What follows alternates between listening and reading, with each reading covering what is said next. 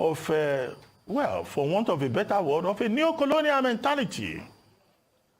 Any major meeting in Nigeria affecting Nigeria affairs, our leaders will jump into the aircraft and they are going to London. It's as if some people are genetically, umbilically tied to the, imperial attachment, colonial attachment to London. It's as if they think better when they are somewhere on the streets of London. And maybe it's a psychological deficit. Let us go to London. Ruben, but there are other things they do in London. Well, yes, they also go there for medical, checkup. They see their doctors for holding meetings also. Because we don't have, which is also hospitals an indictment of the political class. That can do it here in Nigeria. So, in terms of optics, it doesn't quite look good. All those meetings that they are holding, they could have had those meetings, at home. And as for those governors, from Seyi Makinde to Ikpeazu, to Tom, and Wike himself, I hope they are paying from their pockets. I hope it's not the taxpayers of Oyo State and Benue State and Wike and River State. They are paying for this junket to London to discuss personal issues, conflict of interest. And they could have done this discussion here.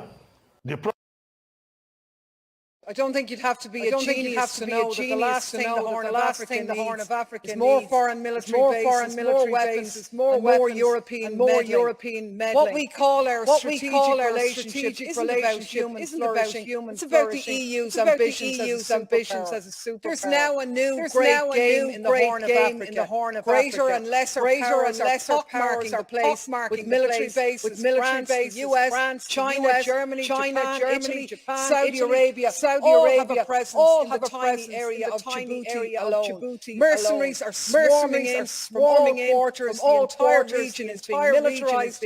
War is in the air. And what about the people? What about the people? Climate and food insecurity. None of this benefits them. We talk about instability, but we only make it flood the place with weapons, hand over the profits to European arms companies, and charge the bill to our citizens. And then with the carnage, we go back in and we do it all again. It's a racket. It's a strategic relationship. It's one thing after another, isn't it? Really, it's the same as it ever was. And all I can say is God save Europeans offering help. 100% agree. 100% to ask that. Is Africa really ready? And that goes to the people who believe that things they happen along, they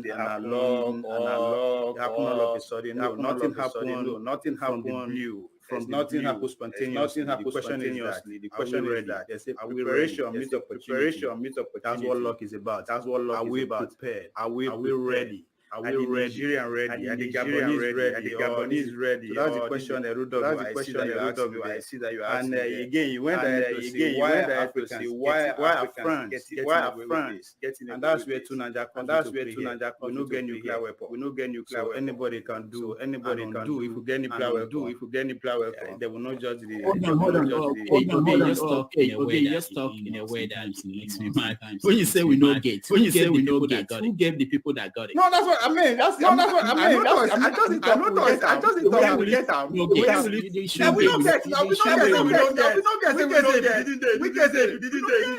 Why you won't put that for my head? Look at now.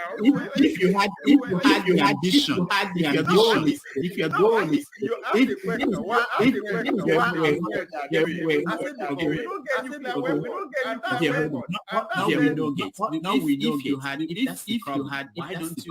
why don't you get it? That's why you are not independent. Why don't you get it? Why don't you get it?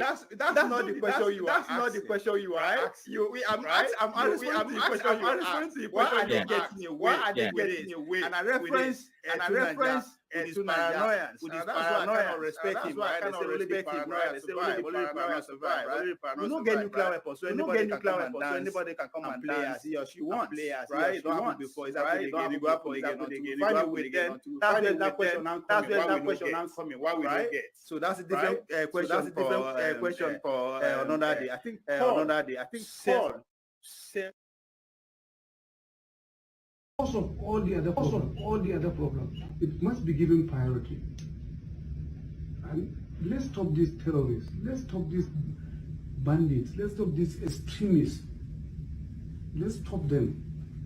The world can do it. Let us be given back our freedom. We want to live like the rest of the world.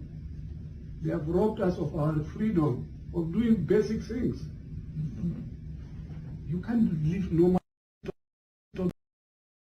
Of this continent, stop these wars and then silence these guns so that we have, the normalcy we want to get on with the real business. Thank you very much. Its significance for us, and I think that beyond everything, that is a matter that I want to urge upon you. Today, Russian mercenaries are on our northern border. Burkina Faso has now entered into an arrangement to go along with Mali in employing the Wagner forces there. I believe a mine in southern Burkina has been allocated to them as a form of payment for their services. Prime Minister of Burkina Faso in the last 10 days has been in Moscow. And to have them operating on our northern border is particularly distressing for us in Ghana. Apart from not accepting the idea of great powers once again making Africa their theater of operation, we have a particular position that you know about over the Ukraine war, where we have been very, very vocal and upfront about condemning the invasion of Russia by Russia. And therefore, they're now to have this group at our borders is a matter of some considerable disquiet and concern for us. And we really like to have a privileged opportunity to talk about its implications and what we believe ought to be the case. This is what took place with the discussion in the Congress yesterday, which I found very fruitful. And I would like that the themes of that discussion should be the themes that we should continue to address. To what extent we can have you as a partner in confronting these threats. It is very important that ECOWAS and the West African area remains a democratic space. It's the reason for the actions we took over the coup d'etats in Burkina Faso, in Mali, and in Guinea. And ECOWAS has been very consistent in refusing to deal with these governments because of the President of Ghana. Are you aware of the genocide happening right now in Congo? Oh no, of course not. America is distracting you with Israel. Yeah, okay. Let me bring your attention back to what really matters. Because the reason why Congo is even divided as the Republic of Congo and Congo Brazzaville as of right now is because of the same people that we're going to talk about today. Hi, my name is Valerie Ida and I'm the host of the Valerie Ida Show. For those of you that don't know, there is a huge genocide happening right now in Congo, and women are being raped at almost 50 people per hour. Yes, I want you to hear that. Because why? Your nations, America, France, Britain, Israel, want coltan. You know, all these nations that act like they're so rich but are really poor, not only in mindset, but in ethics, morality, and business. Because essentially, politics is really business.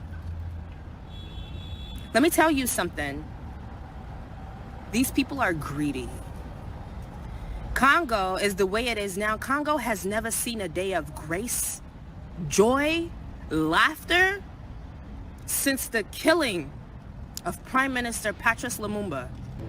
They have not had peace. They have always been divided because other nations, the real third world countries, come stealing from us, raping our women, paying and creating militias within our own people, turning them against each other, giving them resources and things access to take out our own. Meanwhile, the people work there under labor conditions that are not even to be spoken of. Coltan is found. They have to dig. Those people risk their lives digging to get this coltan. that you take, you sell, you make iPhones that are worth thousands of dollars. You're making all these. Meanwhile, the places that you're getting these things from, the people, water, clean water they don't have, bread they don't have, but you're still greedy. When do you not think is enough? Go search Prime Minister Patrice Lumumba when he died, when he was alive. How many years ago was that? You have not let Congo breathe. Every day you want more. You want access to more. And you want it without paying for it. I'm sorry, when can I walk into a store in America and walk out with bags of Louis Vuitton items and not pay for it? But you feel like you can do that and distract the world with BS while you are the real criminals. You're the real scammers. You want to call Nigerian scammers? Do you know Indians sit here and scam your system all day? Why do you think they have liquor shops and mobile shops all day? Gas stations. Because when they want to, they'll set a fire, file a BS insurance claim, and now they have a brand new store. Now they have a chain of 3 other stores. Ask them how they make their money. Since you want to call us scammers, you've been getting scammed since you've existed. America is the #1 scam of the entire globe. You tell people to come here for a better life after you've ruined their lands, and then make it upsell this like it's the place to be. Meanwhile, you don't own anything.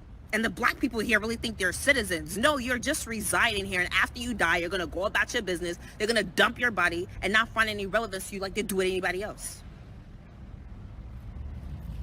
It's interesting that the people who are the biggest fugitive, criminals, liars, con artists have the most to say about everybody else. It's always the ones.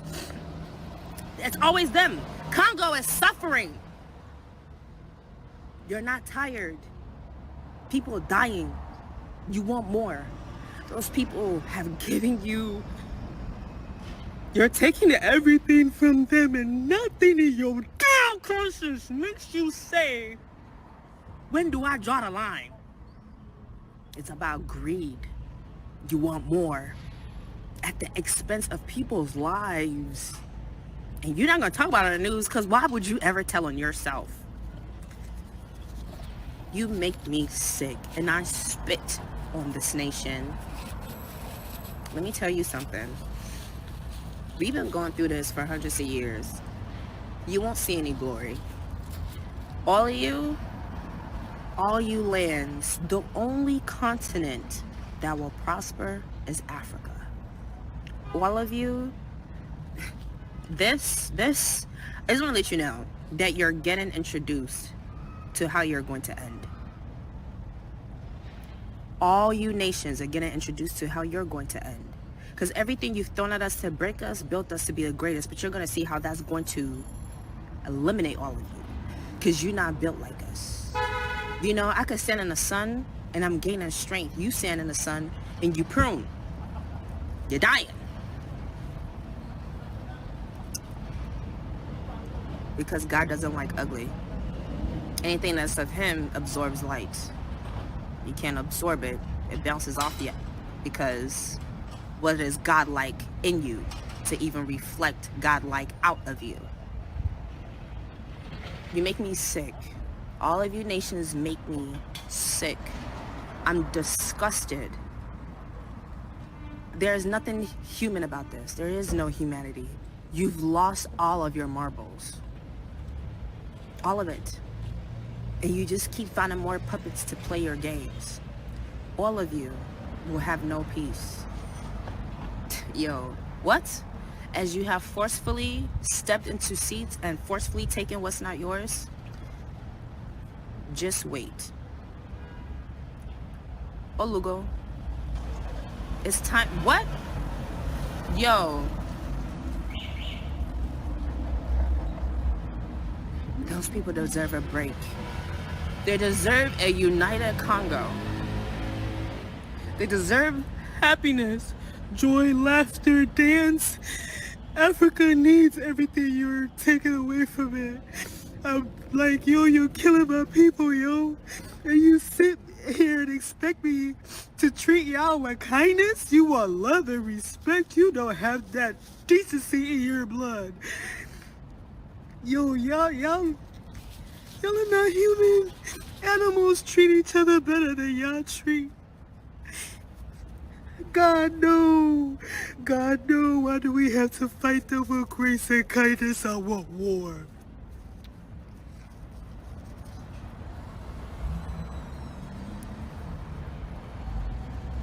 My people haven't gotten a breath. Colton, greed. Greed, oil, resources. Nothing is enough. Hey, God, this world is wicked, bro. It's wicked. And the people who live there half the time don't know what's going on. They can't keep track. Y'all are wicked. And everything coming your way, you deserve it. No warnings. May God continue to sama una. Yes, you deserve it. You getting wiped out by hurricanes. Oh well. Should have cried about that about 200 years ago when we kept telling you to stop. Nah, player. Every ancestor, every god, every diet we want. It's war. I didn't think, like, did you really think you killed these people in their spirits? No. Just kept reincarnating. Kept coming back stronger, greater, wiser, more indestructible, which is your worst nightmare.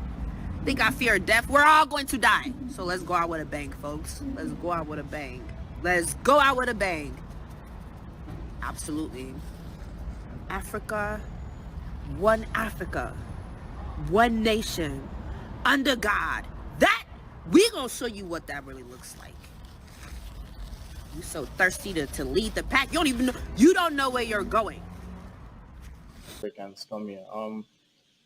You know, you are lucky. I don't know if you've seen, you know one of our panelists, forefathers. I heard you talk about trying to move Africans away from Africa to the West. But I certainly saying what they like and so on. If people have information, it should be they should avail this with the security forces. If they don't, the security forces should get them to reveal the information or take necessary action. Quickly, Prof. The question upon the happening in Delta State, people started to talk about the roles of the police vis-a-vis that of the army. This situation that we're talking about, the worsening insecurity in Nigeria's northwest, is it, people are saying that it's not really the army, it's the police, but in either case, whether the army or the police, do we have enough boots on the ground? Do we have enough men to do an effective job, do you think, including all the scientific and intelligence aspects that you enumerated? Do you think we have enough? Oh, no, this is a rhetorical question. We don't have enough. Even government has said we don't have enough members of the armed forces. We don't have enough police. In fact, the mere involvement of the armed forces in internal security is itself an aberration. That shows weaknesses in our security system. That with civil security should be able to deal with that. The army, the armed forces are for defense of the territorial integrity of the land.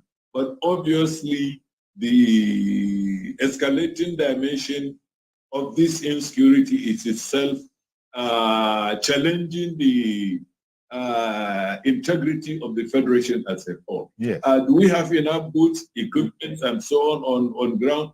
The big answer is no. Otherwise, we will not be talking about it. Yes. We need more police. I mean, if you go to the United Nations recommended number of police per unit of the population, we are far, far, far, far away. This is a country with a population of about 220 million, 240 million, and we have less than 1 million police personnel. Come on, you don't need anybody to tell you that. If you look at the United States, and we like comparing ourselves, we like making allusions to the United States, although our situation is different. You see, the largest employer of labor in the United States is not industries, is not government, is national security agencies. At all levels, national, state, local, city. If you put them together, the National Security Agency employs the highest number of people, despite their sophistication, despite the equipment, despite everything. You see, the human angle, we go back to it, the human angle is very important. A system is only as effective as the people operating it want it to be. And in this case, we don't even have enough. All right. And we can always do with more. Well, thank you very much, Professor T.A. Mohammed Baba. We're going to have to leave it there. Love them. People have been shouting that the economy is hard. Ilule, everything has become expensive. What did the government do? They decided to change our national anthem to the old one. Wallahi talai. Is anything wrong with changing the national anthem? Absolutely not. There's nothing wrong with it. Quite frankly, Nigerians don't care. But how does that help with what is on ground? As in, it's been 1 year of Tinubu's presidency, and within that 1 year, a bag of rice went up by 129%. Alaji, haba, before we started Emilocon something, a bag of rice was 35,000 naira. No, so today it is 80,000. In fact, it got to 90,000 in some places. A bag of beans went up by 217%.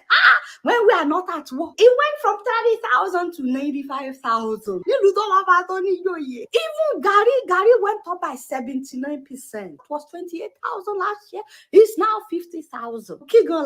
Exactly what are we doing? Bread. 1 loaf of bread that was 900 naira is now 1,006. Tomato that was 40,000 naira per bag is now 150,000 naira per bag. How do you account for that? Above all, yam. Yeah, you guys know how much I love yam.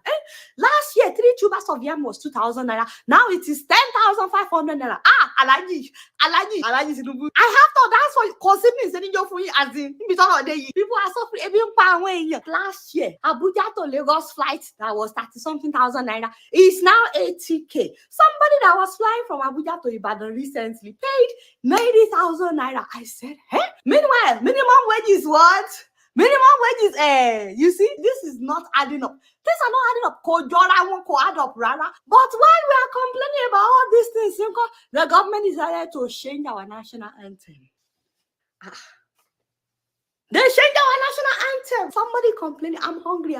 And they said, here, sing a new song. I'm calling it too.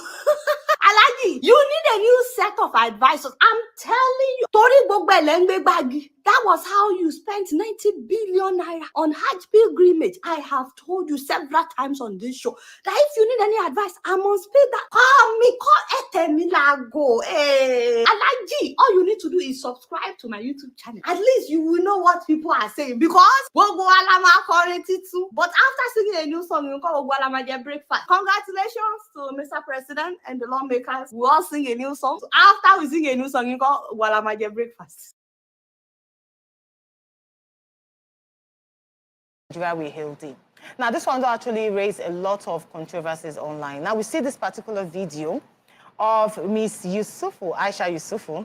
Now, for inside the video, they actually recite the national anthem, but she decides to say, I'm not reciting, I want to sit down. Now, make we see this video.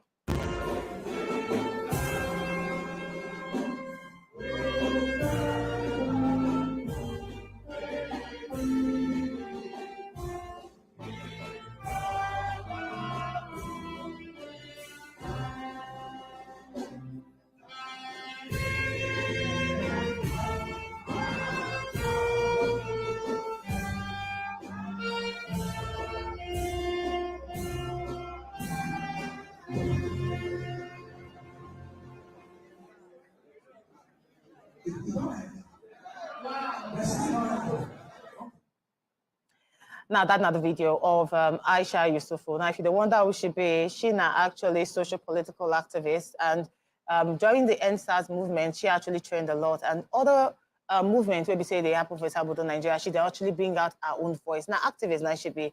But for this video, it did very, very clear. Say, I believe not sweet her well with the introduction of the new anthem or the old anthem where we say they bring back and they come out Arise O Compatriot. Now, when this video actually burst out yesterday, a lot of people, they come outside talk, say, good job. I like him, say you express your displeasure. You show I'm saying you don't like him at all. Why some they come outside talk, say, no matter how your body not suit you at all, it's a national anthem. And the best thing you for do, not to just stand up. In short, you feel able to sing them, but not to just stand up. So ladies, let's not think about this particular video and our action for inside the video.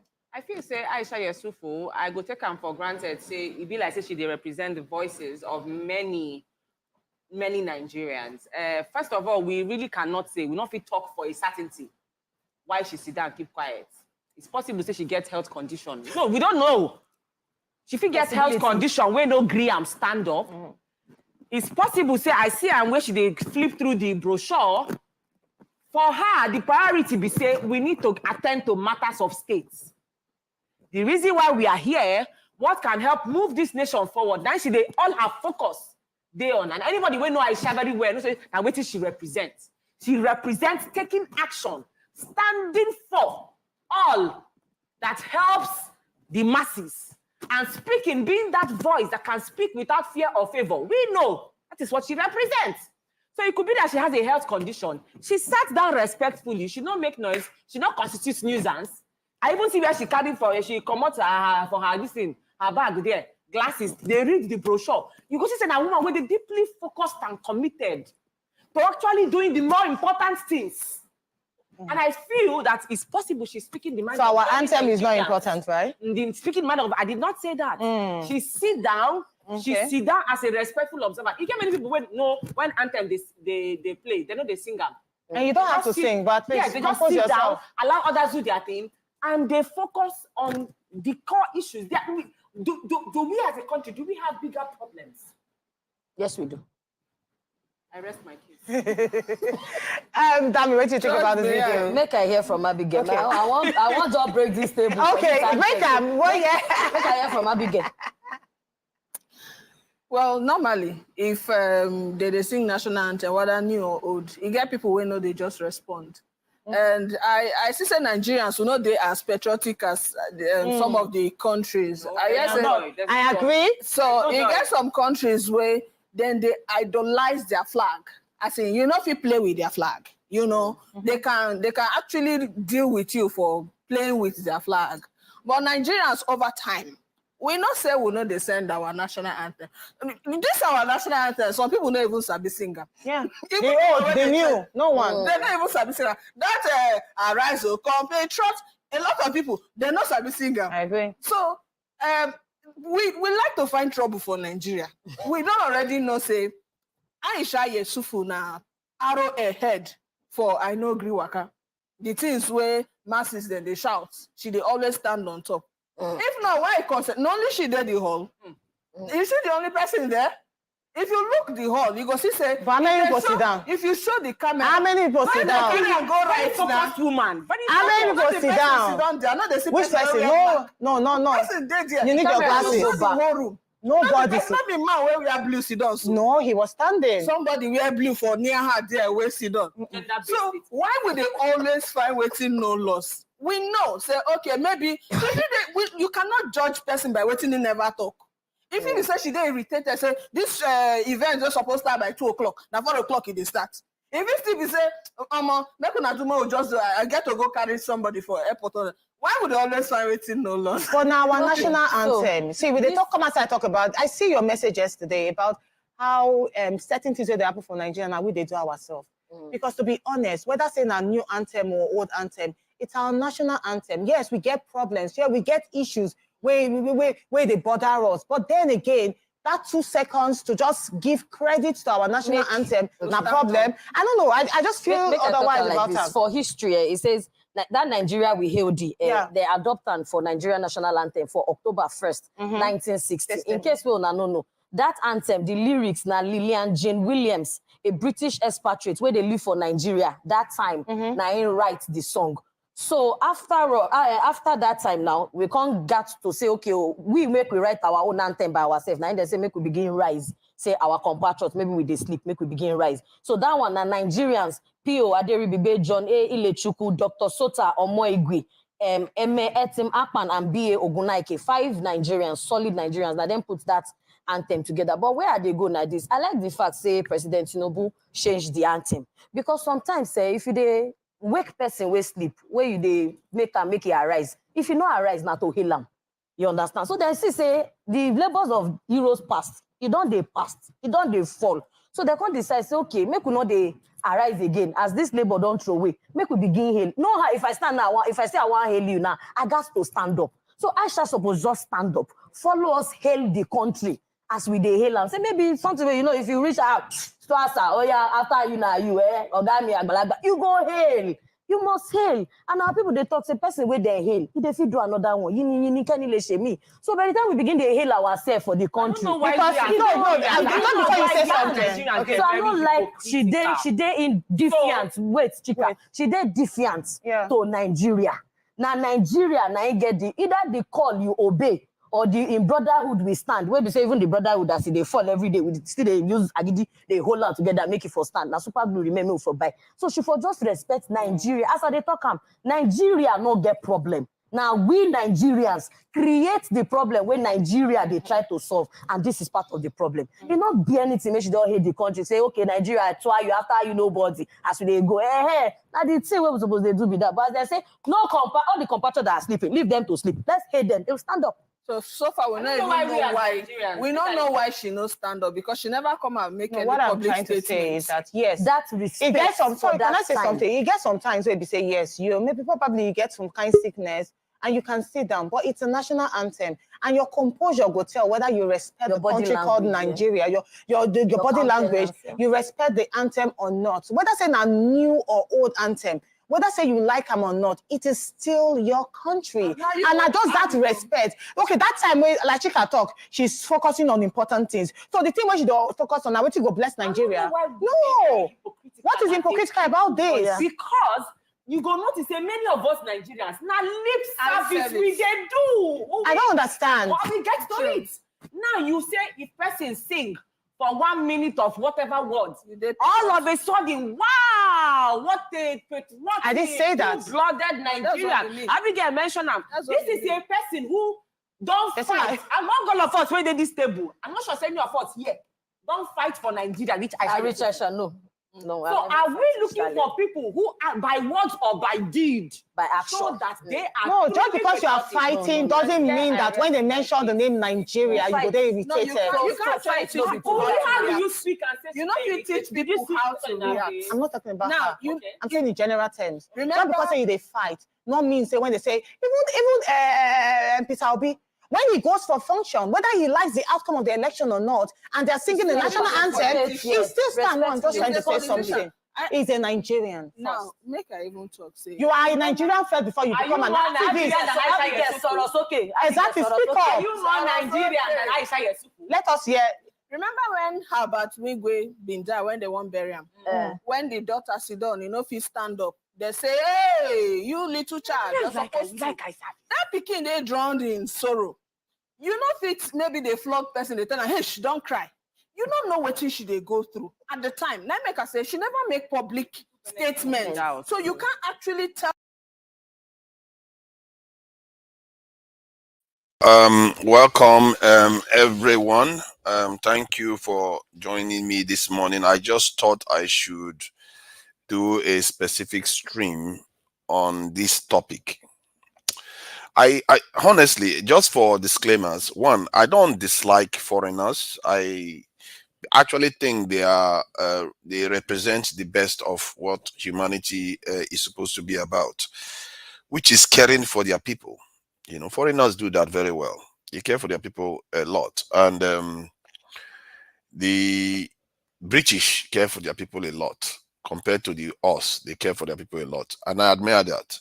I admire that in the Americans. I admire that in the Chinese. I admire that in the Indians. But our people, there's something seriously wrong with us. And I really want to be open about this. I'm not, you know, just coming out saying our leaders are evil and all the rest, and the president is a total sellout, is a traitor. I am trying to look at this from the point of view that maybe they have a plan. Just maybe they are doing something here that is going to lead to our salvation somehow. I'm open-minded from that point of view. But when you hear that Nigeria is the only country that has a national anthem that is written by their former colonizers, that stands out right now. That is after 64 years. It stands out. And if you also learn that when this anthem was written, there was an award for about £1,000. And in these days currency is about 22,000 this in pounds. That's the award for right to winning if you write the national anthem and you won it, that's the award that they give you. £1,000, and over 500 Nigerians put in their entry. But our leaders chose a British woman as the winner. In other words, they took the money and gave it to the British woman, and the Francis Beda that wrote it, they gave it to her, him, and the Nigerians were not in the running at all. 64 years later, the same thing has happened. At least you can make the excuse that they were still under colonial mentality then, and they felt like, the Europeans were their gods and all the rest, so that's why they awarded it to them. 64 years later, why did our president deem it fit to give the honor of our national anthem to a foreign woman? Why? Do we not have Nigerians that write songs? Nigeria is a net exporter of music. That's one of the few things we actually export. But somehow, why did he think this was a good idea? I'm seriously curious why they play this, why they do things this way. Because I don't see the merit so far. Because if this behavior that they have was yielding a developed country today, I can see the logic. Does that not make sense? I can see the logic that, okay, this stuff is benefiting your people, so that's why you are doing it. I like to think that every living being, even animals, understand that they take care of their own. Every living being, a crab, a fish, all of them, they know you have to take care of your own. But somehow, based on results, it's like the leadership of this country, at least based on this result, is rewarding other groups more than they reward their own people. Does this not go to the heart of our problem? And now, I've been talking about the leadership so far. How about the people themselves? Did you hear any of the women that I played just now complain that their own children have been denied the honor of writing their own country's national anthem? None of them felt concerned at all. It doesn't matter, because it's just a song written by foreigners. Not one raised the point that why is it that our president decided that it was a good idea to give go back to a national anthem that is written by a British woman, when our children that we have can do the same and maybe even write a better song that reflects who we truly are in 2024. None of them. They're busy saying, stand, follow. Why don't you listen to the national anthem? And even the ones that try to defend Aisha Yusuf, they are saying it's because maybe she's distracted or she's not interested. And so you can't come out and say openly that that national anthem is not a national anthem made by Nigerians. That you don't have any loyalty to an anthem that was written by a colonizer. You have a right to say that. And maybe if they come up boldly and say it, maybe the president will think twice that maybe my people are now ready. Maybe my people are not ready for a change that when we treat them like this, they say no, they won't accept it. Why do we accept these things? Why do we accept these things from other people? Oh, you see, now there's another one that Aisha Yusuf is 9 months pregnant. That's the reason why she didn't stand up. Personally, if not for the fact that it's a country and a nation that I'm from, I will never stand up to that national anthem.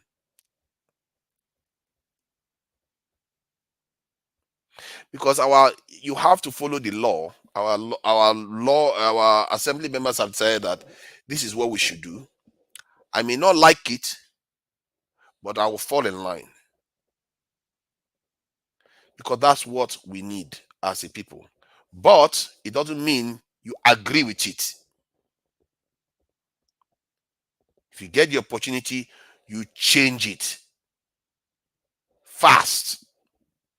Because this is just signaling how backward we are. As a matter of fact, even the anthem contains tribe. Nobody calls themselves tribes in this world. Now, Nigeria is one of the only countries that has put it inside their national anthem. And these women didn't argue about that. They didn't argue about how it takes us backward. So that tells you, you know what, electricity, I really, admire your tenacity in terms of holding on to this point. That Nigerians are responsible for their problems. 4 women, none of them, their own children are being dispossessed, and they are okay. Do you blame them? Look at half of them is wearing foreign people's hair. They don't know themselves. They too have sold their own souls. Half of them have spent good money buying the hair they are wearing, apart from the lady wearing bald. And actually, she's the most beautiful one there.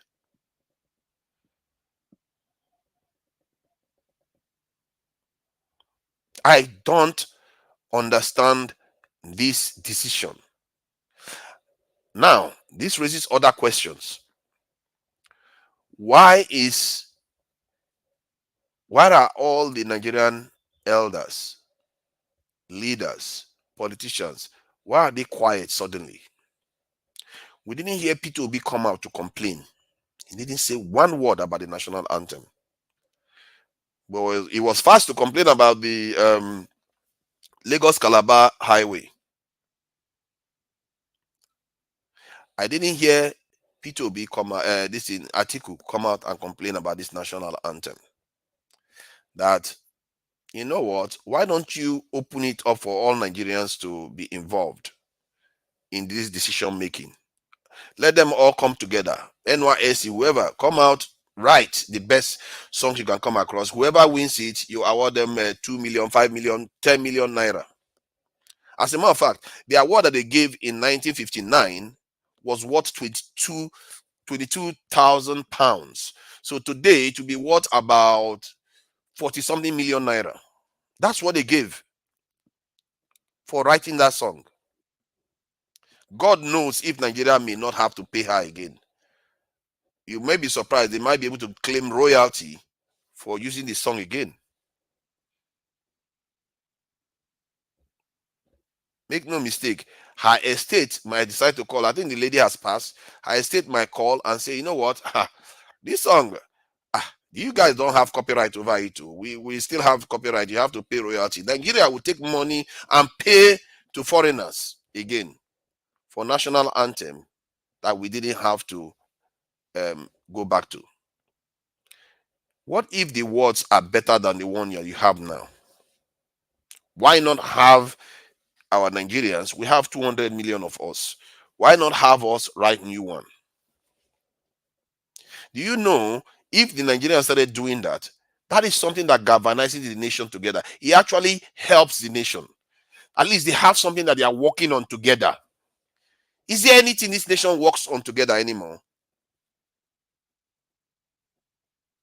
They don't have any project. They all put hands together and say, let's come up with this. Let's come up with a name for Nigeria. Let's come up with a native language as official language of Nigeria. There's nothing.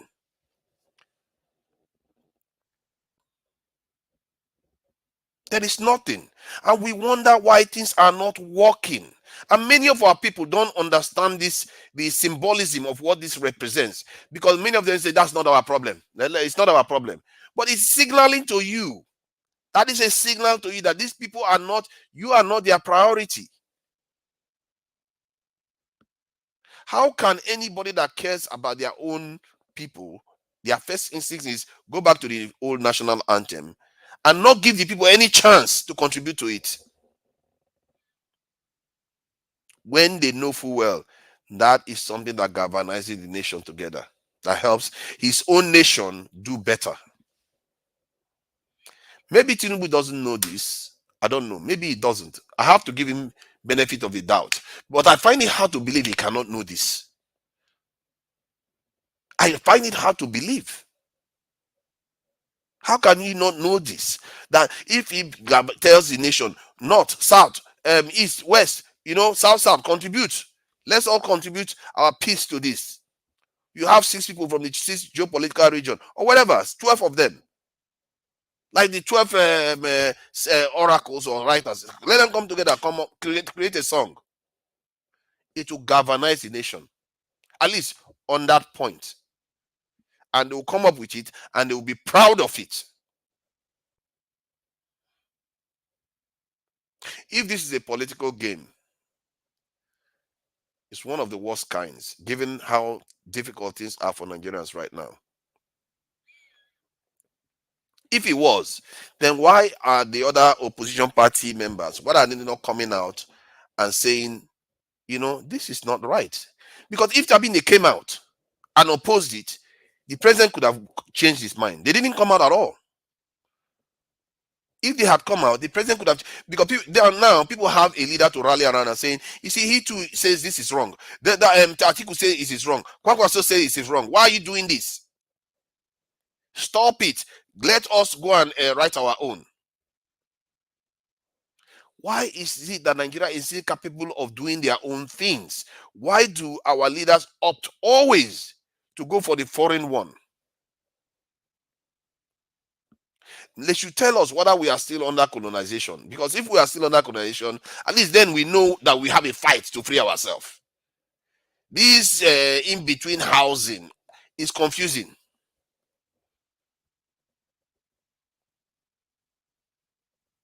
Yeah, we are free, we are independent, but somehow we still are hooked to the hip with the colonizers. What is wrong with being an ally with them, and so that our people can also enjoy the benefits? Don't they like how people are enjoying? What is wrong with us enjoying the same things? Why can't we have good education? Why can't we have good research centers? Why can't we have good security? Why can't we write our own anthem? Why can't we change the name of our country ourselves? Why can't we choose our own native language as an official language? Why can't we do all these things? Why are these women not asking these questions?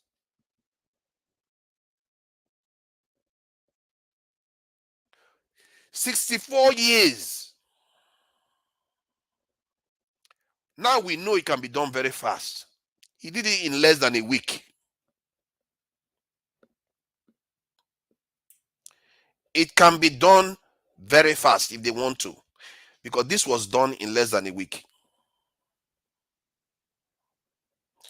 But somehow, we can't make Yoruba, Igbo, Hausa, Fulani, Ijaw, Edo, we can't make them official national languages, because that is going to be too hard.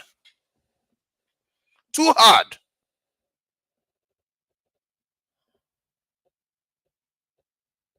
It's going to be too hard. Why can't we own anything?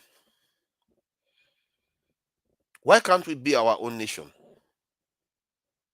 Why do we have to maintain the English language as the only official language of the country?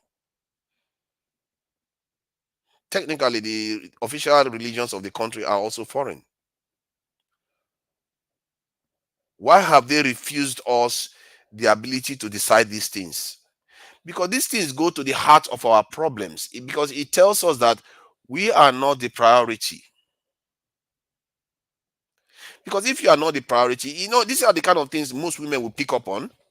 You know, most women, they will see their boyfriend or their husbands, and when their husband does just look at a woman the wrong way, they'll be like, ha! Why do you think you react like that?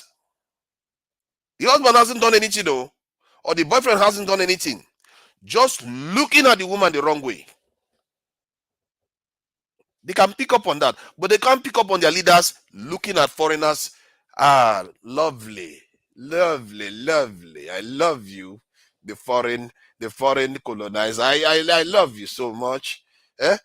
Even when I want to rest, I have to come to you for rest. I want to have a meeting, I have to come to. They don't see anything wrong with that. Our people don't. It's like an abused wife that has given up on their husbands, that or boyfriend, that the boyfriend can look at any woman, even chase another woman in front of her, then she's fine. She can tolerate it because she doesn't have any say anymore. Is that where we are now? If that's where we are, we should be honest about it too. We should be honest about it, because it looks like our situation is so bad now that we are not even ashamed anymore. We just accept it. Most of these women were just busy talking about Aisha doing this, Aisha doing that. Even I like the lady before I played this one. I've forgotten her name. I'm sorry. What was her name again? So she's very, very good. I like the way she presents stuff. You know, I played her video before this one. If anybody can remember her name, please remind me. I'm really sorry about that. I should remember her name.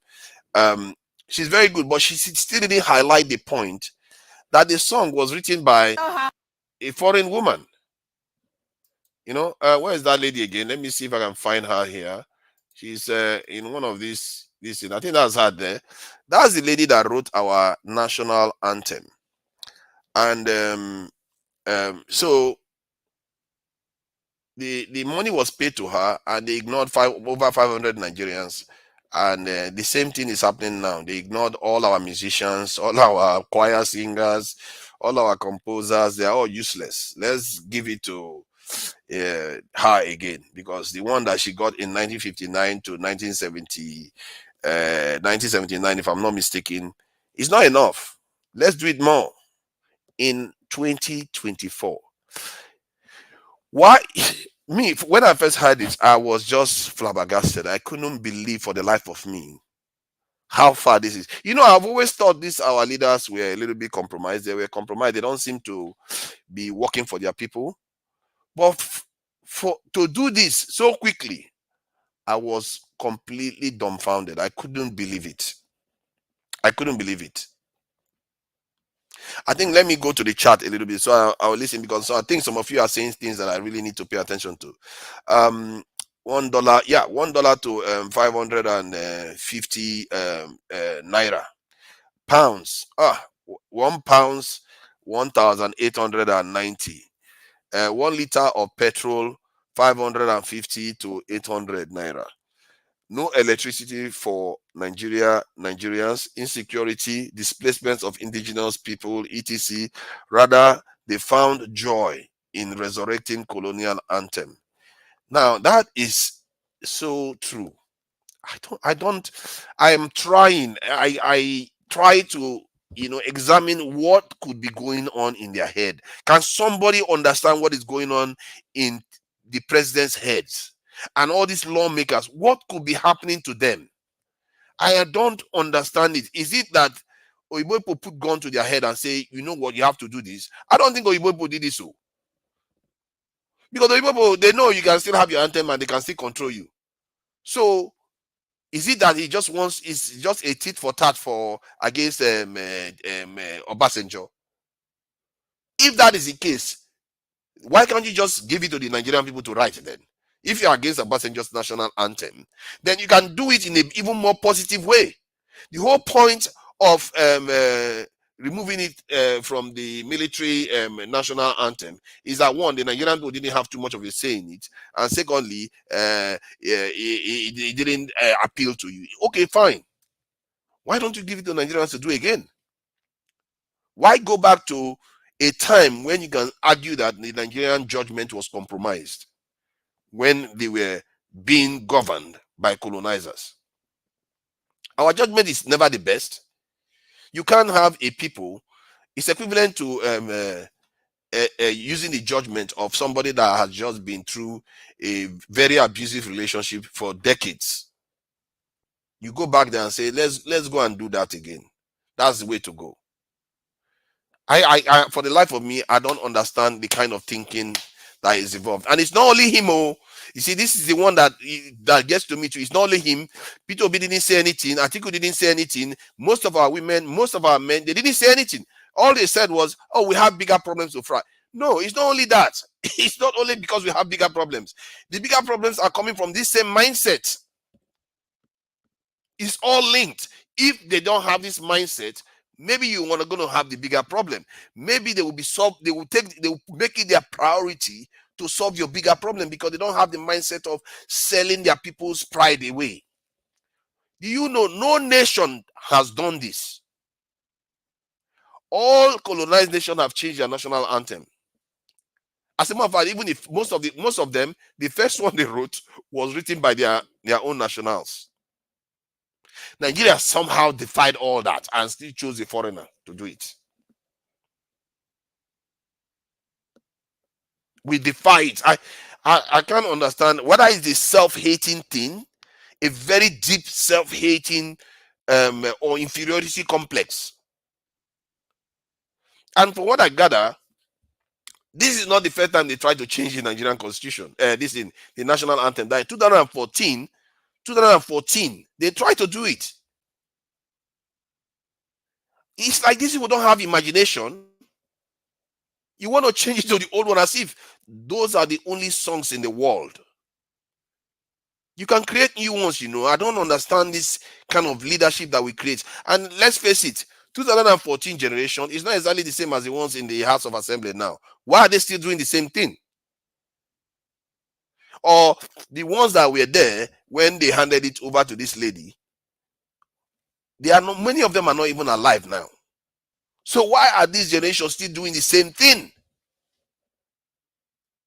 This is what goes. This is why Fela is correct. Electricity is correct. It's our people. There is something seriously wrong with our mindset. We talk about patriotism, but we don't even understand the word.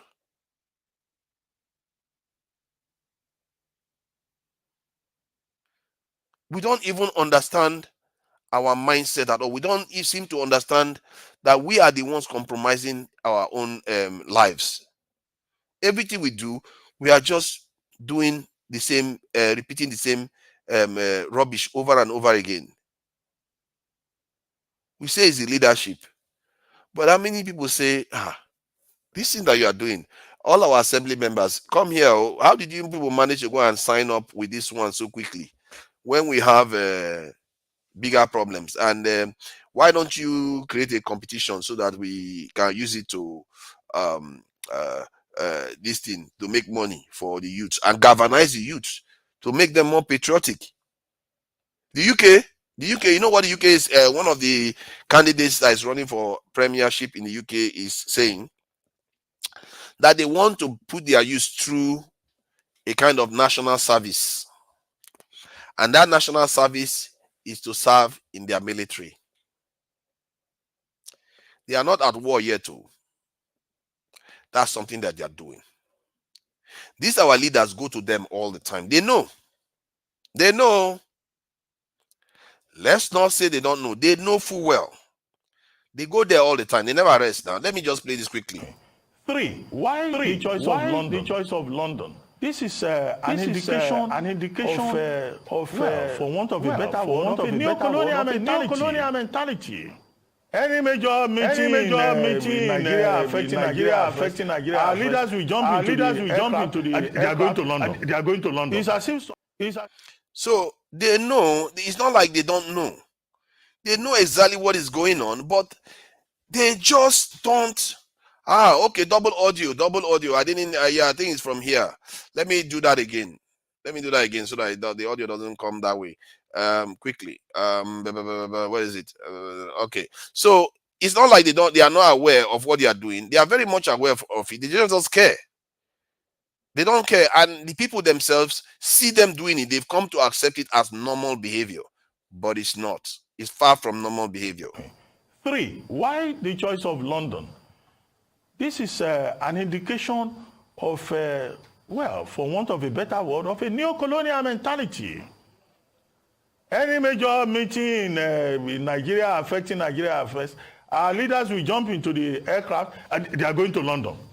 It's as if some people are genetically, umbilically tied to the, imperial attachment, colonial attachment to London. It's as if they think better when they are somewhere on the streets of London. And maybe. So as you can see, they know full well what it's like to be there. But these people don't put us as their priority for some reason. And is it because it's them or just us? Because it looks like it's also. I'm beginning to think it's just us now. Let's not make any mistake. And what I will say to fellow Nigerians and any African really is that we have to start recognizing that in ourselves and recognizing that in fellow Nigerians and Africans. If you don't put your people first, you see when how you recognize those other people is when they hear this type of stuff, the first thing they think about is, that's not our problem. We have bigger fishes to fry. They don't, when they hear that the song is from foreigners, their instinct doesn't bother them. But why in reality it should? Because that is some resources, some honor that is going away from your people to some other people. If you cannot see that, what makes you see that little thing? If you cannot spot it, how can you spot the big one?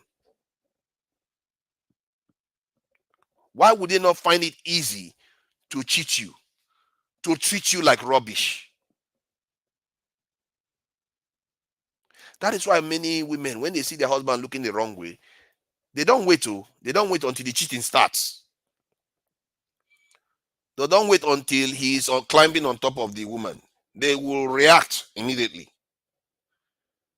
They will have problem with that immediately. And that is how our people are supposed to behave. You can't see something going wrong that they took the honor of our people writing their own national anthem and gave it to somebody that has already won it once. As if she needs it. She's already dead. She doesn't even need it anymore. Every little benefit that is for our people, they take it away. And I even hear that our people again are talking about, let's look for mercenaries. Let's go and hire those House of Assembly members. I don't know what is wrong with them. I thought they replaced a lot of them recently. Why are they still the same? Because our people are the problem. We have to start recognizing that in ourselves. They don't, you know what our people think? That the whole world is, there is no black, there's no white, there's nothing. It doesn't exist, it's just equal. Everybody is the same. Maybe that is true in an ideal world.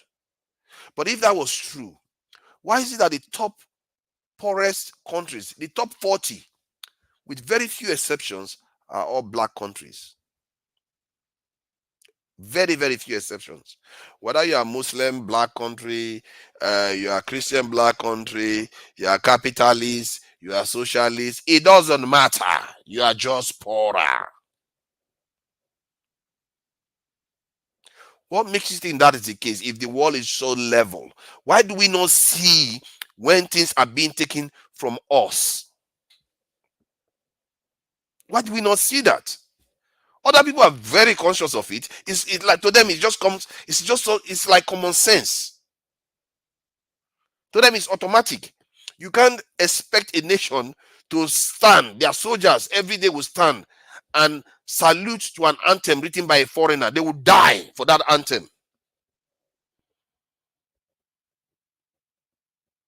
They will never accept it. They will have serious problems with it. Their children will be singing to that anthem.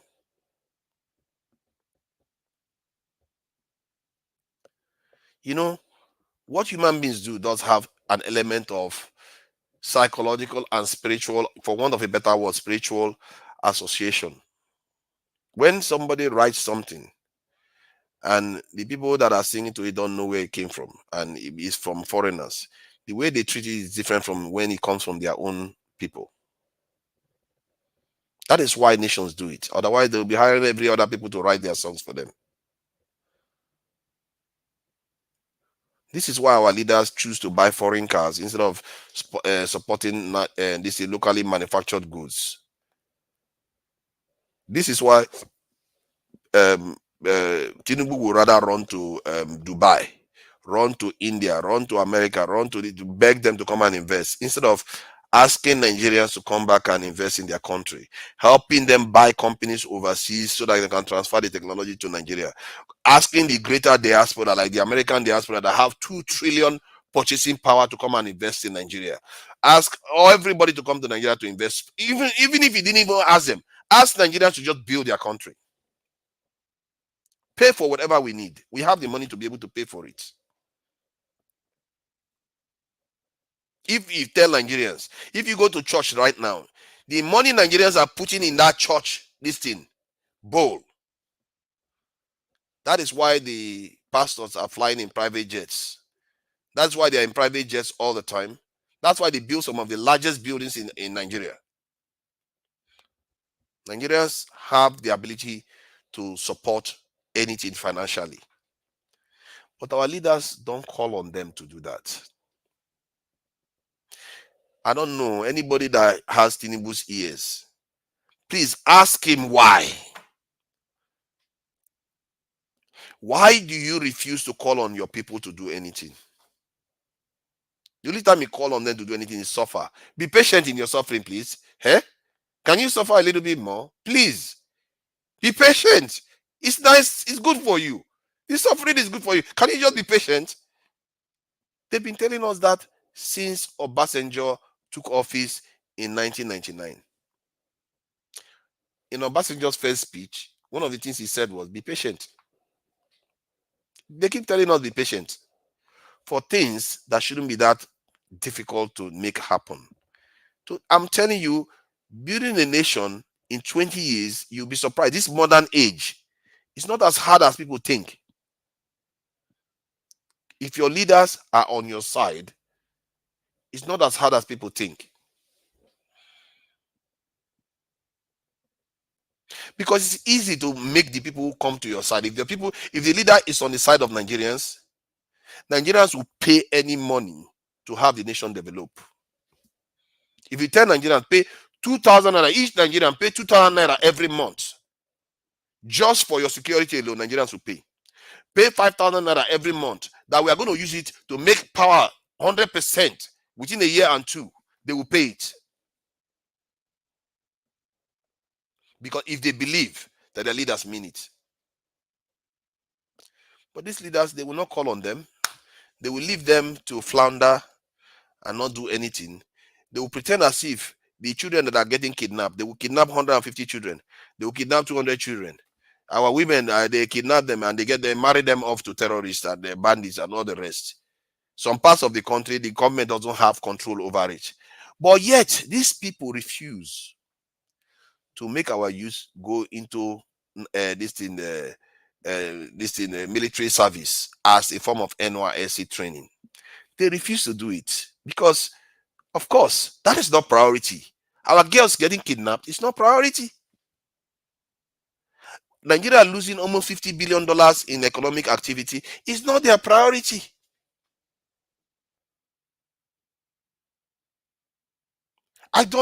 For the life of me, I can't rationalize it. I'm trying to understand the game they are playing here, because maybe there is a game here that we can't see. Maybe there is a strategy they are using. Pretend as if we don't know what we are doing. There's something will just emerge like a superpower from nowhere. Maybe they have a plan, but I can't see it. Those that know, ask them. Because this strategy, I don't understand it. And I almost feel as if Peter Obi, Atiku, all of them, they are complicit in this. They're all complicit in it. Because I didn't hear any of them come out. Yet, Dr. Damages was out. Show was out. I was out.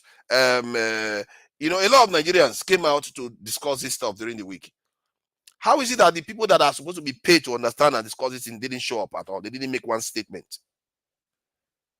How? How is it that P2B didn't make one statement about this? That why are you changing our national anthem to something written by Oyibo people? Why don't you open it up to Nigerians? If he had done that, maybe it would have helped.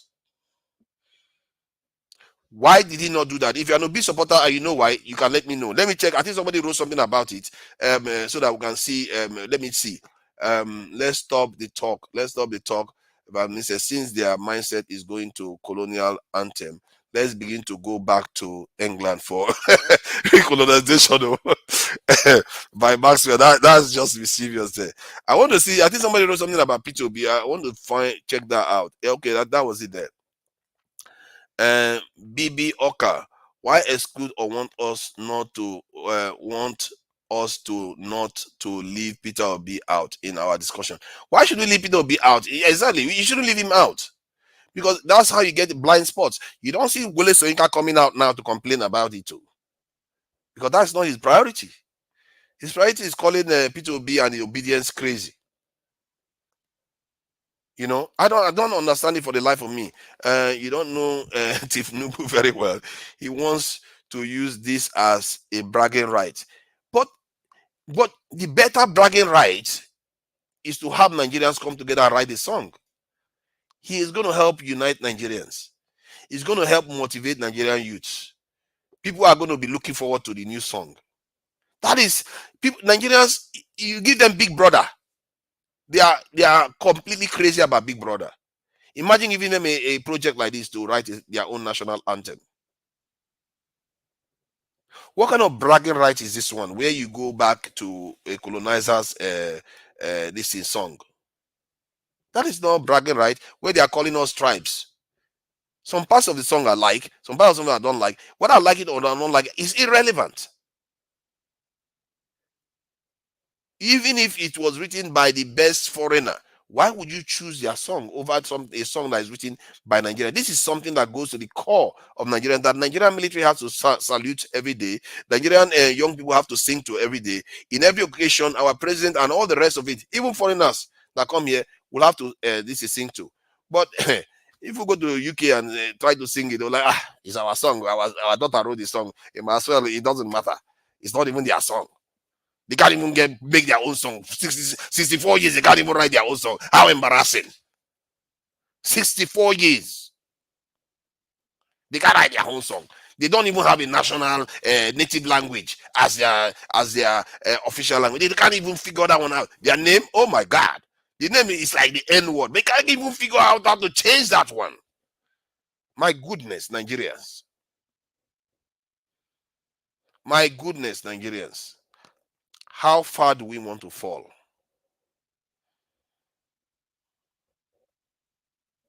You know, Nigerians are known as some of the most daring black people. But I don't understand that. You see, it's very interesting. We are the most daring, but somehow the most caged at the same time. They cage our mindset so that we cannot see above the area of our potential. We can't see the horizon of our potential.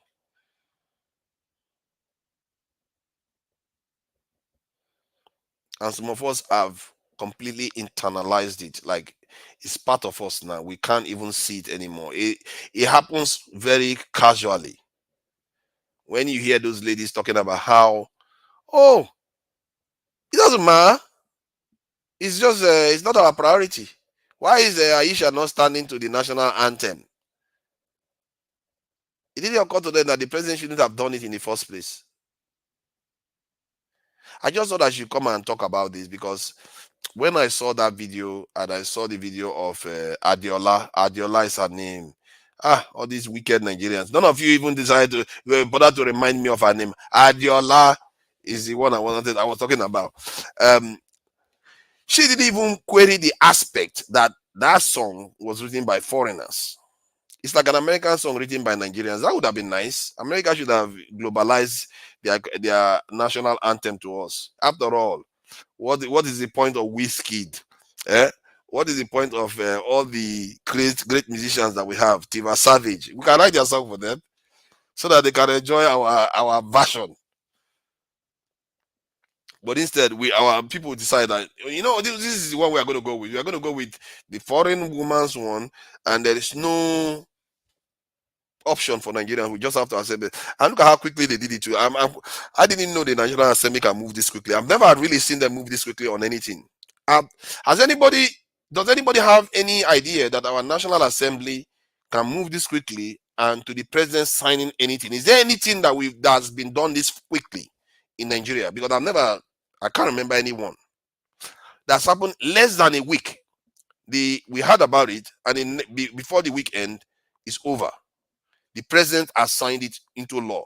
If anybody has heard of any situation like that, they can flag it up so that we can look into that. And let's see how whether that stuff was done for the Nigerian benefit or is done for foreign benefit. It will be interesting to see. Because this one, I've never seen Nigerian politicians move so fast on anything. Even to fix the student loan thing took them months to sort out. And but somehow the national anthem was straight back. Within a couple of days, the president has signed it. No, I've not. Let me see. What's the big deal about national anthem when the country doesn't exist? We have gangsters in charge. The country exists, we like it or not. You see, that's a strange entity. By that standard, nothing truly exists, isn't it? If you want to look at it, if you want to say the nation doesn't exist, you can say tribes don't exist too. It's all concepts. They are all a form of concept that you create to kind of understand. It's like saying how to differentiate between rice and gari or rice and beans. They're all concepts to be able to distinguish between both sides. The same thing that you can decide that nations don't exist, but the nation does. It has a name. You have a passport and clearly a national anthem. So it does exist, but the question is, are we doing anything to maximize the potential of the nation and maximize the outcome for that nation? Clearly, we are not. And you know the strangest thing about this? The strangest thing about what just happened in the last 1 year is that Nigeria doesn't have to be suffering the way it is suffering right now. I'm not sure many Nigerians actually realize that. So, because when I say this, I'm not saying it lightheartedly. I'm actually serious. Nigeria doesn't have to be suffering the way it is now. Even by Tinubu's policy standard, it shouldn't have to suffer like this. But somehow this was inflicted on the people. That people were calling me and telling me, do you want to buy a house? A house that would have cost double 2 to 3 years ago. They want to sell it half now. Big companies are losing money in Nigeria. Why did he have to do this again? Is there any country that will accept, like the UK now, accept their currency being depreciated so quickly in 1 year? I don't see how. If you try that nonsense, you will see I'm telling you, they will, by the time they are done with the prime minister, even the wife, the children, all of them will be in trouble. And the country will be in anarchy. Nigerians are used to suffering, so whatever you throw at them, they expect us to survive. Because our lives are already completely almost useless. Our companies, our big companies, they literally damage our big companies in Nigeria. MTN is losing money. Dangote is not paying dividends. I don't even know how many other companies have lost that. There's no way you're not going to lose. When suddenly price shoot up, your ability to buy goods from overseas suddenly more than double. You can't sustain any economy like that. You know, it's only useless patriots who gain nothing from Nigeria. They don't see. A lot of people gain. These people gain a lot from Nigeria. They don't just want to give back to Nigeria. They don't want to give back. They want to give back anemically. They give back, bit by bit, pieces here, pieces there, and nothing tangible, nothing solid that gets us out of this malaise we are in. something that gets Nigerians to stay in their country, and Nigerians have good education, have good hospitals, have good transportation, and most importantly, have their sovereignty that is planted and firmed up by their security. A nation that doesn't have that is not one. So from that point of view, Bitcoin, you can argue that Nigeria is not a nation. From the point of view that we didn't found our nation the right way. We didn't structure it the right way. The way they were supposed to do it, our security forces are not supposed to be how it is right now. As a matter of fact, that is one of the biggest faults that we have. It's one of our biggest flaws. If you fix that, it's almost like somebody that is drunk suddenly becomes sober. That's what having security does for you. It gives you a clear head to think clearly about your own affairs. It gives you a clear head. I don't even know how Machiavelli found this out, because I guess during the time of Machiavelli, they were fighting a lot. So he discovered this stuff from then. I discovered it based on just looking at nations and just understanding how human beings behave. We all know that if you are you are going to school, you see in the school playground, you see the ones that are stronger, they bully the ones that are not strong, and sometimes they can mess that strong one's life up. No matter that the weaker one, they can mess your life up. You can be preparing for an exam, they come and beat the living hell out of you and take whatever else you've got left. We see that all the time when armed robbers come and steal from people. When they come and steal from you, it's because they know they have more weapons than you do. And that is only because the only reason why they don't come every day is because you have a little bit of security that is provided by the police. You have a little bit of security that is provided by the security services and the military. Otherwise, these armed robbers will be coming back every day. You see, now let me highlight this point. So now I want to tackle this point head on. I don't know. There's something we do. Like when I use ChatGPT to check some information sometimes, some people be like, why are you checking ChatGPT? Why do you why do you use ChatGPT? It's no use. It's horrible. You are using ChatGPT. And sometimes you use Wikipedia. Oh no, why do you use Wikipedia? It's horrible, it's useless. You know, you use Google, they will insult you for using Google. And then you mention Machiavelli, they will insult you. Question I ask myself, why? Is it because you disagree with the message that you start disagreeing with objective truths that are out there? You can say whatever I like about Machiavelli. There's a reason why heads of state listen to him. Say whatever you like about Machiavelli. There is a reason why heads of states that run nations of millions and sometimes maybe 1 billion people, there's a reason why they are listening to him. Because he knows something that all the so-called people that laugh at it don't have a clue about. But I don't blame them. Maybe that's all they know. They can perceive only what's in front of their face. They can see what's in front of them. They don't understand the implication of actions that are far removed from the individual. When he said, and if he's wrong, Bitcoin, let me say this to you.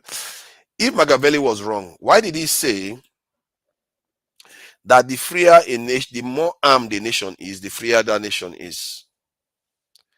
He said this about 500 years ago. If he was stupid, why is it true of the world today? Isn't that a little bit prophetic? Even if he was a prophet, people would have said, oh my God, he was a prophet. He based it on analysis. He wasn't a prophet. He just said it, that if you're like this, this is what's going to happen. The freest country in the world today, is that not the country that everybody like to proclaim is the land of freedom? And one of the other freest countries that he even used as an example is still free today. That is crazy. The example he gave 500 years ago, that was one of the freest countries in the world, is still free today. That is crazy. The example he gave 500 years ago, that was one of the freest countries in the world, is still free today. That is Switzerland. He stated that these people are enjoying some of the best freedom because they are very well armed. Till today, the Switzerland GDP per capita is higher than that of the US. I don't even think they are even part of the European Union. They are not part of Schengen. I'm not even sure. They pulled out of quite a few organizations in Europe. They stand mostly on their own. They don't care. I think somebody told me the other day, I think it's Oscar Blackbone, informed me that, do I know why the Vatican uses the Swiss guards? I said, I don't know. So, but that rings a bell. That the Swiss are quite renowned. They are very renowned warriors. You see, Bitcoin, you say the Swiss are neutral. You see, that's the thing, isn't it? They've never been to a war. They've not fought a war for almost 200 years. 200 years they've not fought a war. If Machiavelli was wrong, if he was wrong, why did Switzerland still remain armed till today? Why is it Switzerland still has more bunkers than Nigeria has soldiers today? They didn't decommission it. Why is it that Switzerland has more soldier per citizen than Nigeria till today? They've not fought a war for 200 years. They should even retire all their soldiers. It's like, why are you still paying them? They don't have a job. They're supposed to be neutral, isn't it, Bitcoin? Bitcoin, they are supposed to be neutral. Why do they still keep paying these soldiers for free, for doing nothing?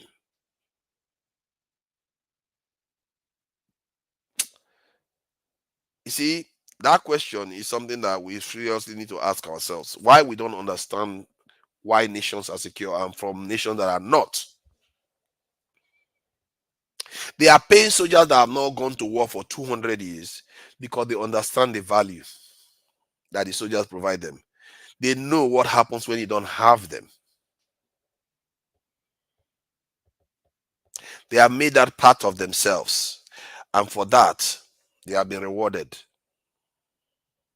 It's just that simple. When the English were at their strongest, that's when they were ruling the world. That's how life works. We like it or not, it's just the way the world works. If you are not strong, you get eaten. And this is what annoys me when you tell fellow Nigerians that your security, the way your nation is, you are getting what you pay for. You are getting the kind of nation that you should have right now. If Switzerland has the security posture Nigeria has, that GDP per capita of $92,000 will not be that amount at all.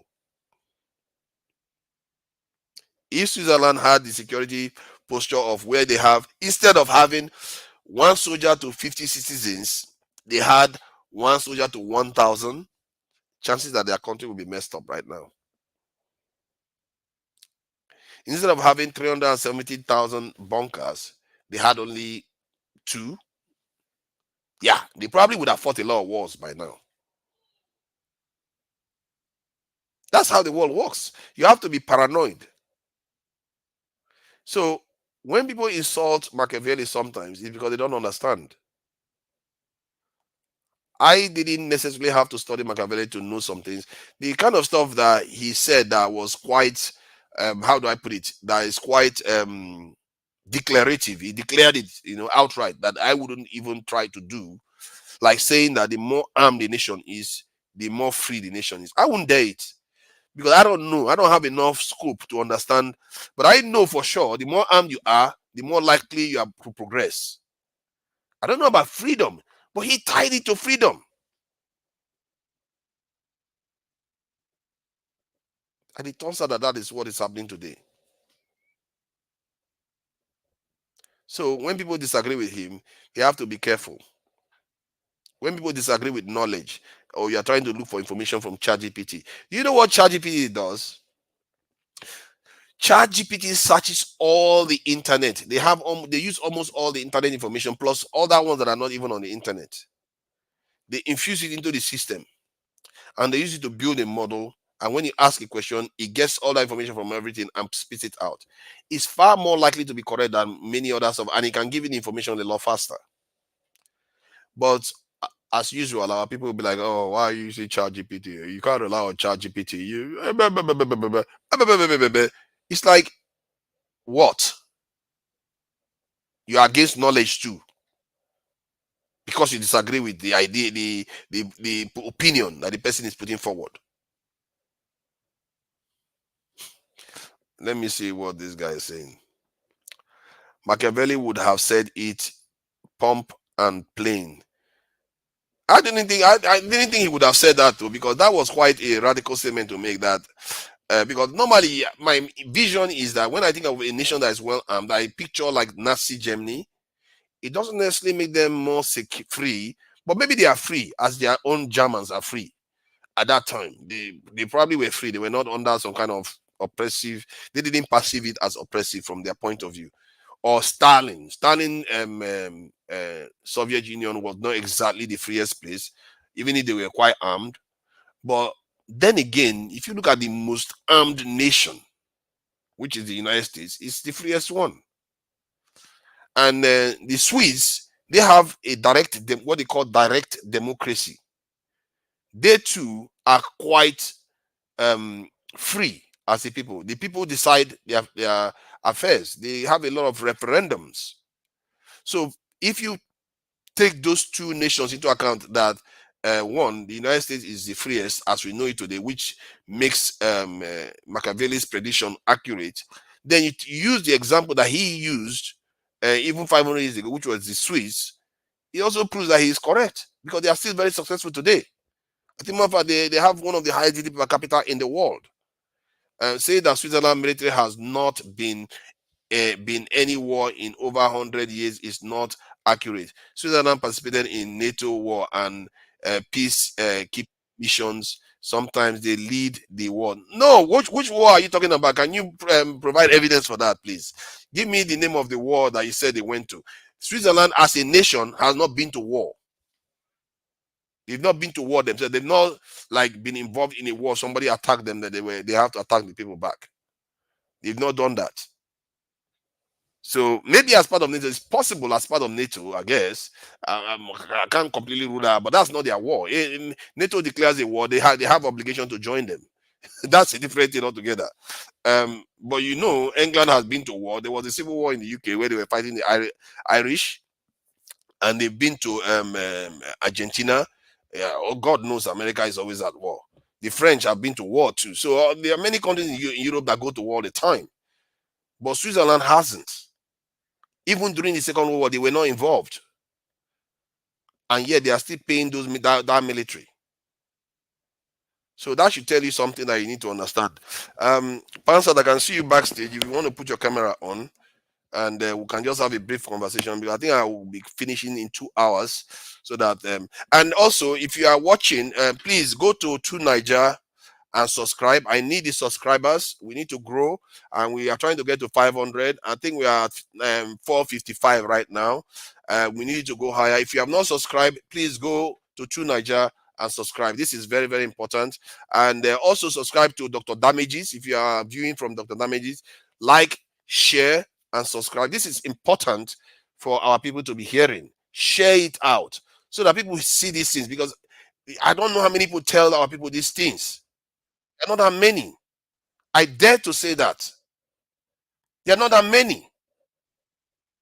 They need to hear it, because just hearing it, they may not agree with it now, but when events keep proving correct, then that knowledge will come back to them. So share this information, please. Share these links so that people hear what I'm talking about today, because people need to start understanding where our problem is coming from. It's all of us are part of the problem.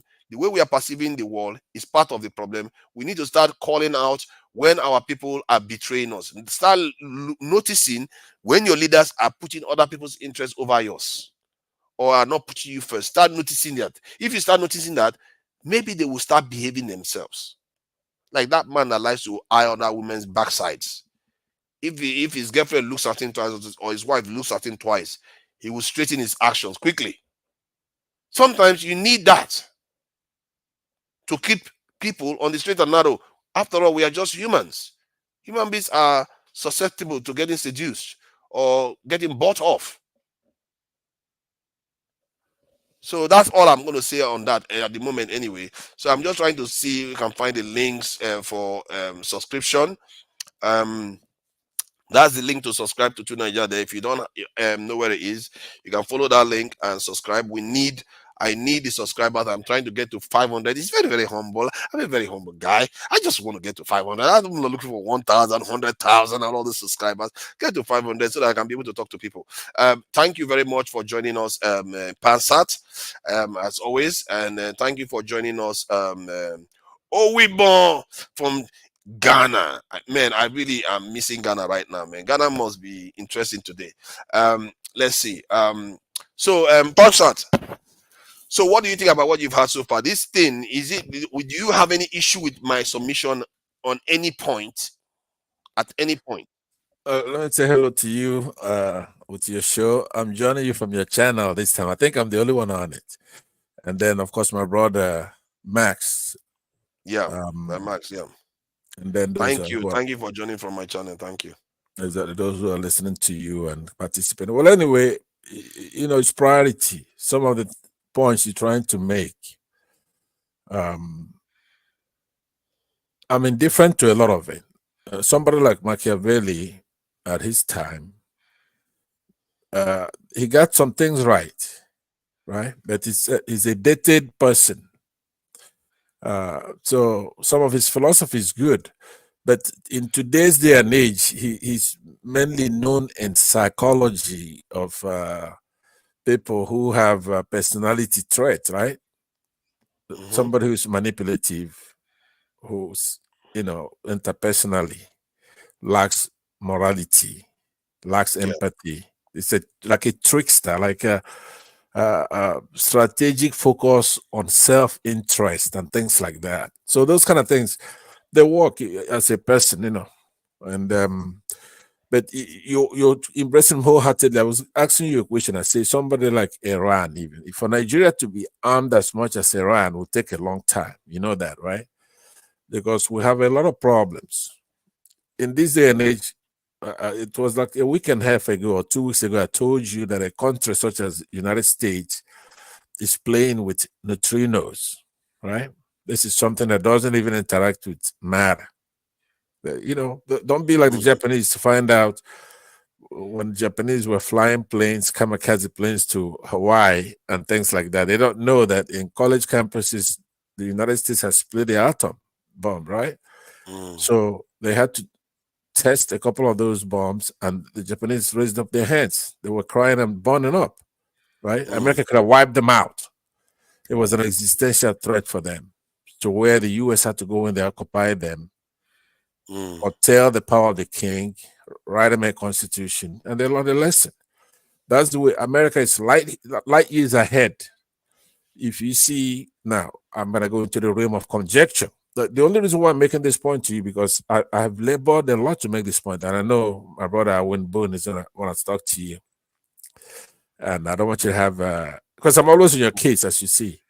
The point I'm making is that, why don't we first crawl before we walk? First of all, we don't really have existential threat from people. They can always do rainy day, obviously, from outside.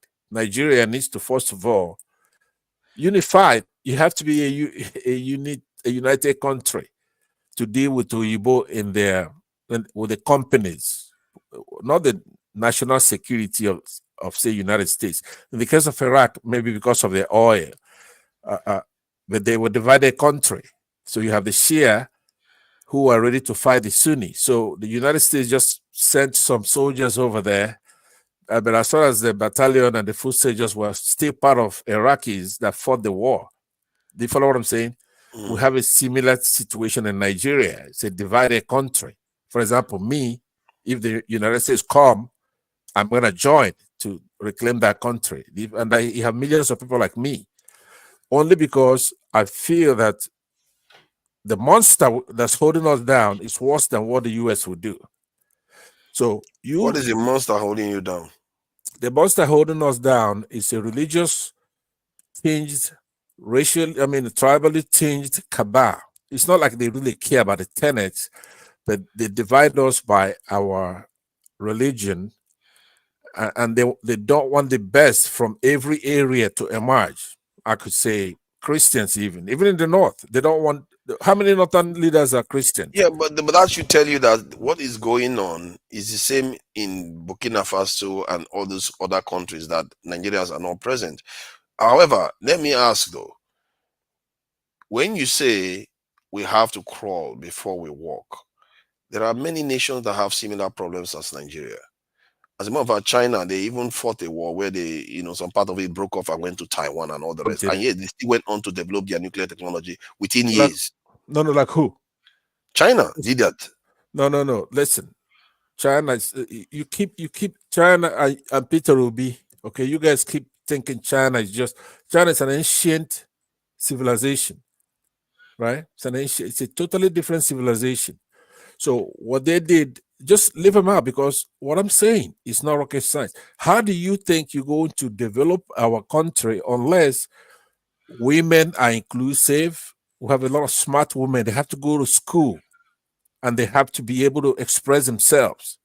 Education is important. These are elementary stuff. 2, every Nigerian has to feel that is part of their country. In case you attack us, all of us will defend our country, right? But more than that, our creme de la creme is going to come to the top. Our smart people have to be allowed to emerge. You cannot artificially hold the country down by religious or regionalism. You could pretend like you don't know. But the point I'm trying to tell you, that in that country, you cannot come from the south, right, comfortably without compromise. Okay, so if you are saying it's the north that is doing it, how do you explain the poorest countries in the world, the top 40 of them, with only few exceptions, are all black? The poorest country? The poorest country in the world, 40 of them, the top 4 poorest in the world, the poorest. 40 of them are all black nations with very few exceptions, which are islands. Right. That's because not only do we have internal enemies, right? Domestic enemies, like the ones I'm talking about, we then have also external enemies. Now, those external enemies can only get to us because of our internal domestic ones. They use the domestic ones to hold us down. But they're doing the same thing all across because they know one trick. If one African country beats that particular data you're citing right now, then it's over, which means it's not generic. See, their trick is that they want to make sure that not one emerges. If one emerges, then you will never say what you just said now. Yeah, but the problem is that we as a people, among all the black communities in the world, we are not putting our security first. If you look at many of these countries, none of them are secure. None of them. Zero are secure compared to even the nearest North African country. They are not. So you can say maybe it's because of their mindset, that's why they don't care about their security, or you can say somebody is forcing them not to be secure. I don't think any nation can stop you from arming your people. It's very easy. Recruit them. No, you have a soldier here. So let me just say something, one quick second. He will talk, then I'll come back into it, because you're sincere and you're concerned for that, but you have to be scientific. There's something that, for example, here in the United States, but the West in general, they prevent what's called technology transfer. Right? They don't want it. But China finally beat it. Okay, Russia finally beat it, but they do it in a way. They don't want technology to transfer to us. But our indigenous strive to do it. Domestically, they want to, for example, during the Biafran War, Biafrans were able to manufacture some stuff. Some of it in today's standard is crude. But they don't want it to happen domestically. But China is It's trying not to up to do. them to want it now. It's still not up to, or this is what I mean. We shouldn't Yeah, care what they want. It's who what I'm we talking should about. want. No, look, to Nigeria. There's a video I want you to find one day, right? It's what's his name? Adewaju or whatever. You know, Showere's friend in fighting stuff, right? So in Abuja, during the trial of Showere and then during NSAS or something like that, you see northern kids chasing him with a 2x4. I don't know if you ever seen that video. No. Okay, you should find it and play it, because I'm telling you, you yourself, talking about Igbos, it's nothing but a euphemism. You're inclusive into this. If you go, and even if you say you want to do something good over there, they're going to kill you, period. It has nothing to do. It's like we cannot progress unless we educate that section of the country, the whole section, everybody. Let's educate everybody. Let's make it sound political correct, right? If you want to develop that country, you're going to have to do this. Those of us saying it, it's not political correct, but if you're serious about having that country emerge to fight Oyibo, I mean, this is light years away. Fighting Oyibo is not an easy thing. They've mastered warfare. They fought one another. So let me yield to the security person here, actually, to go ahead and Before he goes ahead, I think I agree with most of his position, Wimborne's position. And I'm not saying we need to fight people. I'm just saying that we need to push back and say, give us space to do our own thing. If they want to fight you, you fight. If they don't want to fight you, you leave them alone. It's not by force. The idea is that this Igbo you are talking about, the Igbo you are talking about, I look at it as foreign. Anybody that is foreign that wants to start a fight with you, you should be ready to fight them. But if they don't want to fight with you, don't fight them. That's how China treats it too. But I'm saying, don't speak in abstract terms, right? How do you fight Oyibo? Do you know the kind of weapon? Look, you see what's happening in Ukraine. Do you think Ukraine is a small country? United States is pumping billions of dollars, like 40 billion every quarter, pretty much, right? Do you know how you fight them? Yeah. You fight them based on asymmetric method. If this in what they call them, Taliban can withstand them with all their technology, you can withstand them, and we have to sooner or later, because the alternative is ensuring that we never come out of this. If anything, we are actually going to get worse, and things are going to get worse for us. It's not like we have a choice. This is not even a either or. We have to. Yeah, but I'm saying I agree with you, but why don't you're even afraid to talk about the elementary stuff you have to do before you do that? You have to know, Vine, I'm sorry about this, but I don't think you disagree. What I'm saying is that you first have to secure your country. How are you going to secure your country when you are being ruled by your enemies itself? These enemies we have in our country are worse than Oyibo. It's actually better that if they can go and have Oyibo be in charge of our country, because they're not playing. Right? At least they're humane. Listen to what I'm telling you. These people, they don't go. You know how you talk to yourself. Hey, why should Oyibo enslave our people hundreds of years ago? We have to do like what you're doing. They never think that way. The problem that you have is that how can you know how much money we've wasted since 1970, for example? We don't have ordinary air defense. Let's say Ghana wants to bomb us, right? There'll be nothing that's going to be a siren saying, hey, that's something is going to land here in the next hour or two. Hide. We don't have air defenses. So you're talking about fighting people who do not have to leave their shores to bomb you every square. Forget about nuclear weapons. They have that. Maybe they will use it, right? But as far as lobbing, for example, United States could lob Tomahawk missiles from Nevada here, or from their seas, right? Or from space. How are you going to fight those people? You can't. So what we can do first is to prevent smaller actors. If we can educate our people from north to south, east to west, they know that education is paramount in our country. We need laboratories if you want to develop indigenous technology, you have to have laboratories. I mean, think about it. How else are you gonna do? We have to feed I themselves. think you are right. Let's go to Owimbo. You are right on that, and we can really deal with this topic quite a lot longer. Owimbo, thank you for joining us. I really appreciate your time. You've been here, chatting. I agree with almost all of your comments. Please go ahead.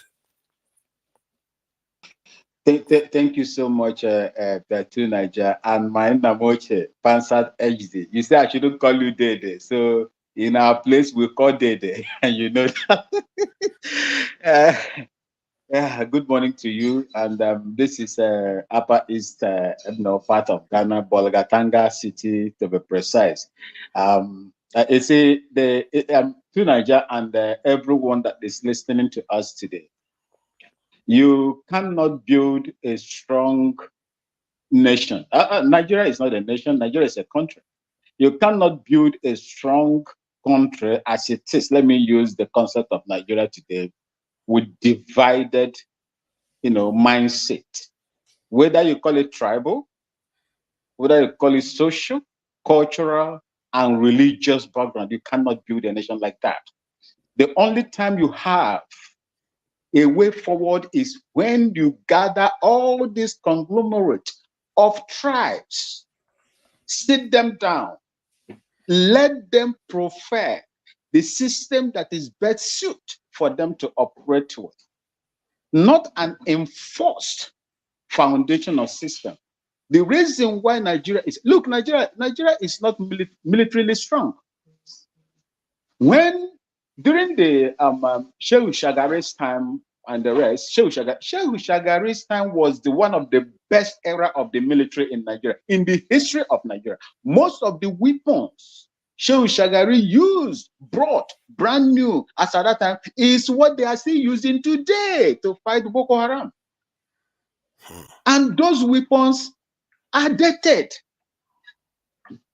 What are they doing?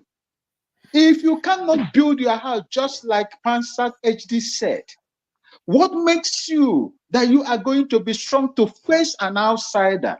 Let me take it in the military perspective. I am a platoon commander with 30 soldiers, 3 sections of 10 each, and a platoon of 30 soldiers. I am commanding them. And I begin to treat them in a very merciless manner as a commander because I am donning the peep on my shoulders. Do you think that they will fight for me? When we get to the war front, they will be praying for us to, just advance into the war front so that they will take me out from the back, because I am the one that is going to lead them. You have destroyed the morals of the people. You've created hate among these people. And that is the reason why you see Nigeria going the way it is going today. And I do not know the reason why Nigeria and Nigerians cannot be able to profile a solution that is best, good for them. That is good for them. This imposition of, constitution or system is the reason why they are where they are. And the more the army continues in this way, the more they lose their potency. I fought in Yugoslavia. We were the best in Yugoslavia. We were one of the best in Yugoslavia. Even on the snow, we are moving. And that is how we were. I spent 2 years in Yugoslavia. Nigeria fought in Liberia. Nigeria fought in Sudan and in the Congo in those days when Aguiyi led them as a force commander or something like that. That was when Nigerian military and their defense system was recognized. But the world has gone into the advancement of technology has come in now to reign. Where is Nigeria? Nigeria that cannot secure their environment to Niger. Nigeria that the whole borders in the north are empty. Nobody is policing them. People can just march into your country and begin to annihilate people at will. The government has no capacity to chase them. Rather, they are seeking out for mercenaries. Where are the soldiers of our time? You see, these are some of the things we need to talk. But I think the problem is that they never bothered to get it to international standard. There was a time it appeared strong. I've checked the data. It was just before and after the Civil War. That's when our military reached its peak in terms of the population that they have. That's when it reached the peak. And even then, it still didn't rise up to international standard. And then Murtala Mohammed went and crashed it. Immediately he got into office. He removed 100,000 from the military immediately. And since then, we've never recovered. They never did it. They never brought it back. It was, you see, to Nigeria, it was Shagari that really equipped the army very well. And that is the reason why, since that time, no one else. Even some of the most rather controlled artillery piece, they call 105 artillery piece, Nigeria had at that time. There were only 3 countries in Africa that had them. It was one of the most advanced artillery piece that they had that time. It was South Africa, Libya, and Nigeria. No other African country had it. You see, so that was what that civilian head of state did that time. He tried, he saw. Remember also, it was during Shehu Shagari that Bakassi was, was reclaimed, and he purchased those weapons to, to effectively, operate in Bakassi Peninsula as at that time. So that was the time. Let's say another, say they say government is continuing. Another government come, but unfortunately, the man that left and handed over to this guy now, December 31st, 1983, was the time he shattered that, the principles of Shagari, knowing fully well that it was Alex Ekweme that was about to come in at that time because of what MPN was doing. Okay, you hardly see soldiers on the street. Unlike today, they have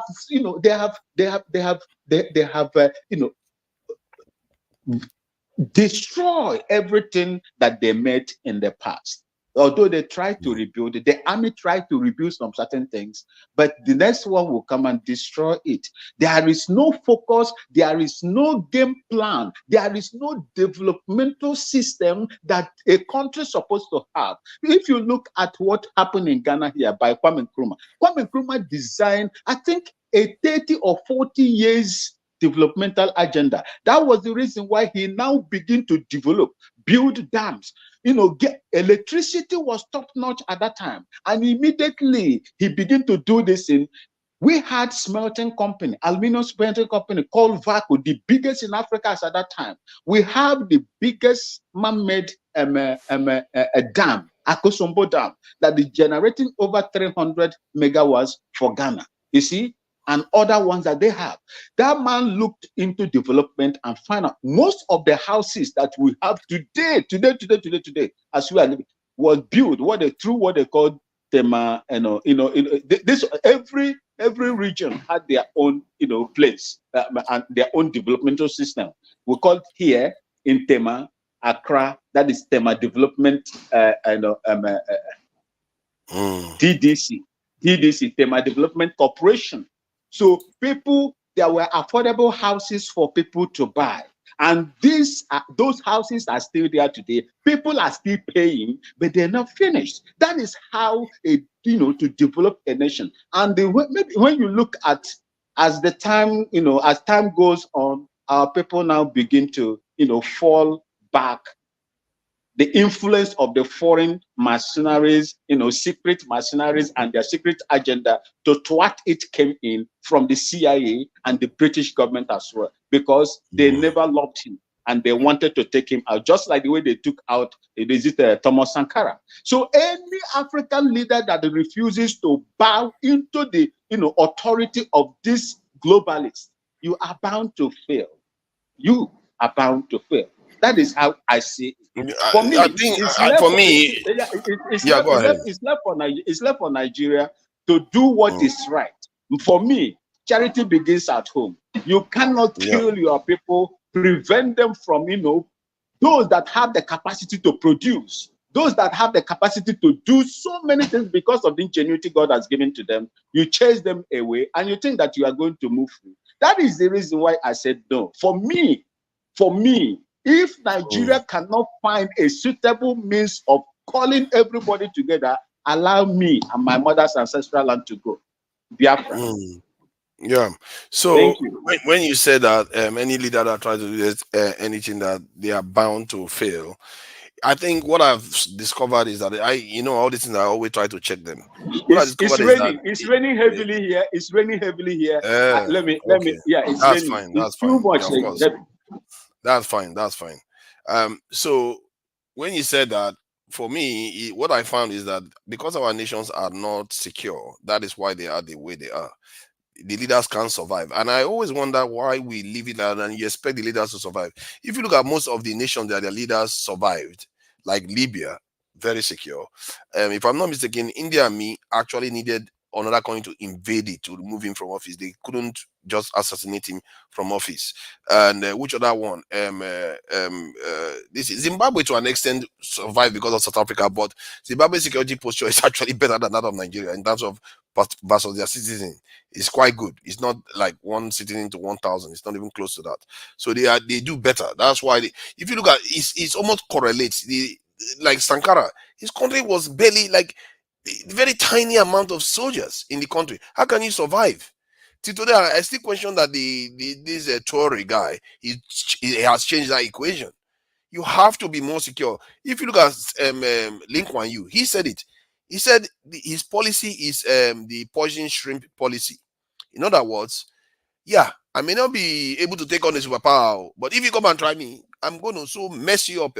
I'm going to so screw you up that you are going to be sick from fighting me. That is the mentality we need to have. We can't keep being afraid and a kind of postponing our children's future. We have to have a mentality that no matter what happens, we bite the bullet and say, if we are not looking to fight you, we are not looking for trouble. But if you say you want trouble, I will make sure that by the time you finish fighting me, you're not going to be able to fight another person again for a long time. In other words, you're going to be weakened because you are fighting me. Let me play the video. This in show generously shared, and Pansat wants me to play. All right, let me play it.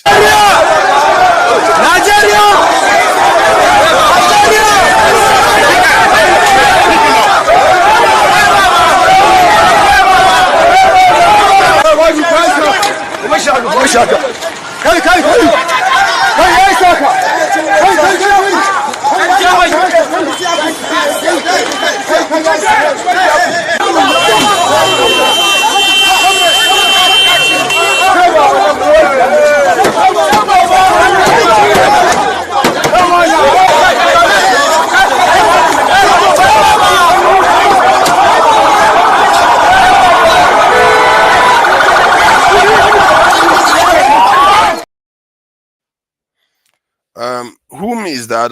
Why are they attacking him? That's Adeyanju. He's a civil rights fighter. You see him with Showore sometime when Showore goes to court.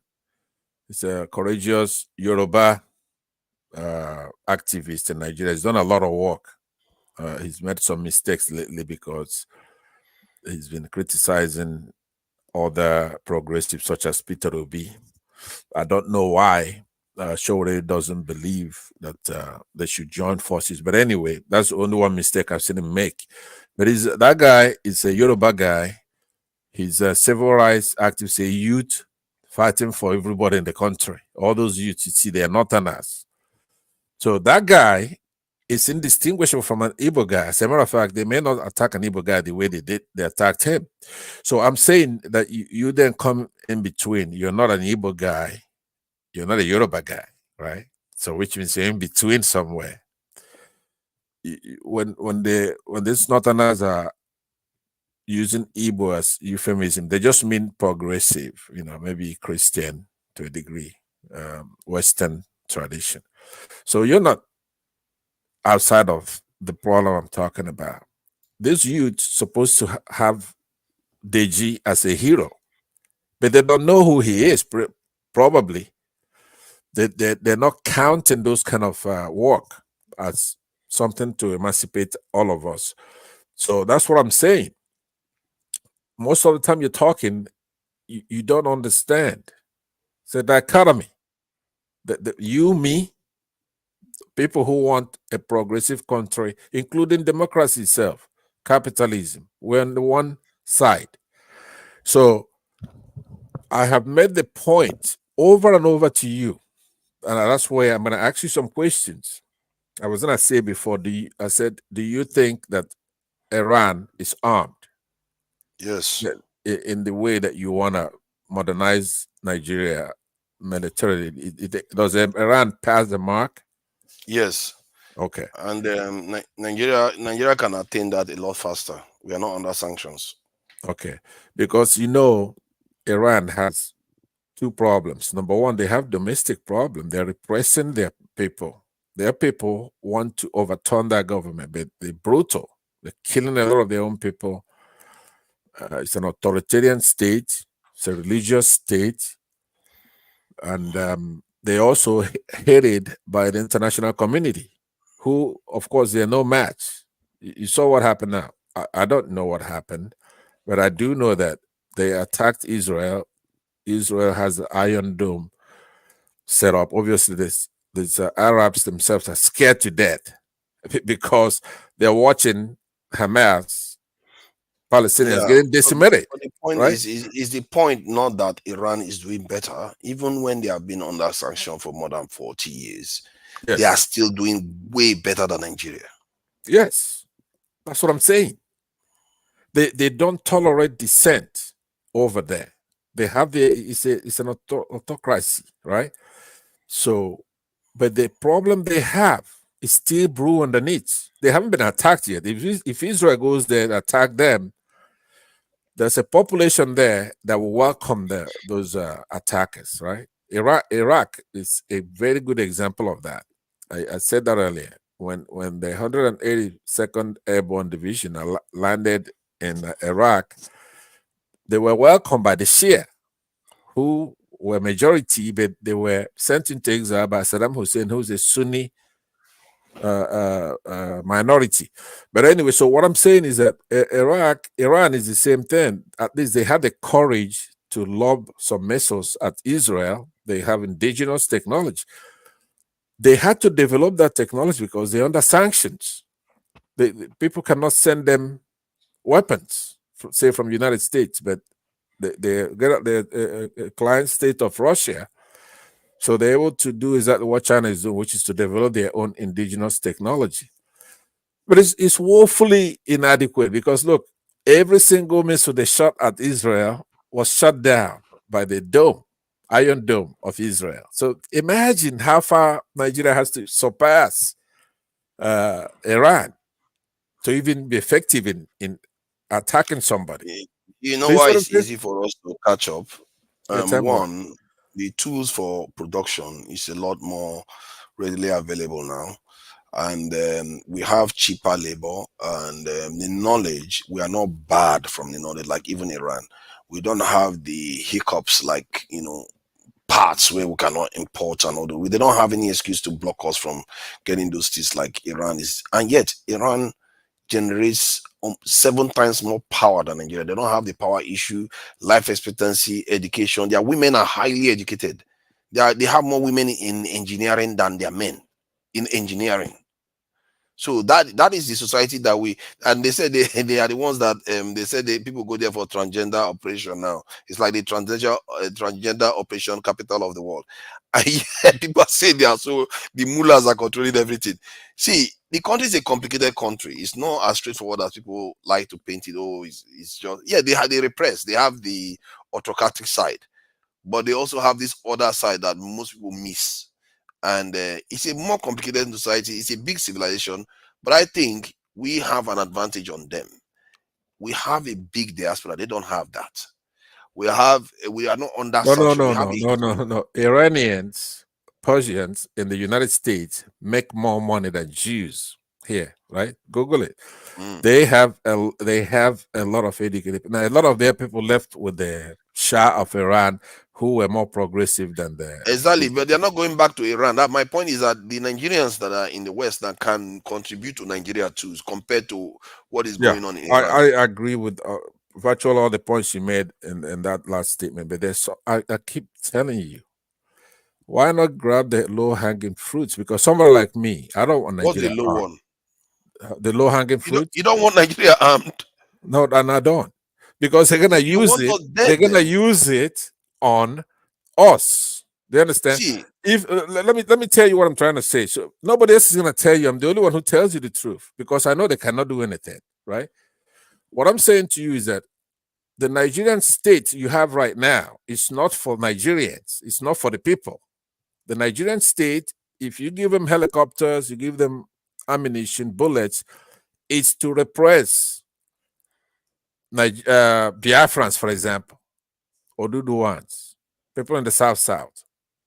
The stronger the Nigerian state is, the weaker we are. But if we're to restructure a country where it's our country, then you could arm them, right? Because what you're talking about Iran, once Nigeria steps up its head trying to manufacture weapons, for example, then they're going to have sanctions on them. That stuff they're doing with Iran depends on what they were trying to do. They want to have a nuclear weapon, for example. Let me ask you a more straightforward question. So let's say it's a thought experiment. Yeah. You have a situation whereby Nigeria is going to be armed to the teeth, and we are going to be protected from this foreign invasion, and we are going to be able to progress in life, develop, industrialize, and do whatever we want to do with our own civilization. But what that will mean is that the North is going to have most of those power, and they may be able to even oppress the Southeast with that power, versus the other alternative where we all remain weak, and the colonizers get stronger, and they come back, reconquer us, and get us to a situation whereby we start living in a reservation, which means our future is imperiled in terms of we may even go extinct. Which future would you choose if you have both? Reluctantly, I'm going to choose the latter, right? Reluctantly. You would rather go extinct than give the no, because that is classic. No. Why? The reason why I said it's a tough choice, but reluctantly I would choose the latter, because the nature of the latter, the Oyibos and all those, at least they have controlled the United Nations. Obviously, this particular administration has been bad for international order, right? Not every administration is like the Biden administration. The order doesn't exist. It only exists for us. Didn't you hear what the Europeans said, that the even International Criminal Court was designed for African leaders? It doesn't exist. It's all us that are believing in all this. It's all about power. Can't you see how they behave? He doesn't care. They are friends. They are friends with Saudi Arabia that use the journalists as a kebab. And let me ask China you. that is communist. Let me ask you. Right now, you agree that Oyibo, they have nuclear bombs that could wipe out Africa from the map, right? They have enough nuclear weapons, say the United States, or even Britain, or Russia, China, and a few of them. They could wipe us off the map, right? Yes. But they've never done it. Because they can't. Let me tell you, if the Northerners, right, those Northern Muslims you see there in that north, I saw you saw what they were doing to Deji, right? I'm talking about 100% of them. If they have that power, if they have those nuclear weapons, they wipe us off like this. You are assuming that they hate you that much. They will never do that. No, listen to me. You want to, we're talking security now. This is security talk. You have to be realistic, like Machiavelli, right? No emotions. You want to be realistic. There's something that's called in politics, by the way. You could calculate the will. Okay, they know that's why they calculated Iran's will. They're not going to let them get the nuclear weapons like they made a mistake with Pakistan, right? So they're not. You're going to hear America or Israel say, "You are never going to get the nuclear weapon." Period. The reason is that they have the will. They will use it. If they get it, they're going to use it. But So why do you specifically think they are the only people that will use it against their own population? They don't have any. If they use it in their look, own country, it's going to affect them too directly. use your Nuclear chat weapon doesn't stay in one place. use your chat GTP right now as I'm here, right? And Google it. It's called the wheel. Right? When you have the ability, capability, but the third thing there is will. Every country they calculate it. It's something that you could calculate, right? It's not something I'm making up. You calculate it, and it's mathematical in nature, and then you arrive that they have the will to do it, right? So the Northerners have the will, and they're not going to school. I don't say that if you're not going to school and you want to be in charge, there's something that's giving you that hubris, and that is the power. Come on. I don't know how you can think that way. Even when Israel cannot even dare use nuclear weapon against the Palestinians, then Northerners will use it against fellow Nigerians. Where is it going to stop? Are you going to wipe only the Igbos, leave the Southeast, the Southwest? The Southwest is going to come for you. Cameroonians are going to come from you. The entire world is going to come for you. You can't even dream of doing that. And besides, by that time, when it's happening, everybody will be involved. Everybody's involved in the military. If you check the people that died yesterday in the Nigerian military, it's probably, you will see Southeasterners there. The ones that were killed in Guama, Southeasterners were there.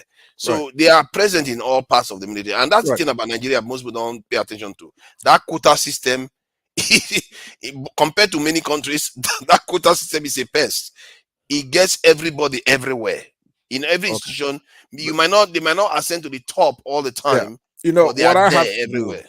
What I have to, I'll give you and show this is that it's much better to cut down diplomat. You know, the talk that would affect you guys, your media people. You want to have people watching you here and stuff like that, and you go far with that. But we still have to be honest and truthful, right?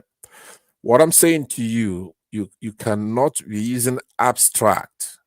When you go home tonight, you study.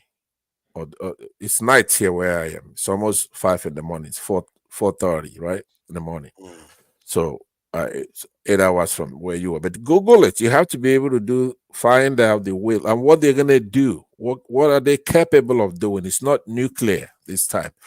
What they're doing is that they don't want us to have electricity. It takes a lot to be that wicked, by the way. They don't want us to have electricity. Who does not want us to have electricity? Okay. Anybody who's importing, who has access to determine if we're going to get plants, what they call plants in Nigeria, which would be generators, right? They rather will stay at that level. They don't want us to have electricity, and then, of course, they cannot import stuff like that. They don't want our currency. Sorry, hold on. Before you move on. Yeah. You can make more money not importing. You can make money generating electricity and supplying it to people, just like other companies around the world do. They are very rich. Energy companies are very rich. They make profit all the time. You see, I now maybe you're naive for real. I thought you just pretended you want to be a nice guy, right? What you have to understand is that in our country, these people look at people in the South, educated people in the South, as people who think that they know too much. You sabi book. You think we're dumb. But I'm talking about all levels, okay? But we're gonna teach you that you don't know anything. If you like, go London, go study, go America. When you come back here, you're not smarter than us. Do you follow what I'm saying? They have that stigma, right? Some people do, not all of them. No, all of 100%. Just hear me out. It's 100%. Let me make my case. I may be wrong, but listen to what I'm saying. Because they have a chokehold on everything that's going to make us have any kind of what do you call that? Any kind of development. They control the borders. Nigeria is, I don't know the last time, maybe in this administration now, you finally have somebody from the customs. But right? why do you keep saying these things? Even when it flies in the face of reason, they are not present in all the other 39 countries. Okay, listen to what I'm saying though. The same phenomenon holds in all those countries. For example, I could talk to you about Haiti, where Okay, the skin what's holding tone. Ghana down? What is holding Hold on. Ghana down? I'm gonna hold on. Let me just tell you. Number one, I want you to hear what I'm saying now. To Nigeria on this. When's the first customs officer from the South, a Christian, South, from Nigeria? The top custom official. Yeah, the custom boss, like Atiku was. I don't know. I don't know when the You last don't one know was. because there's never been any. But the same Right? thing can be said for another position of office too, where you find that it's mostly Southerners that hold, like in terms of NASDAQ, the person in charge of NASDAQ in Nigeria tends to be a woman and tends to be from the South. Nobody complains about that. Right. You tend to Because see things in a no, your own no. perspective You all have the time. it's lately. If they say they could say to Jonathan, okay, you're gonna be president, but we have to have the EFCC chairman. We have to have the immigration chairman. We have to have the customs chairman, right? So all those, there's something those things have in common. But I can agree that lately, their arms have broken a little bit. For example, if you go to the EFCC now for the first time ever under this administration, we don't have that. Since the inception of that EFCC, for the first time. So if you're going to have Jonathan keeping INEC chairman from the north, right? Under Jonathan, his INEC is from the north. His EFCC is from the north, right? And all kinds of stuff. I think you are doing exactly what is pulling Nigeria backward. And let me say this. Yeah, go ahead. It's so easy to divide people. It's very easy. I've said it before. I can show you a video where it takes one paragraph to divide people. Right. You've said far more than a page to divide a nation. Because your narrative is that the other side is against us. If we keep doing that, we are not going to get anywhere. What you should be looking at we don't have to get anywhere. We're not going anywhere. If you don't get anywhere, then you don't love your children.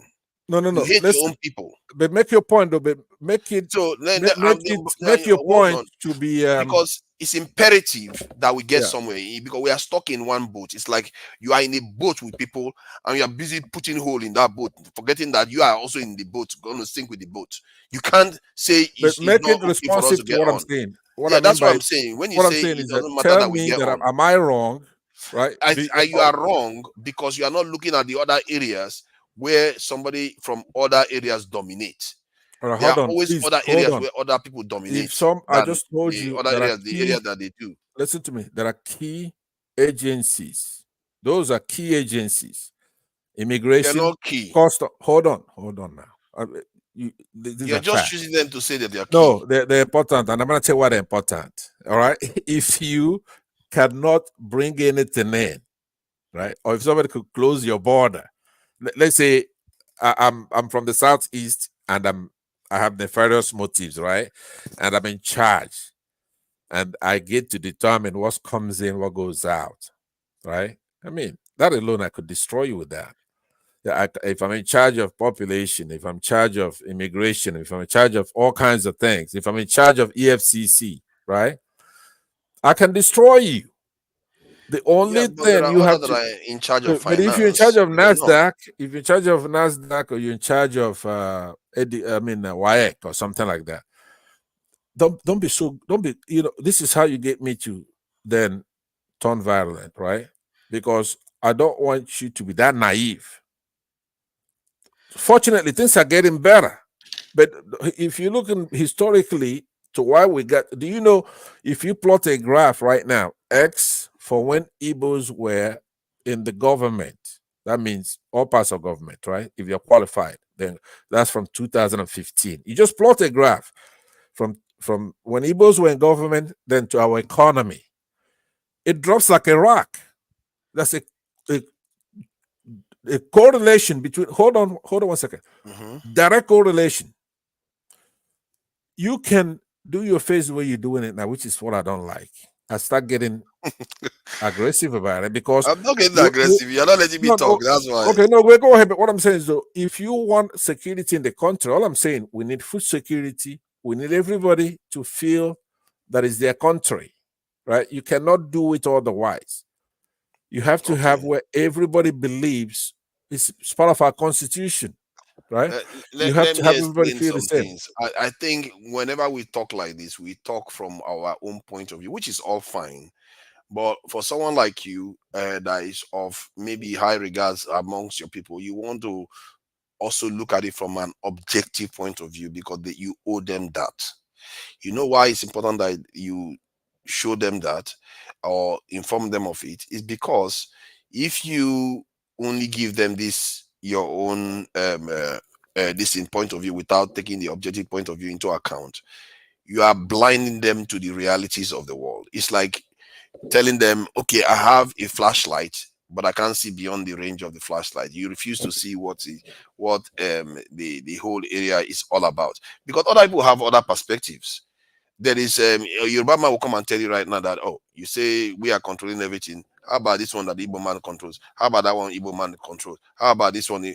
At the moment of fact, if you say the Northerners control everything, why is it that Buhari ran three times and lost an election and crying on this thing on the road? He's not that powerful. Only once an Igbo man lost, and somehow people turn into a narrative that, oh, nobody wants them to be president. But a Northerner also felt that same way 3 times. He was The running 4th against the time is when he Northerners. won. He was running against the Northerners. He ran against Jonathan. But he ran against Jonathan ran one time. against, But, he ran against you know, Jonathan. the rest of the time he's running against Northerners. So I don't think so. He also ran against this. Was it not this Obasanjo? If he lost against Obasanjo. Obasanjo, it's a Nigerian. You can't use Obasanjo. Oh, you see, now it's not. It's But not. I'm It's talking not about always Obasanjo. from But there. look, So by the way, let me trust disabuse him. you. Let me disabuse you of one thing. I never, ever came on a platform and I'm espousing something that's favorable to the Igbos because I'm from there. Now, a lot of the times you're gonna see me espousing an opinion that's favorable to the Igbos because it's the right thing to do. Okay, that's what you're gonna notice about me. I do not have a tribal, just not even a fiber of tribalism or clannishness in my body because I'm a Pan-Africanist, right? Besides, I'm above that. I've actually never been that way. You're going to see me on other platforms when there's a division, and some people are talking about Black Americans. And ever since I came to America, I've been that way. I do not see a division between us and Black Americans. And I chastise those who do such things, right? I don't see a division between us and Ghana, for example, or South Africa, who we helped a lot. And because of what they went through, and they have xenophobia against our country, right? Ignorance and stuff like that. So I don't have that. But in our country, what we have is an intersection of traditions, Islamic, Western. We're not unique. It's the way it is in the whole world. But what you have to do, I've told you this. Number one, let me tell you something that is fascinating. You're going to disagree with it, but it's true. There are a lot of Igbos, and they could take over that country by force at any time of their choosing. When they fought the last time, they were fighting Britain, Egypt, and other mercenaries, right? Nigerians didn't have a single pilot. Now, today, that alliance is shattered because the protagonists of that war, General Yakubu Gowon's people, are decimated. They're in IDP camps. See, you are still busy playing old conflicts when No. we should be looking at, like I said, you are in a boat and you are trying to put holes in it. Your job is to firm up the boat, get it through the the storm, so that we can actually have a future where our children can be safe. That is the direction we want to travel. That is one direction. It's not the only way. The other one is to blow that boat into smithereens, right, and climb in much faster vessels. There may be all smaller boats, right? And then move on. When you blow that, listen to me. You have to understand that is not the only. Let me explain now. Your enemies come with their own boats and pick off your family members and offer them help of salvation while they are going into deeper slavery. That is what is going to happen when you blow that boat up. The boat is your refuge for now. It's your way of being. That's what other nations have used to build a fortress. Blowing it up is blowing up one more opportunity to build your own fortress. Why do that? when the wolves are waiting to take advantage of it.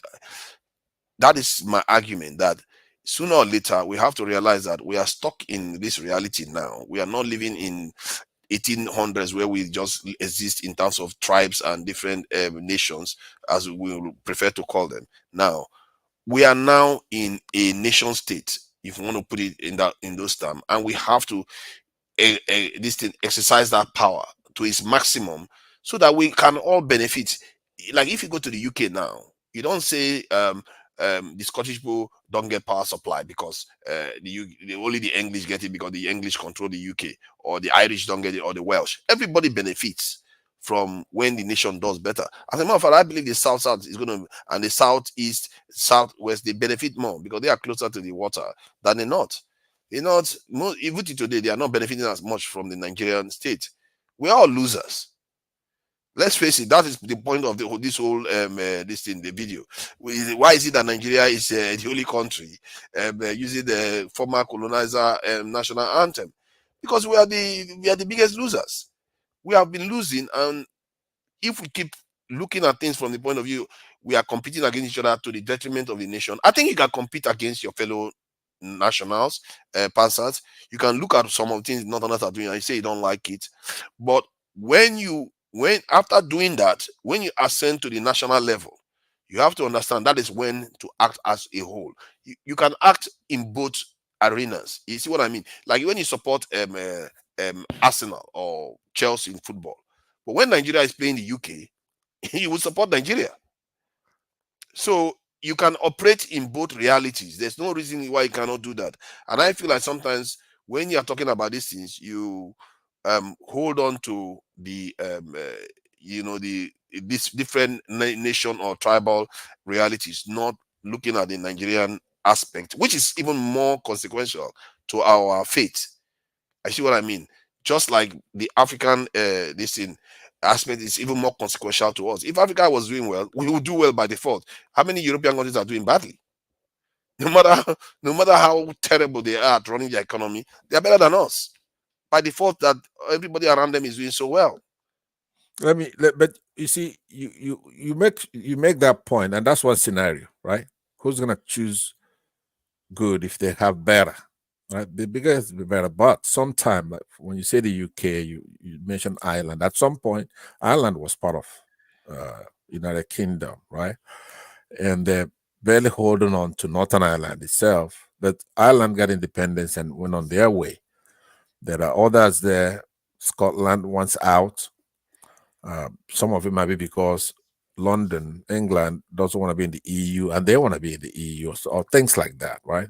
Among other things. But you also cited Switzerland. It's not a huge country. They pull their weights. They do their own thing, right? Wouldn't it be better if France and Germany were one country? They'd be much bigger, right? But even the ones that are in EU, they have a loose kind of federation, right? They're integrated, but it's like their money, the EU, the money and all that. So there's nothing wrong with breaking apart the country. That thing is unsustainable, because the only try we should give it a try is to educate these people, because they have to understand that we have external enemies like you're talking about. But they are more wicked than those enemies we're talking about.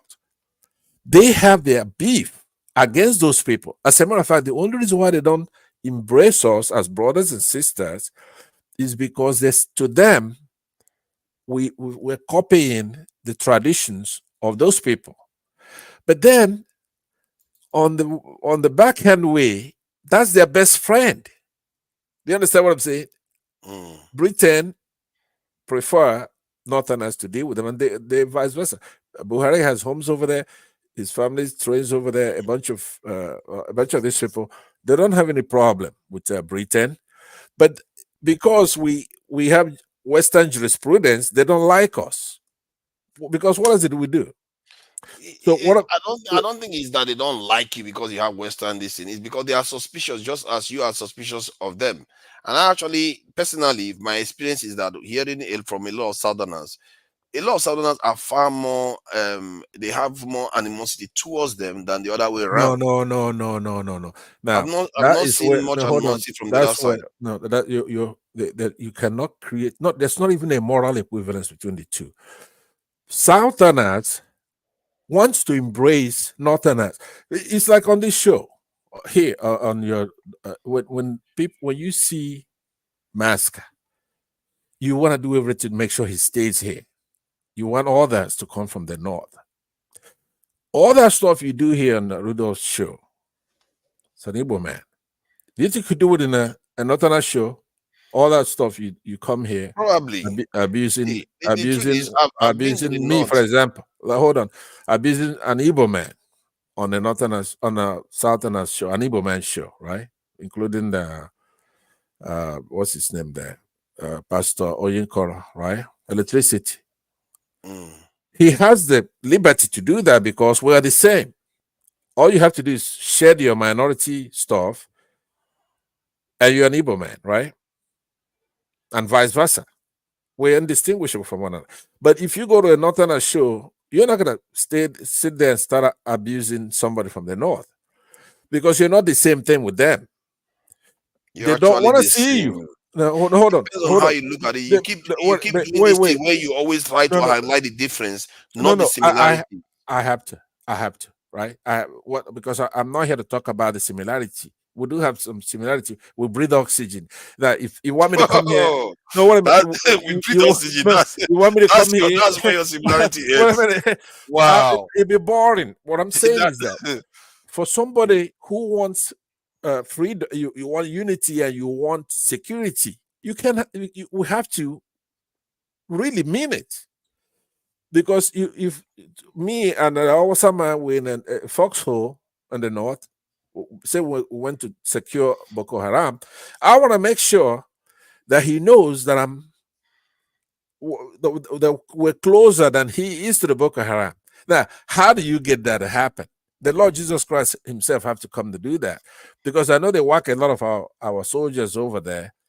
If you go there, like Buhari said, an attack on Boko Haram is an attack on us, on the north. And that's just the truth. So what I'm saying to you is that no other country, but here's the problem you have: since caveman, no other country has ever been able to do it. When India and Pakistan, they look alike. I don't know if you know that. You probably can't tell one from the other. All right, but it was so impossible up to today. Now, these Hamas and the Israelis, right? For example, someone like me who I don't have time to figure out which one is different from the other. I couldn't tell them apart. It's like Chinese and Japanese. I don't have time to figure out. When I see them, they're all Chinese to me, right? So what I'm saying to you is that they are different from us, but you promise that you can do it, something nobody has ever done, where you have Christians and Muslims form a country that's fair to both. I've never seen it. Are Nigerians smarter than everybody else? Probably so. Maybe you have a solution. Tell me how you're going to do it. How to form a nation that is fair for both? Yes, a nation that's progressive and fair to both Muslims and Christians, and those who don't worship anybody. You see, that is where we differ heavily. I think we already have it. It's just that our mindset is in the wrong place. We don't seem to understand what we have. See, the UK, from what I see, is far more lopsided than Nigeria. Nigeria, most of the prime ministers in the UK, watch what happens. The next prime minister is also going to come from the south, hardly from the north. You will see a UK prime minister come from the north. They have what they call the north and south divide. The resources of the country is mostly spent in the south. Like literally, they are not even hiding it. It's mostly spent in the south. So you don't see the north losing their mind. You know why? Because by and large, they are okay. They've gone on to conquer the world with that same structure. They've seen that it works. And that is what I try to get our people to see. That if the nation what did you say? What did you just say? Say that again. I missed it. That I said the reason why the UK is as it is is because they see that it works. Even when there is a lot of lopsided spending in the UK, most of the spending is done in the south of the UK. The UK, they even have the term they call North and South divide.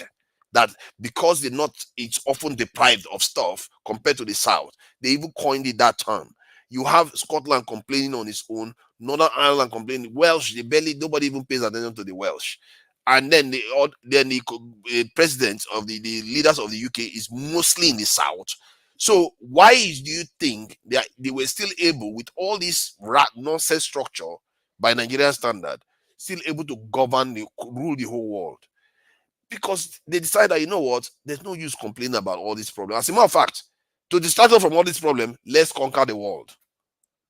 That is what it did, and it brought so much wealth home that everybody had more than enough. Like, let's say today an Igbo man is complaining that, oh, we don't have airport and all the rest of it. But because the nation is functional, they get all that, get airport, get great hospital, get even more things that they anticipated before. They will forget about the division. They will completely forget about it because they'll be like, oh my God, okay, what was that I was fighting for again? Everything I'm fighting, I've got it now. Even if I don't like those outside guys, I'm fine. Right. Right. I thought they're not killing people now because everything is not in the infrastructure. But listen, I agree with that. But so that's what I'm telling you. But how do you get them to do that? It's not in their nature, right? Unfortunately, and I have to tell you the truth on that. I've looked all over the world. I've done a lot of study, right? I wanted to see where there's a variation, and there's none. So it's probably due to their religion or the culture of their religion, right? So now, is this something education can do? I don't see Nigeria being able to do it. Nigeria is a multinational country. It's not a bilateral. It's not like Igbos and Northerners. There's nothing like Northerners. There is no way me as an Igbo man, as a Christian, I'm going to sit there and I'm going to watch people in Benue Plateau, in that area, being put in IDP camps and being slaughtered maybe 144 a day, a score, right? Now you have to understand that this area was produced the general that committed genocide on our people, right? So he was a protagonist of the Nigerian section of the war. But we reconciled. That's gone. So my blood boys, when somebody goes to a secondary school in Chibok and they load those kind of girls, that many of our girls, I'm not going to put up with something like that. It has nothing to do with the Igbos. I'm not going to have Benue people who are completely innocent from the wartime being put in the concentration. I mean, I call it, but it's IDP camps. I'm not going to. You always have to assert your Igbo identity when talking about national. As a matter of fact, the subjects are national, and you keep bringing the Igbo identity. The Igbo identity is there for a reason. It's when you want to talk about regional stuff. No, but did you hear what I said, though? Is that X0? Eyes on. Yeah, that's X0. That's X0. X0. Yeah, it's X0. You came late. Yeah. We're going to be closing soon. Go ahead. Can I bump in a little? You did. I just want to actually let you know you came late. We are going to be ending soon. So I was Don't worry, I ending 2 came hours. late for a reason. I listened a lot to your conversation.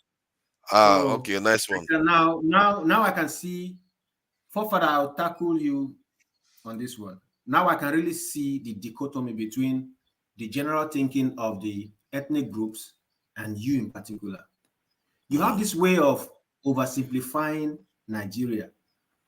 You have this way of thinking in the African sense, multiplicity, population is power. It's okay, yeah, it's okay to think like that. But you see, you must also assuage the feelings of the ethnic groups in the country. These ethnic groups didn't just occur. They didn't even decide to come together. They are nations. They just haven't found a way of rippling their way out of what was put together by the 18th century, late 18th century scramble for Africa, where a host of communities, nations were tied together because of resources. So don't forget that. And nobody in this world, no matter even you, where you are living, you not like anybody to trample on your rights. You feel like a demigod in your own space. Now, for your right to be trampled upon, on and on and on, it only leaves you with one kind of mindset, and that is what Pansat is just bearing open without, he's just bearing his naked truth. He doesn't know how to hide his feelings. You know, he's not trying to hide his feelings because he doesn't have anybody to fear, and that is his nature.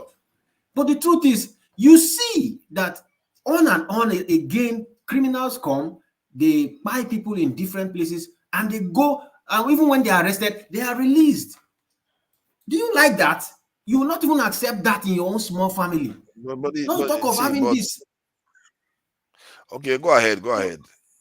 Yes, so the UK you are talking about, you are using two different analogies entirely. Look at the UK and look at Nigeria. Is Nigeria 1% developed as the UK? Look at the UK, look at what they are doing with their tax money. And look at Nigeria and look at what we are doing with the tax money. And when you look at the leadership from independence to date, and you find that the majority of the leaders have come from a particular side, you will be wondering, what kind of leaders do you guys produce? If 90% of the leaders come from your side, and Nigeria is like this. But it's not, though. Why do we say these things? It's not true. But yeah, that's what I'm not trying. Look, Pansat has already told you his naked truth. We have to be objectively truthful. Yes, exactly. I'm trying to be in the middle, on the middle ground. But still, I have to put it to you to understand that nobody in his rightful sense would allow you to come and sleep with his wife today, tomorrow, next tomorrow. Look at Benue. How many times have you heard of skirmishes, people buying there? Almost 30, 40, 50 times. Have you heard of any arrest? This is what you have to consider before you start thinking of the power of general. Everybody understands that we need population, quite all right. But this population has to have their own space. They have to be secure in their space. They have to be able to hold somebody responsible and say, you did this, so therefore the law is going to deal with you. It's not when you catch somebody doing something, you are afraid to touch him. The other day I saw a farm. There were cattle on the farm. The people who own the farm were the ones videoing it. Look at what is happening. They cannot even go there and speak anything. They cannot go near because they know even if they do anything, there will be repercussion. This is the nation, this is the country you are living in today. If you don't define these things, if you don't make these things work, you cannot be talking to us in general terms, like generic terms of the UK, population is cool. The population we are having is killing us. You have to define, you have to let people develop from inside. Then they can give you happiness. But when you are telling people, everybody stands still, you are just arresting their development and then imposing some leadership. It doesn't work that way. I think let me add to this, to what you are saying. I hear what you are saying, that you know, our population is killing us, and because we are forced together, and most of these things you describe is the same for other people. Make no mistake. Seriously, I'm going to emphasize it. Make no mistake. As a matter of fact, I can tell you that with other groups, some people have experienced far more traumatic events than what we have seen. As a matter of fact, like in the case of the Soviet Union, Stalin is responsible for more than 18 million deaths that he inflicted on his own people. What happened to the Soviet Union? More than 20 million deaths. They are still standing. What happened to the Soviet Union? Russia is still there. What happened to the Soviet Union? They were the first to go to space. They have more than 3,000 nuclear warheads. Can you just give us facts? What happened to the Soviet Union? The Soviet Union broke apart. Thank you. The Soviet Union broke apart. Giving examples. But yes, remember, Russia is by far. It's a very point. Hold on. Russia is a far bigger part of the Soviet Union, like 90% of Soviet Union. Whatever Soviet Union lost is a very tiny part of it. Russia is still very much intact, makes no mistake. And secondly, China is still fully intact. Iran is fully intact. America is fully intact. What's happening to Taiwan? Taiwan is Guys, just why are we comparing all these countries? No, I just want him to give us the title of this thing is let's just get the it somewhere. Anthem and yeah, we are going to go. Sorry, I'm going to come to your eyes on. In any of these repressionist states, you find that they always break apart. Let me give you further examples. They don't always break Pakistan apart. and India. Pakistan broke off from India. You know, it happened. But look at the UK you are talking about. Doesn't Scotland have its own? Just give, for example, their football. Scottish League is prosperous. The Scotland, they are prosperous enough not to be this aggravated and almost always wanting to leave. They have a lot of prosperity. Where is the prosperity in Nigeria? In fact, as you speak, I'm sure it has affected some members of your own family, because if you think of the extended family, there are some who are hungry now. That's how deep. Could you play that video again? Could you play the video without the sound? I don't have a lot of time, so I'll try to be closing in on all these points that he's making. Scotland, before it became Scotland, like you are talking about football today, was ruled by the United Kingdom. It was a whole state. They didn't have devolution of power. Didn't happen then. And make no mistake, UK is still, the power is still centralized. The power the Scottish First Minister has is less than the power the Nigerian governors have. The Nigerian governor, they are immune. The Scottish First Minister is not immune from prosecution. Apart from the policing power that they have in Scotland, everything else is the same as Nigeria. Nigerians may even have more power given how the government Scotland, let me tell you something. Scotland experiences 2% of the kind of unemployment Nigeria is having. They will be long gone. You see, that point, you see, you forget, that's the point I was making earlier on. These nations were founded in difficult circumstances, and they built it from ground up. Your own narrative is that just because we are suffering now should mean that we shouldn't carry on. The idea is that's why I say you are oversimplifying it. We are not suffering now. Let me finish my point. Let me finish the point. Let me finish the point. I'll let you finish your point. Just because we are suffering, that doesn't mean we shouldn't carry on. What I'm saying is that all the problem, all the direction you are trying to head, you are using people that have worked hard to build their nations to qualify a people that haven't even bothered. All we bother doing is backbiting each other constantly. Instead of look for a hard way to build this nation to be stronger for itself, so that all of us will be better off, we're all looking for a way to put holes in the boat so that we all sink together. Can I give you the instance that you want to hear? Because I think you're not making it. You're not very clear. This UK you are talking about, they never experienced slavery. They were united for a very long time, and they picked themselves up as they did actually. Nations. Yeah, but wait, they are nations, and they're accepted as nations, and they prospered together. But look at our own scenario. From slavery, we went directly into colonialism. From colonialism, we went directly into neo-colonialism and what we have now. So we have never been free. So instead of us fighting for our freedom, we were mangled into some form of confusion that kept tying us. That is why you see that a regular Nigerian is a confused person. Because you can't tell me you're a Nigerian when you come on. The United Kingdom was initially.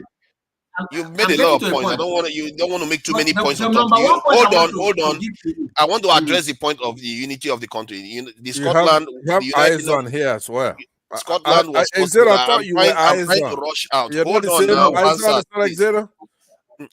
Scotland, the United Kingdom was forced together. The English were the most powerful entities in the United Kingdom. They forced it together. If you were thinking in the context of Nigeria, you say one part of Nigeria forced the entire Nigerian together, not even the British. I didn't say one part. Their situation was even forced. Yeah, but that's what I'm saying now. Our situation was even that it wasn't between us. It was some other foreign entity that forced us together. While them, in their own, one part of the country forced the entire country together and forced them to live together. And they lived together and they prospered. But do you notice one thing? Do you notice one thing in the UK? They are more similar. Their culture is more similar. Baba, understand it. They were different. They forced each other together. That's why. If a pope is forcing a bishop to follow line, they are still in the same clergy. Okay?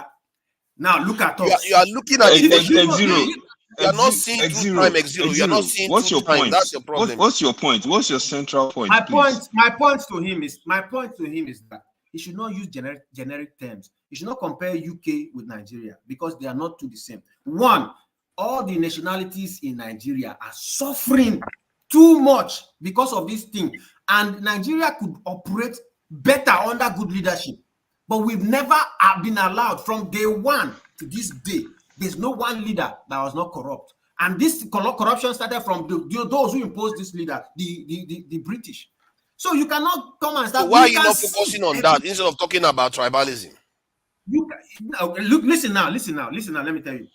You cannot focus on corruption when the instrumentalities of fighting that corruption is also corrupt. You understand it? And when people talk, yeah, but talking about tribalism is going to make it even harder for you. Hold on. Talking about tribalism is going to make it harder for you to defeat that enemy. So how is that logical? There are so many symptoms to this perfect problem of Nigeria. If you can tell me, that's the question I wanted to ask you before. Define who is in Nigeria. At the crux of the problem, you can run from it, hide from it, as they said in Infinity War. The problem still stands that if you want to deal with the enemy that you diagnose right now, you need the people to work together and exert the maximum strength that they have as a people. Talking about division is not going to get you there. So what is the point? Yeah, please define a Nigerian now, please. Let me just understand. A Nigerian is somebody that is born in that land, that is part of the geographical location that they call Nigeria, that is from one of the multitude of ethnic groups in that country. How is that confusing? Forefathers. That is what a Nigerian is. I don't know why he's laughing. I don't know why he's laughing. Is this not even logical laughter? It doesn't even make sense. You're laughing for something that is actually true. I don't understand that. So your definition is a geography. That's you. You are a geography. Can I? No, I can give you a simple definition and say you have a citizen. But I don't ascribe everybody that has a citizenship of Nigeria as just Nigerian. I'm talking about people that are from there, that are born in that land, that are from one of the ethnic groups that are part of Nigeria. Those are the ones I classify as Nigerian by your definition anyway. No, sorry, OT, sorry. Aizon was here a lot earlier. He's been very patient. Okay. Let him go on. I just wanted to speak to X0 first. Please, Aizon, go ahead. Okay.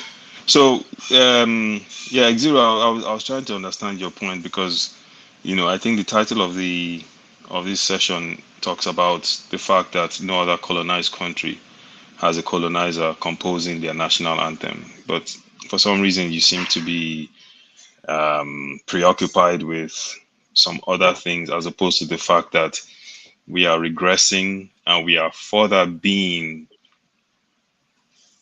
subjugated when we should be moving forward in 2024. This is how many 60-something years after independence, and we can't even something as simple as making sure one of our own composes something that is instrumental to us. We can't even do that. I've seen several Nigerians go on TV stations talking about, oh, this is insignificant. All these different things while we're here talking about Anthem. They don't even grasp it. Their focus is on the wrong issue. They're focusing on the fact that, oh, we have a lot of issues. Yes, so everybody knows we have a lot of issues. But the symbolic meaning of having someone else compose your anthem, and in our case is even worse. We fixed the issue by having a Nigerian compose it. Whether it was the military, whether it was whomever, it doesn't matter. We fixed it. This guy has reverted back to something that was composed by a colonizer. And I'm sure to Nigeria, forefathers has done the research. I went ahead and did the research as well. And I looked, India, Brazil, any country that was under severe colonization, Cameroon, anyone you can find. What did I find? A national composed it. They are proud of who they are. This is something as simple as having pride in yourself. There's nothing complicated about this. And to Nigeria, I know you're short on time, but I'll just say this. I've figured out that the most dangerous thing to us now in Nigeria is not the investment coming in, is not any of these things. It is the colonized mind. It is the ability for all of us to unlearn what we have been programmed with I listen to conversations in here sometimes and I cringe. The things people say. The colonized mind. You don't even, 90% of us don't even know we have it. We have been captured mentally, subjugated mentally, to the point that we subconsciously choose and prefer the colonizers' ways, everything over ours. And we have to fight this mentality. We have to unlearn. If we don't unlearn, we will forever be slaves. Because check this out. The colonized mind is the one that makes you pass economic policies that favor Europeans over your people. The colonized mind is the one that makes you establish more American and British international schools in your country over Pan-African schools. The colonized mind is the one that tells you, oh, why get a Nigerian to build a new road? Let's just go and find the Chinese or the British. Why? Meanwhile, you should have been establishing civil engineering institutions in your school so people can build those things. These are the things. These are the things. And until we break from the shackles of this mental slavery, we are forever doomed. And sometimes people have made the argument, oh, Aizon, you're talking about the anthem. Does that mean we should change our name as well? Yes, we should change our name. Yes. And I've said that before. We should have changed it a long time ago. But those are the symbolic things. Listen, Zimbabwe was called Rhodesia after Cecil Rhodes, the British businessman. Right? Say what you want about Mugabe, but they changed their name. They changed all the rules. They changed everything. Yeah. You cannot chart your course as a people if you are subjugated by the people that called you savages. To Nigeria, I rest my case, I beg. Right. Sorry, Oti, hold on. I think there was something else that jumped out. This topic, I'm going to talk about it some other time. Is it that the people from the big groups in Nigeria, they themselves act like colonizers to an extent because they are jostling for power so much that they forget that they have a bigger problem to worry about? And the reason why I say this is because I know you are from the South. What's his name? Electricity from the South. AY is from the South.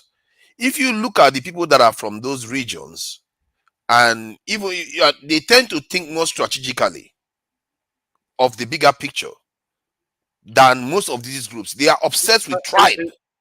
Hold on. They are obsessed with tribe. Even Xero that came on that believes in everything you just said.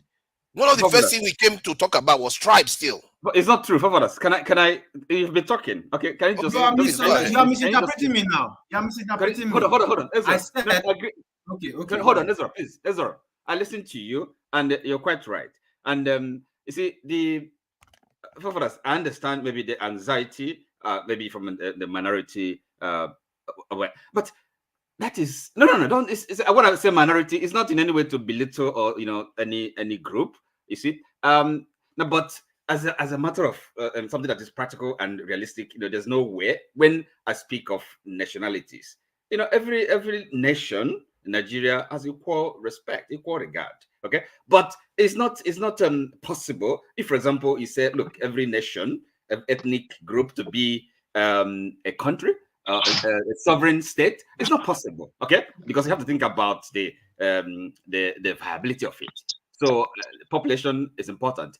Now, but when people talk about these nationalities, which Ezra asking the question, who is a Nigerian? I think this goes to the root of our problems, if you understand it correctly. Now, because we're talking about identity, okay? Even this thing about the name of the country, name Nigeria, or changing the national anthem, the whole thing, our current crop of leaders, it shows you the directionless. They really don't have the clue, a vision, which way to go.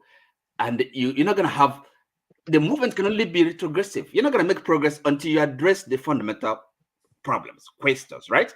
So that's where we are now. It can't, look, because governance is a problem. It's something technical. But first of all, you have to deal with the question of identity. Who are you?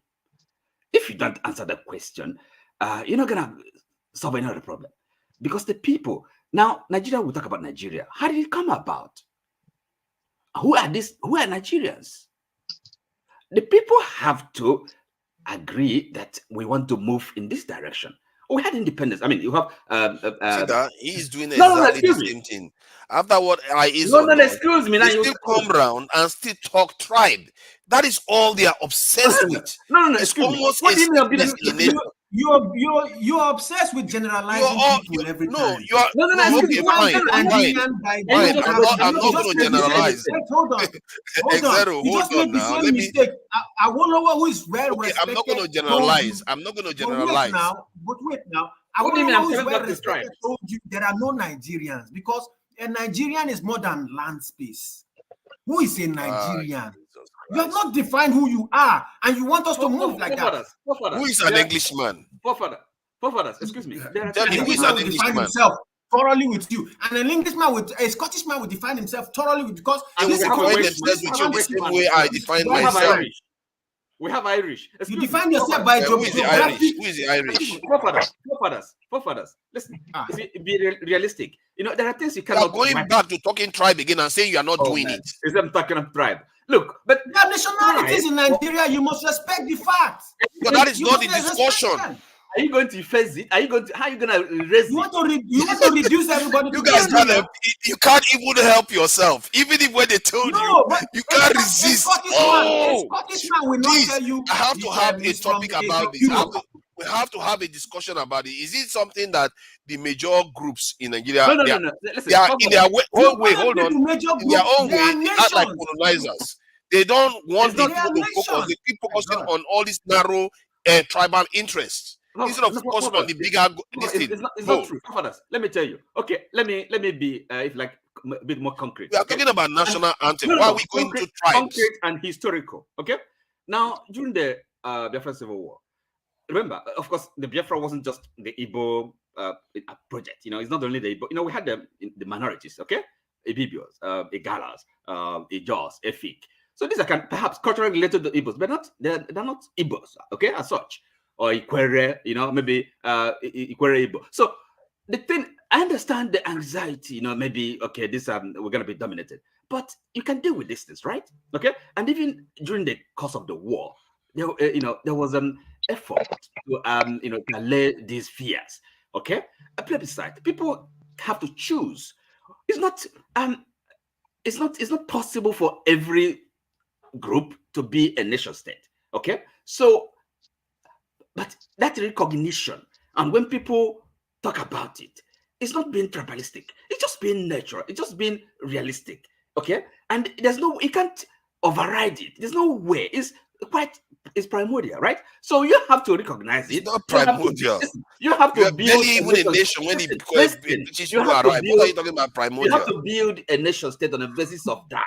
You can't just override it. You can't ignore it. It is there. It's in it. It comes first, right? So look, I'm an Igbo man first before anything else. Are you with me? So the same thing with you. I don't know where you come from. Okay, so we can of course decide. You're proud of where you come from. Actually, you are a Nigerian first. No, that's rubbish. Oh my God! You can't. You can't tell him that. How are you dictating that to him? No. The reason You're why funny man or fan. You're funny man. You see what I did there? It's a bit funny because what I did there was I decided to see. It depends on how you look at it. You can say you are a father. It's the truth. Hold on, please. You can also say you are a father first. You can say you are a husband first. Depend on what you choose. No. If you keep choosing tribe first. No, but you're choosing for somebody. Anywhere. You're not forefather, if I may. I beg your pardon. I'm not quite sure. I've come in, seen that you're doing something today. Happy to see Pansat around. I've come in basically that the question, the tribe. You know, I think sometimes we belittle ourselves.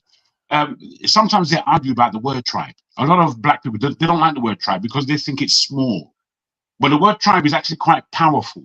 But it's up to how you see English, because these are English languages that we're using at the end of the day. What's important? We are the only ones that refer to ourselves as tribe. We Africans, none of other groups in the world call themselves tribes. No, they don't. Wait, forefather. I understand you, but I'm saying to you that the fact that we use the word tribe, and I don't mean the word is used for us, it doesn't mean that it's a sense of pain or a sense of you're an underling. You can use any term, as you say. The word tribe, actually, it means something very significant. It's up to you to go and look for it and find out what it really means, as opposed to just the emotional imbalance of being accused. Because we're easily, very easily irritated as a people. Wait. I just want to get to the point that you, forefather, cannot choose how people view themselves, especially in the context of Nigeria, especially when you can't come out yourself and say who it is that you really are. If you are happy just being a kind of indescript person, that's fair enough. That's up to you.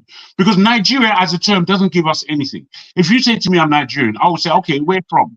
And then you tell me, oh, I'm from the East. Okay, where in the East? Oh, I'm from this village. And then we know what we're dealing with. But just saying, it sounds awful. You see, you started again, though. See, no, I agree with that's the way it sounds like in my ears. I agree with you. Hold on now. No, I agree with all I'm you. saying, bros, I don't mean to be rude. Let me just say where I agree with you. I agree with you when you say I cannot tell people how to identify themselves.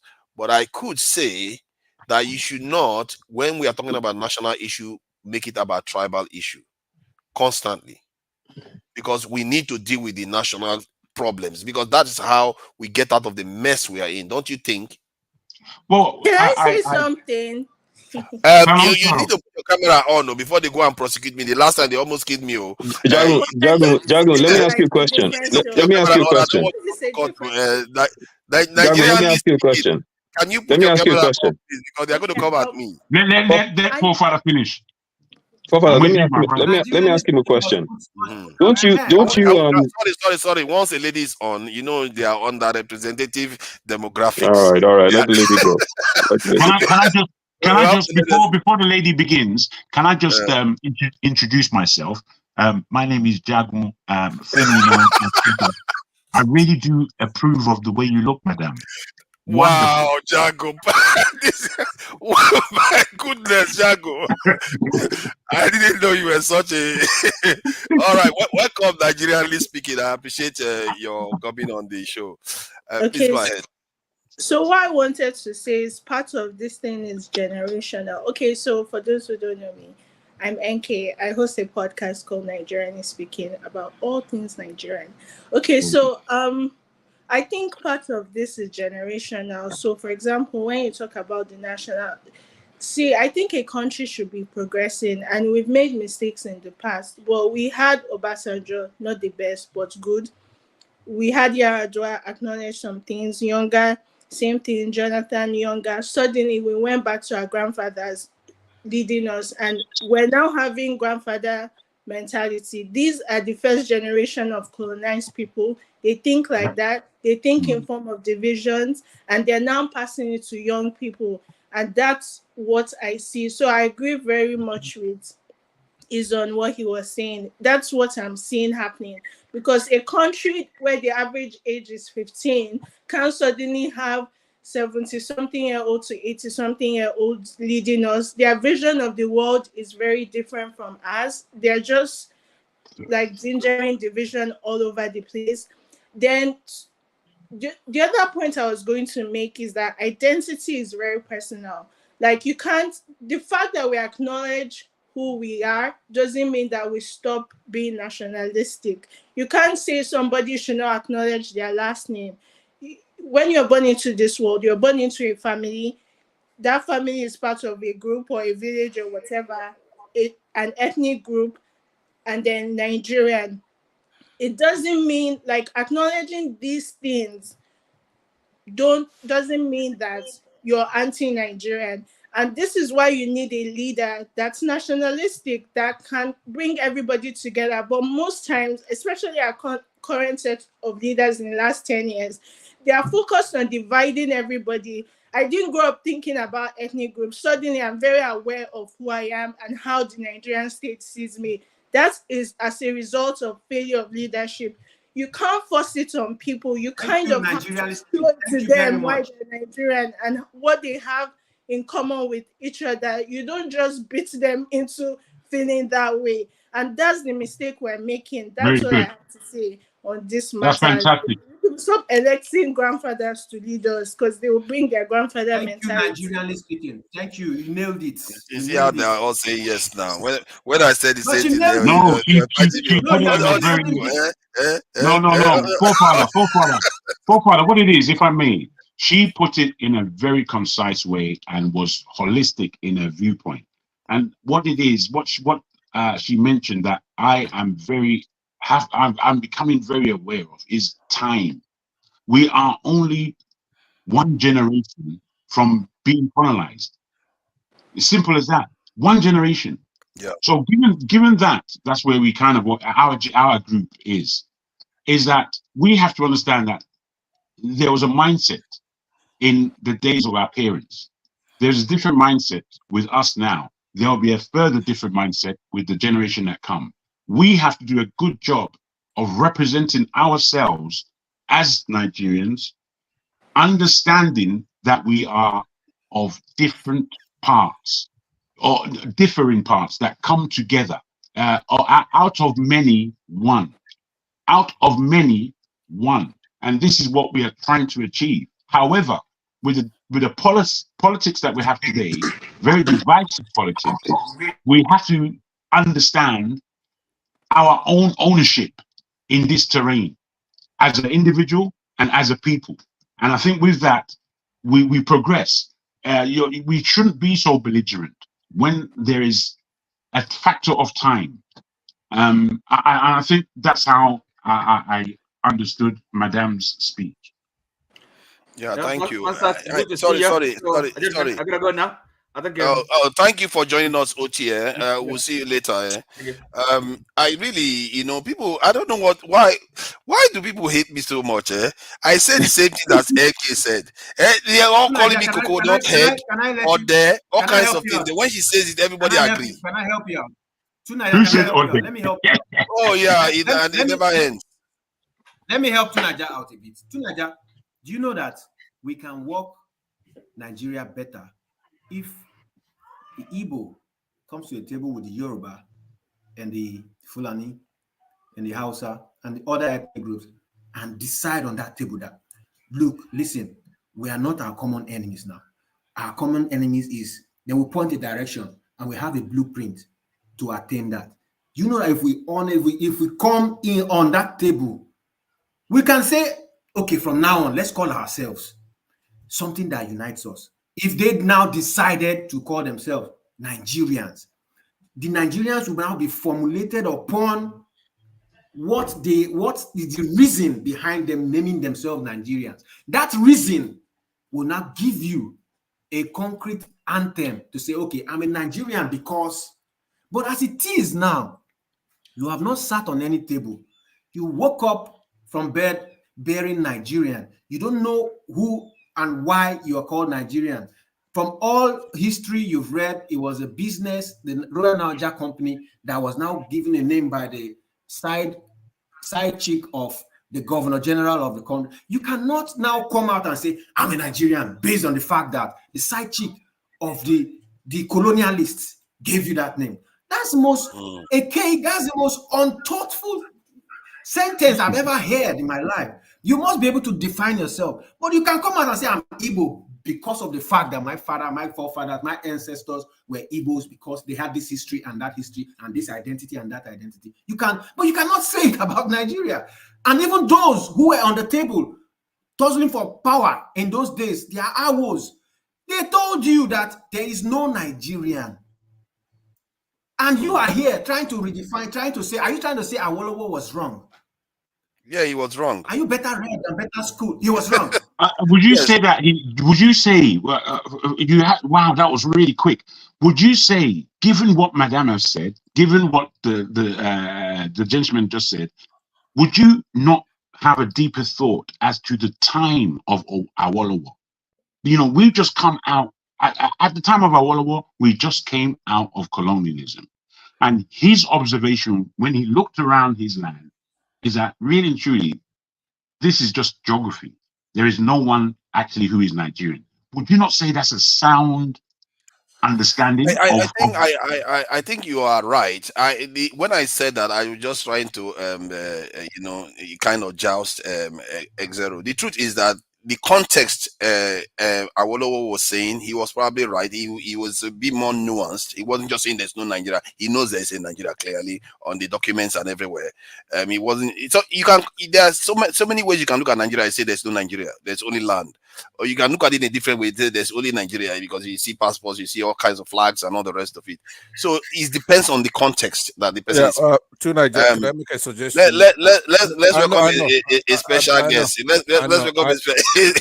Hold on, you have eyes on who wants to speak, but let me suggest something before. I think the discussion has kind of gone to the base. All of us know all this is we're talking about. So could you coordinate this discussion going forward?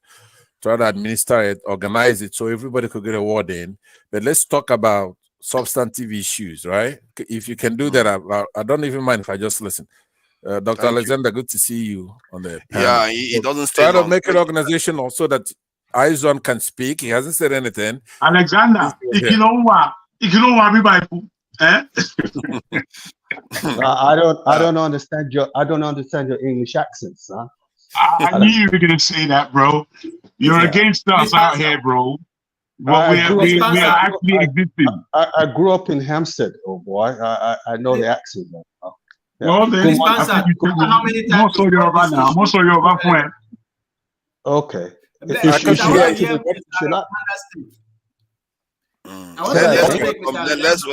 welcome him. Yeah. Okay. Good morning, y'all. I'm not going to stay long, obviously. I was surprised when I was browsing through my phone and I saw a live stream of Dr. Damages. To Nigeria, I owe you $200. You've done a fantastic job. I'm very, very proud of you. You're doing an amazing job, and I will send the money to Dr. Damages sooner or later, so you can get it. Wow, that's massive. That's massive. You see all these enemies of progress that would support, always bad me, calling me coconut head, and all the rest.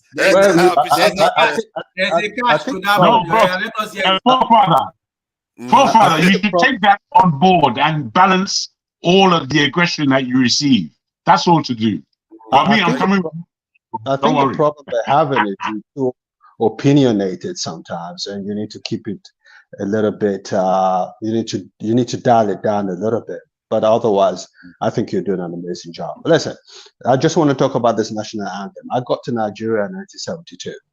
I'm familiar with that national anthem. I can recite that national anthem. I don't understand this Arise or Compatriot. I don't know what it means. It doesn't mean anything to me. I understand people have reservations about the speed at which it was activated.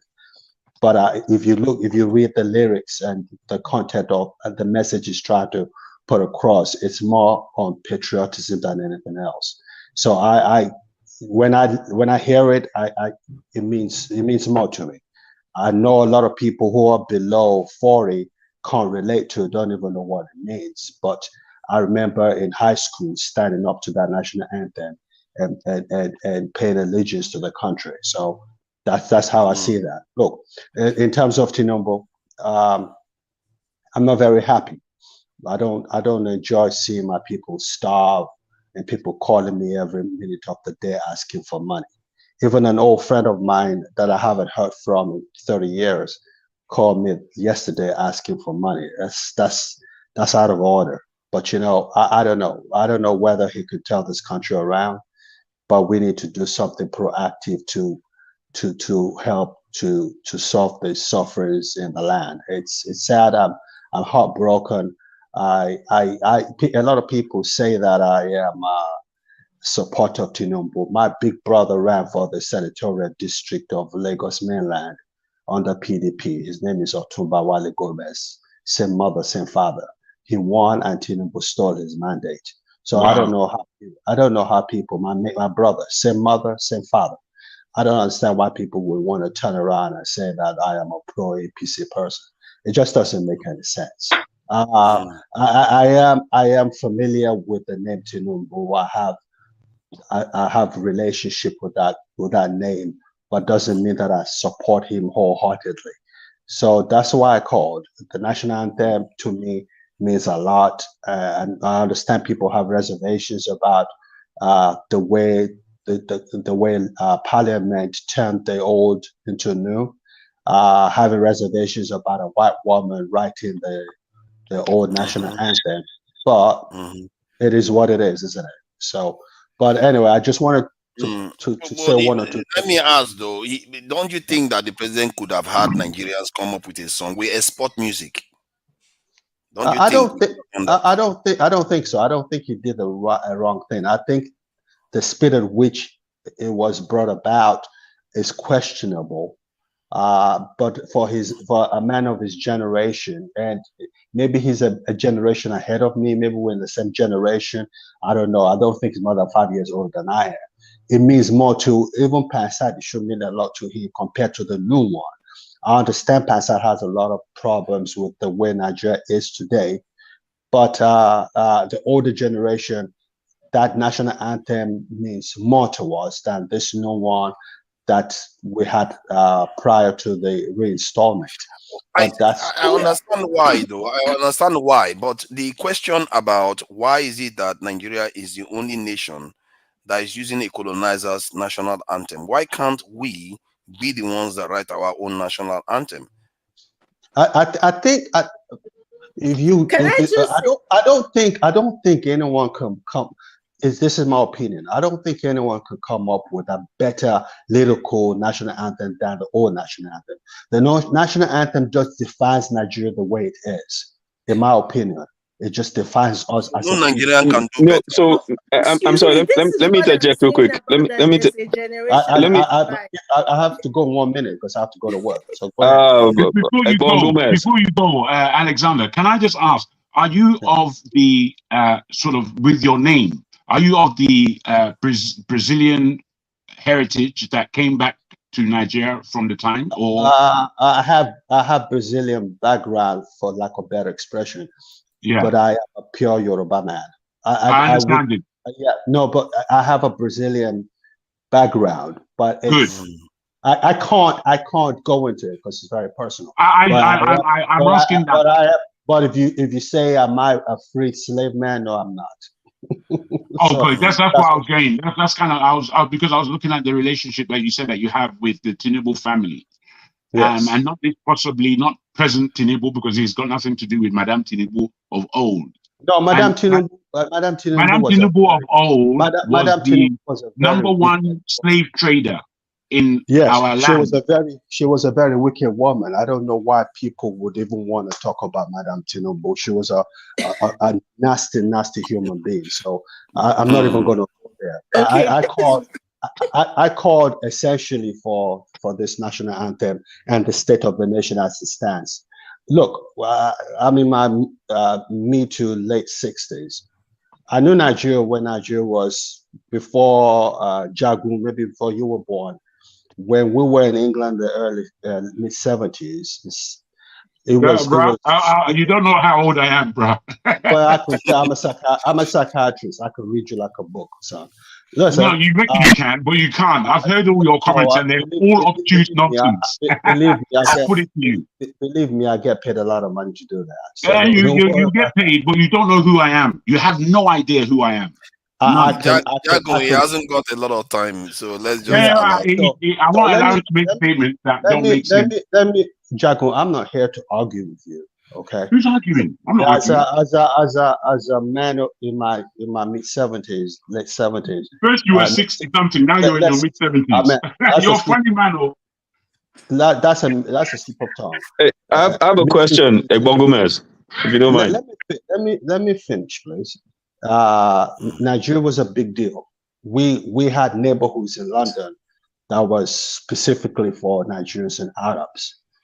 In my days in college, women used to just love going out with Nigerians because we had style, we had class. It's not the same anymore, unfortunately. But with the level of embezzlement that we've had in the last 50 years, no country could have survived that kind of embezzlement. So I think Nigeria is a wonderfully rich country, but we have leadership style, and number one, like I told you personally, forefathers, we have a problem with our mindset. If we can't change our mindset, we're not going to get anywhere. We're just going to be talking from now to that kingdom come. We're not going to change. It's going to be what it is, unfortunately. So if you want to ask me a question, so I can answer your question before I leave. Okay, let me ask you a question real quick. Zero, let our Izon go first. Then, if he's got time, then eyes about it. Hey, Egbon, how about buddy? So let me ask you this. I was listening to your argument for the anthem, and it seems that your preference for the anthem is more nostalgic because you said growing up, you know, people of your generation, Tinubu's generation, of that age range, prefer the anthem, and you're leaning more towards the anthem because of the meaning, and you think it drives more of patriotism. Yes. The question I want to ask you is, there are two things. One, I think Tunanja already asked you that question about the fact that it being a symbol of our nation, and all other countries around the world that went through colonialism like us don't have their colonizers writing their anthem for them. It is written by their nationals. And then the second point is, even if it is nostalgic, don't you think it is a problem that in a nation where over 50% of the population is under the age of 30, that people that belong to a certain age range that are more older, a minority of those people are the ones deciding what the anthem should be for everyone else? Well, your questions are pretty easy to answer. First question: if you look at the national anthem from a perspective of it being written by a white person, then you might as well change the name Nigeria, shouldn't you? Because Nigeria too is even a derogatory. Yeah, I'm in favor of that. I mean, I've been campaigning for that for a long time. Yeah. So we should do away with the name Nigeria, as far as I'm concerned. Secondly, we have ageism problem in Nigeria. As a man in the late 60s, mid to late 60s, wherever you tell me, unfortunately, I'm a Yoruba man, so that's my mindset. I think I know better than you because I'm older than you. That's just Africa. That's Nigeria. Pastor says it all the time. It doesn't mean he's right. He'll say, listen, be quiet. I'm older than you. I should know better. He says it all the time. We are Nigerians. That's who we are. So, it's still a matter of mindset. We're still going back to the mindset that I'm talking about. Until we change our mindset, we're not going to get anywhere. That's the gospel truth. I hope I answered your question. Are you prepared to change your mindset, sir? Let me ask my question. I don't think I have a negative mindset. Let me ask my question. Can I ask a question? Help us put. Why have I become a center of attraction? No, because you're elderly and people want to pick your brains. A point of view. So personally, I have parents older than you, I think. So my mom knows the new national anthem because she's a school teacher, and she always says we have to sing it every morning at assembly. My dad doesn't know the new national anthem and the lyrics. I want to ask you, do you actually know the Arise, O Compatriots, the lyrics, the first verse, the second verse, and do you still feel that it doesn't call us to be like patriotic? Because I find that a lot of older people don't even know the new national anthem. They just That's a good question. I left Nigeria in 1976. So if I don't know totally, you should appreciate that. No, I understand. The same thing with but I do know the old national anthem, and I do know the first version, the first stanza, whatever you call it, of the new national anthem. Yes, I do. But it doesn't. But the new national anthem means nothing to me. I can't. Look, if I hear the old national anthem wherever I am, I would acknolledge it. The new national anthem doesn't do the same thing to me. So yeah, go ahead, Olumide. Okay, Mr. Alexander, I had a question before Olumide, please. You talk about mindset. It appears to me that, with all due respect, these days I now question a lot of things that our elders say and do. Yes. And a typical example is Wale Soyinka. I had so much respect for him. Now I question everything. And anytime you question them, they always tell you to go back to retune your mindset. I want to know from you. They don't give you facts, data, statistics, and metrics. They just say mindset. What is it that is wrong with the mindset of today's young people, especially those who have seen how things function abroad and question the way things are run in Nigeria? Is there something wrong with us? Or That's another very good question, actually. If you want to know what's wrong with our mindset, I think we need to start by going to other African countries and you see the way they look at us and you see the way they treat us, and then you would understand how our white mindset is warped. A person who, we don't all have to be multimillionaires. We don't have to be the most successful people in the world. But we as Nigerians, this is just a good example. We as Nigerians want to be Bill Gates overnight. We want to be Elon Musk overnight. It doesn't work like that. God didn't create, the fingers are not all equal. So you could be successful in whatever you're doing without being the richest person in the world or be the most noticeable person in the world. That's the kind of thing I'm talking about, mindset. But over and above everything else, I believe the present generation, for their own reasons, are not patriotic enough to the country we call Nigeria. I think Nigeria has failed them. I must admit that. But I must admit that. But I also think that, and I can speak on behalf of Pansat, because I've heard Pansat. I love Pansat. I think, I know a lot of people think he's controversial, but I think he's an amazingly intelligent person. He represents my generation. He represents what Nigeria is all about. He represents us the way we were, where we get somewhere and we take over because of the quality of education we used to have. I have people working for me who are college graduates, working for me in Houston. I can give you my address, who have BScs and don't know 5 multiplied by 6. Yeah, I think. Where are we going with that kind of? Where are we going with that kind of thing? Where's that going to take us to?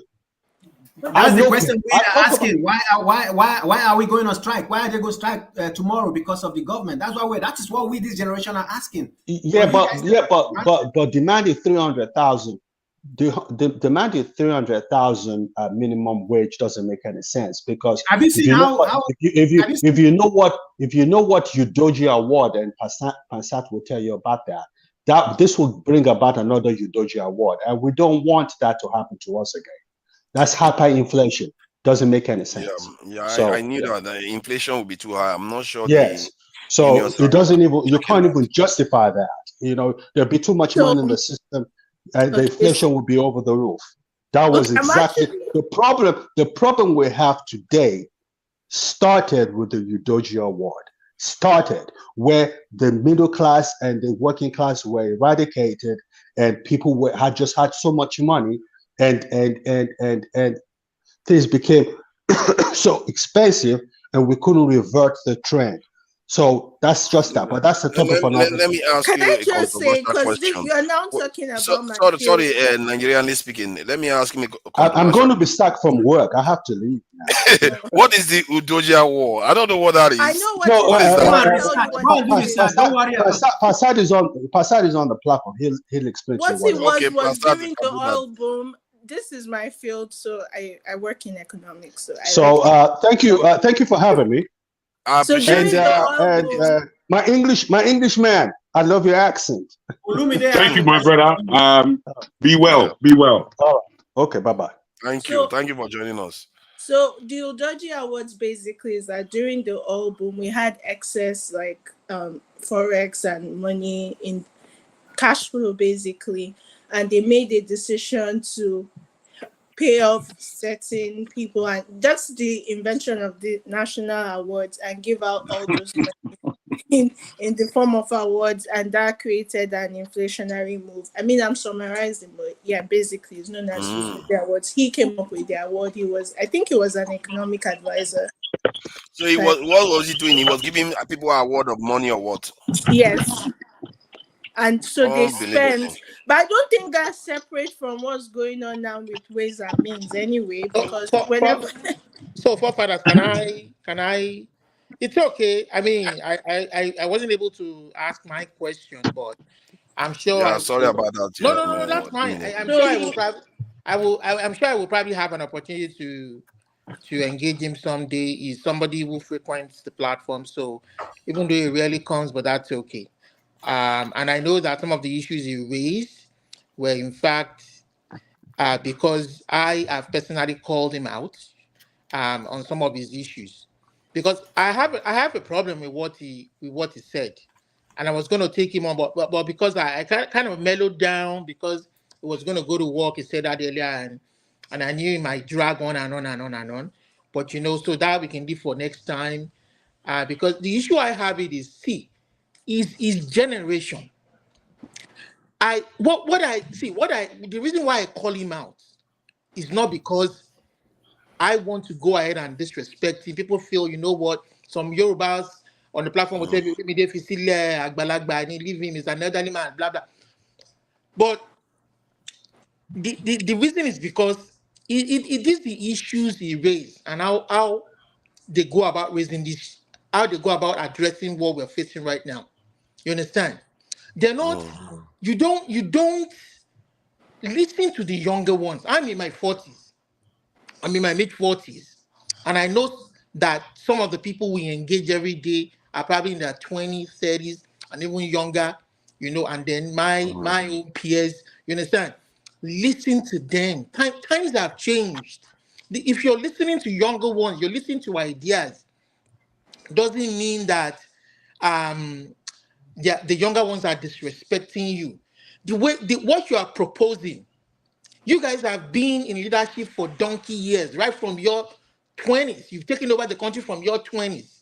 You've been there for till 60, 70s. They are still there right now making decisions. They are not listening.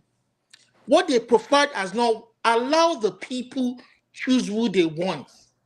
Don't come and tell us how you want the country to be run. Let us put us together. Don't come and force things down our throats. They're not listening. That's the problem. Look at what you just said now. That he doesn't care. They have we want things to be this way. I'm in my 70s. I know better. I see better. You heard what he said. You pick all those things and you're like, really? And you're saying mindset. So what mindset did not change when people picked up their PVC to go vote? You don't just speak generally. Generally, you speak without addressing specific issues. What are those specific issues hindering us? Our constitution, our electioneering, corrupted. The constitution is not fit for the Nigerian people. It doesn't address the Nigerianness, the togetherness that we want in fairness, equity, and justice. But the basic fundamentals of democracy, electioneering is corrupted. It's corrupted.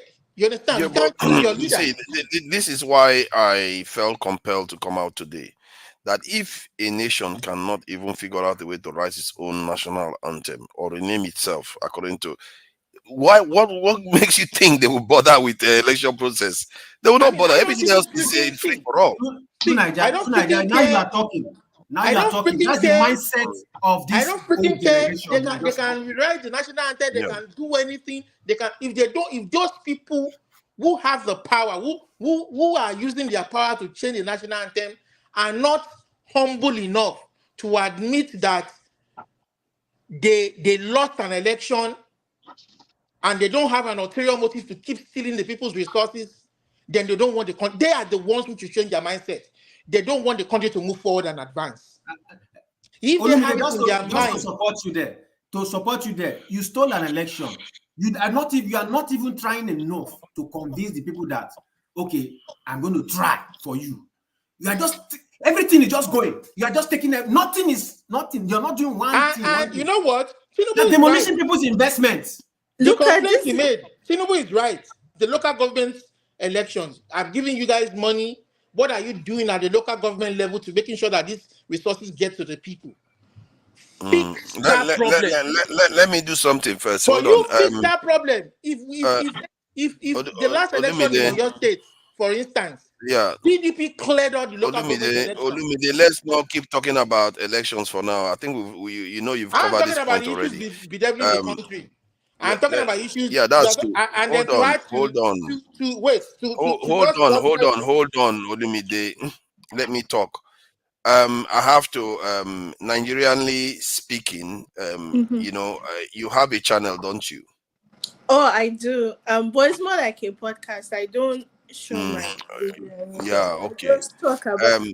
In my first yeah. episode, I spoke to like one of the experts in the north about Almajiri education. So if you care to learn more about Almajiri, go and listen. I'm going to speak next in a couple of weeks. I'm going to publish one on affordable housing problem in Nigeria and how that's being solved. And then I'll start going into economics, which I like. Oh, that's very good. That's very good. You are NS, isn't it? Yes, I'm NS. Yeah, you see, when you say Nigerian speaking, I miss it something. Nice one. I really appreciate that. Subscribe to Nigerian speaking. That name, you just have to type it. I typed it just now. I found it. Where are you based? I'm based everywhere. Anyway, yeah, you see, she's like me. She likes to cloak her this thing. Now, wow, you won't go visit You dey ask where she did this. You won't go visit How many person go visit her? Yeah, bros. Zero. Hold on. So subscribe to our channel. Let's make a little. We have 100 and something people watching. Let's go. It's not so hard, and I would like to learn about that Almajiri stuff. Actually, this is translation now. You don't have to go and ask a Muslim to give you information. She has done this, talking to them, and they are able to talk to us about it. And I think I might actually check it up. So I'll learn a bit more. Also, who else is here? Anyone else has a channel? Pastor, you don't promote your channel, Pastor. Yeah, you guys should visit Afro You are still seriously waiting for me to call you? You guys should visit Pastor, I hope Community. you're not waiting for me to call you every time, Pastor. I hope you're not waiting for me to call you. I'm not the moderator. You see, don't do that. You are a moderator too. You are a moderator too. I don't have to call you. I am a moderator, but I'm not the one. If you call me that, then I speak. I don't. Rules are rules. Yeah, I keep forgetting you now. Because I always think that you can speak anytime. I forget. You can never forget. You can never forget me. Don't worry about it. All right. I was looking at. I heard Dr. Gomez. Two things he pointed out that being an elderly doesn't mean that the person is correct all the time. They can still yab rubbish at the end of the day. Also, it also refers to the mindset, and the mindset it's very important, and that will be the focus of this afternoon broadcast at 4 p.m. Nigerian time. The mindset is very, very important because somebody asked me a question earlier. Due to some things that happened. He said, what is the difference between what Soyinka said about Peter Obi and reverting the national anthem? And why do people react more to what Soyinka said than to the national anthem? That was a very important question the person asked me. And I said, you know what? I can't really give you a straight answer right now, but it is an important question that I will also weigh into this later on this afternoon. The mindset is very important. You see, the national anthem is a symbol, to be honest. It's an emblem, a symbol. When we sing it, we have to be, it's like you should have what we call goose pimples coming out of in your distance. And if the goose pimples is not there, then there's something is wrong about it. But I will respond to this this national changing of this anthem. Is what is actually baffling me. And you did say something earlier this morning when I was there that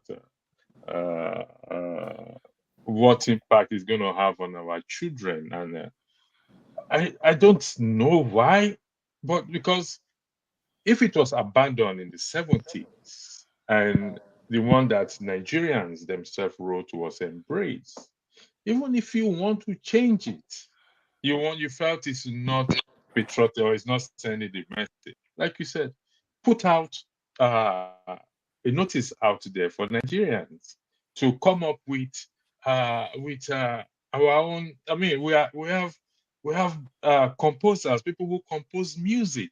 We have literature. How do you call them? Writers. Those who writers. Thank you for that. Lyricists. We have writers. Yes. So we even have those who see vision, who can import the national anthem from the other world to us.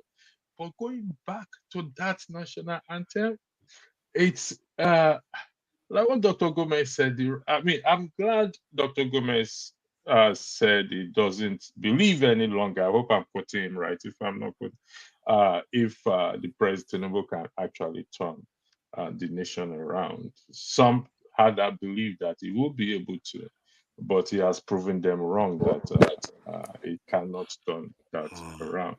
So, like I said, a lot will be covered this afternoon, 4 p.m. Nigerian time. And let me say one last thing. Yeah, no, I don't I don't come here to promote my channel. I don't do that. I've told myself I will never do that for personal reasons. It's still functional, it's operative. I broadcast here and it's over there also in my channel, but for principles and policy sake. Electricity. You see, I understand the conflict of interest concerns. I have that too. No. It's not about conflict of interest. Even before I came to any this thing, I don't. Even when I broadcast, I hardly say something. What is it now? You are embarrassed about your other channel. Why? My channel. Yes. Do you know how much I invest on my? Do you know how much I invest on my money on my channel? You pay tight in your channel. Do you know how much I invest? I do this on my. I have 2 channels. On my other channel, I have over 3,000 plus subscribers. Wow. I invest a lot on it. So is it covering subjects like this, or is it totally different? Yeah, one is politics, one is religion. So one is this is politics. Over just politics, and Christ the truth is what has to do with religion. But thanks, I appreciate it. But like I said, I don't. I wanted to grow. I have some questions for Pastor. Pastor, just hold on. The reason why I was saying that just because I think you 2 of you should take this channel discussion somewhere now. Let me just finish what I'm saying to him now, please. And but what I'm saying, you've been talking for hours about that. Why don't we stop me from talking now? I came here in peace, please. Don't start that now, Pastor. I will take you backstage if you interrupt me. Let's respect each other. Don't threaten me again. You're gonna throw me back. I'm gonna do it. There's no reason why not. It's blocking conversation now. It's blocking conversation. I want to say something to him. This thing is blocking. I don't like when people block. No, bro. That's not, honestly, it's so. When I see it, forefathers, can I suggest something? Forefathers. Why would you stop somebody from talking? It's not. It's rude. Why don't you use the mute? Like you say, we are the ones in your. No, I might agree with you, but you can still take your time with the brother. We know how he is. Yeah, but he keeps blocking me. I have to. Let's not negotiate it. Give me a few minutes. Let me address Jagun. You see, there is no excuse for bad behavior. I heard that from Judge Judy herself. There is no excuse, whether young or old. There is no excuse. I have not spoken since. I've kept quiet. I have not spoken for hours. Let's be honest with ourselves, Jagun. Let me put this to you. Spoken. I know. No. Let me put this to you. See if it concises. I'm not. No. Wait. Let's have a quick conversation, if we might. No. Let me just put this to you. Pansat hasn't spoken for an awfully long time. He was rude. He was rude in interjecting where Forefather began, because Forefather began the conversation. So clearly he was interrupted by Pansat. All I'm asking is that we take our time with this power that the host have. The hosts have power. Thank you very much.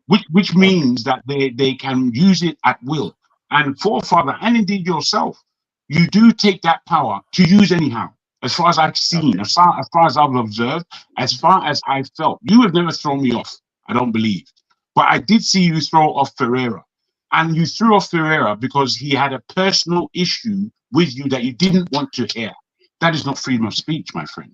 Guys, we're derailing the conversation. Can we bring it back? Can we bring it back? Use of your power. Hold on 1 second. Allow me to correct you. The issue I have with Ferreira is he gave the fingers on a live broadcast. That was another show. That wasn't your show. May I finish? I'll allow you to speak, please, with due respect. The same show. And I will never, ever apologize for that. I'm putting that to you.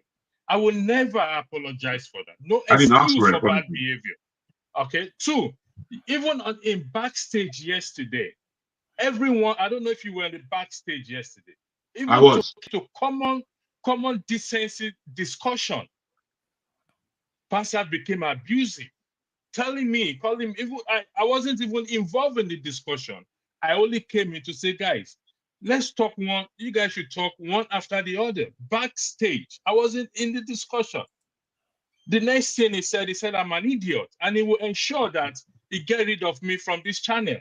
Come on, Jago, we must not make excuse for bad behavior. No, let me say this to you.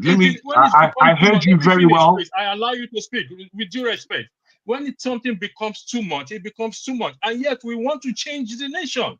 We want to be that change. And they keep making excuses for bad behavior. I don't understand it. Can I say? Let him finish. Don't tell me be quiet. Don't tell me be quiet. That's not nice. No. I said you could have told Pansat to be quiet. I said you could have told Pansat that let this in the two Nigerians finish. But you didn't encourage him to behave properly. Then you no, but I would have. Well, if I may, I take on board everything you said, electricity, and I'm not against you because of what I'm saying. I need you to hear what I'm saying so you understand where it is I'm coming from. Bad behavior on any level when we're having a discussion is rude. The person, the individual that raised Pansat to the point of spoil was Rudolph himself.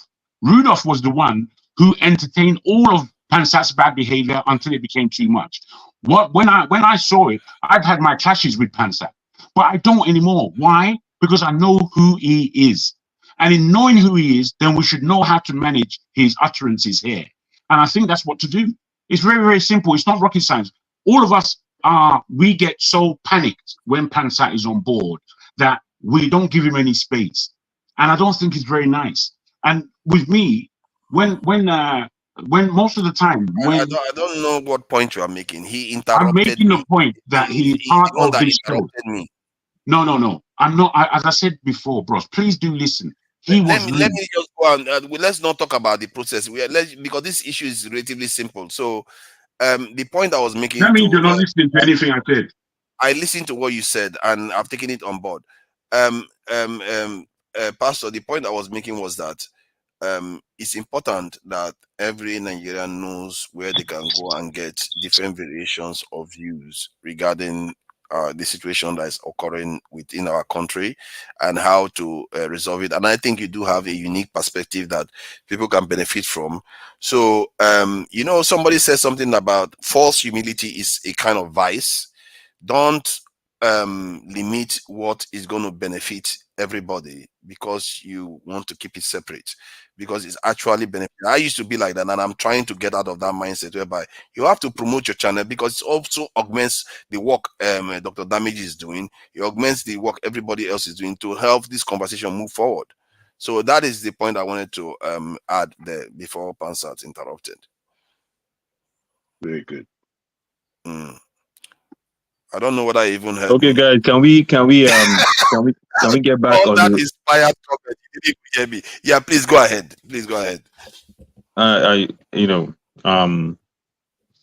think electricity made some valid points, and getting back on the topic that we were discussing.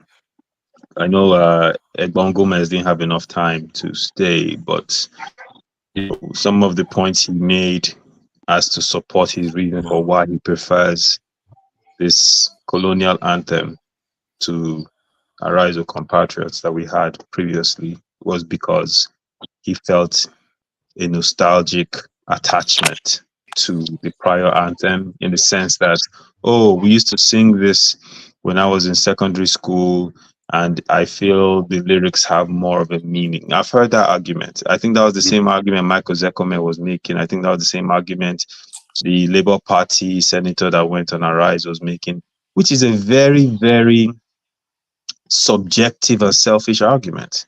You do have a country right? Where over 50% of the population is under the age of 30, right? And you are making a subjective comment as a minority in that environment that you prefer an anthem to people, majority of the population, by the way, right? Don't identify with that anthem, don't know about the anthem. You look at Nigeria's population. We're a young population. We're not an old population. Tinubu was on camera saying if it was up to him, well, I hate to be the one to break the news to him, but even if he's president, it's not up to him. This is not his country. He's not a king. You don't understand this. People don't understand the symbolic meaning of what just happened. You know, it's deeper than just an anthem. And that's what people fail to see. Every time our military sings, every time our sports teams sing, they are singing something designed and created by a British national who happens to belong to a group that subjugated your people. That is the fundamental issue. And for some reason, majority of the people I've seen discuss this are not livid. They are not angry. Why? Why are you not angry? How can you not be angry? For God's sakes, I don't think, look, Tunaja, you're in the UK. Would the English let a Scot design their national anthem? Oh my God. Exactly. Oh my exactly. God. That is the meaning. One time I was talking to a British guy I know. I used to work with him. And we were talking about football, soccer for the Americans. And I said to him, oh, do you ever think, this was when Manchester United was running rampant on everyone, winning trophies. I said, why can't they just consider Sir Alex to become the manager for Three Lions? And he looked at me and said, would Nigerians hire a Ghanaian to become their head coach? Wow. I looked at him and I said, okay, I get it. So even someone like Sir Alex, using the sports analogy, who was pretty much hands down, maybe the most successful manager in EPL history, because he's Scottish, it is ruled out. Now imagine us, all the horrors we went through with the British Empire, right? Royal Niger Company, right? Those of us from the South know what happened to King Koko of Nimbe. So we and the Battle of Akassa and the raising of brass. For those of you that don't know, the Royal Niger Company, supported by the British Navy, raised a whole city of brass, killed thousands, women, children. This was during the colonial times. These are the same people designing your national anthem. And you are fine with it. And you are making arguments for it. And your legislature passed it in record time without one single dissent. It just speaks to the colonial mind. Our issue is mental. It's not the reason why Tinubu can just take suggestions from IMF, hook, line, and sinker, and not even push back one iota is because his mind is colonized. I think he's a plant, but I don't have any evidence. I seriously do. Yeah. Which let me put in perspective for you. I don't have to be an economist. I've had conversations with people who are economists, and they go, oh yeah, well, you're not an economist. And I'll listen, I don't need to be. I don't need to be an economist to understand that you don't inherit a country. You take away subsidies, you increase taxes, right? On top of that, you tell them that you're not going to you don't create any jobs, right? You don't improve productivity, and then you go on a world tour begging for money. Tell me, I don't need to be an economist to know. In the middle of all this, float the currency. Yes, in the middle of all that, float the currency. I don't need to be an economist to know that that's a recipe for disaster. God gave me common sense. I don't need to be an economist. You don't come in, take away social safety nets, make transportation more expensive. You don't create jobs. You tax them more. And then you don't empower the business people in your country. And then you turn around and say, oh, the pain is temporary. Oh, no, it's not. If we make it through the last 3 years, God help us. It's not temporary. And then on top of that, you go and deface the one thing that we have some iota of national pride in, which is our anthem. And you take us back 60 years to an anthem designed by people that oppressed you. Something is fundamentally wrong. Something is broken. In the words of Dr. Damages, who did this to us? Who? Well said. Well said. I think. I tire, my brother. And Jago, the question I wanted to ask you earlier was that you are giving forefather some heat because he's saying he doesn't want to identify where he's from. But don't you think, as Nigerians, as people that are part of a united African Republic, we should aspire to where we don't care where someone is from? As long as you are one of us, you are our brother. Shouldn't that be the aspiration? Why are we so infatuated with where someone is from? Doesn't that reek of a mentality where once you can identify someone is from, then you stereotype them and you try to put them into a box? Oh, you are Hausa, therefore you are this. Oh, I understand the question. Yes. I understand your question. And please go ahead. I disagree with your premise because it means. Jago, sorry for interrupting. Please don't. Please don't. The lady wants to leave, you so see, what, maybe we should allow. Okay? I apologize for interrupting. Okay. We forgot. She. I apologize for policy interrupting. anyway. She's supposed to be give allowed the to lady speak. a chance. My apologies. I didn't see her raise her hand. Sorry about that. She didn't raise her hand. She wrote it in the thing. Okay. I didn't see in that. The private chat. Jago, I'm going to address you with. I want to agree with what you said earlier, so I'll come back to you, Jago, when I get the opportunity. Thank you. The only thing I want to say is that if we understand that Nigeria and how Nigeria works is a system, and you want to change a system, you have to think of it as a system and how you change systems. And there are different parts of a system, but I think the key part of a system that we've not done a good job of is like understanding what our purpose is or our vision as a country. And that's why you see all this mistake. Somebody comes into power, reverses everything, maybe because Obasanjo wrote that national anthem is not relevant again. I don't know. And that's because we don't have a shared vision. And I don't know if that's the job of our leaders, the job of you guys, that the public intellectuals, is to help us create this vision for our country. Then we start looking at the elements.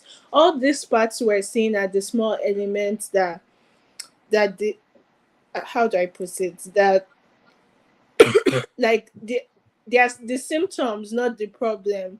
And as a country, we haven't really decided what we want to be, how we want. Like, it seems like we take our orders from somewhere. We've not come together and said, oh, this is our purpose, this is the kind of country we want to be.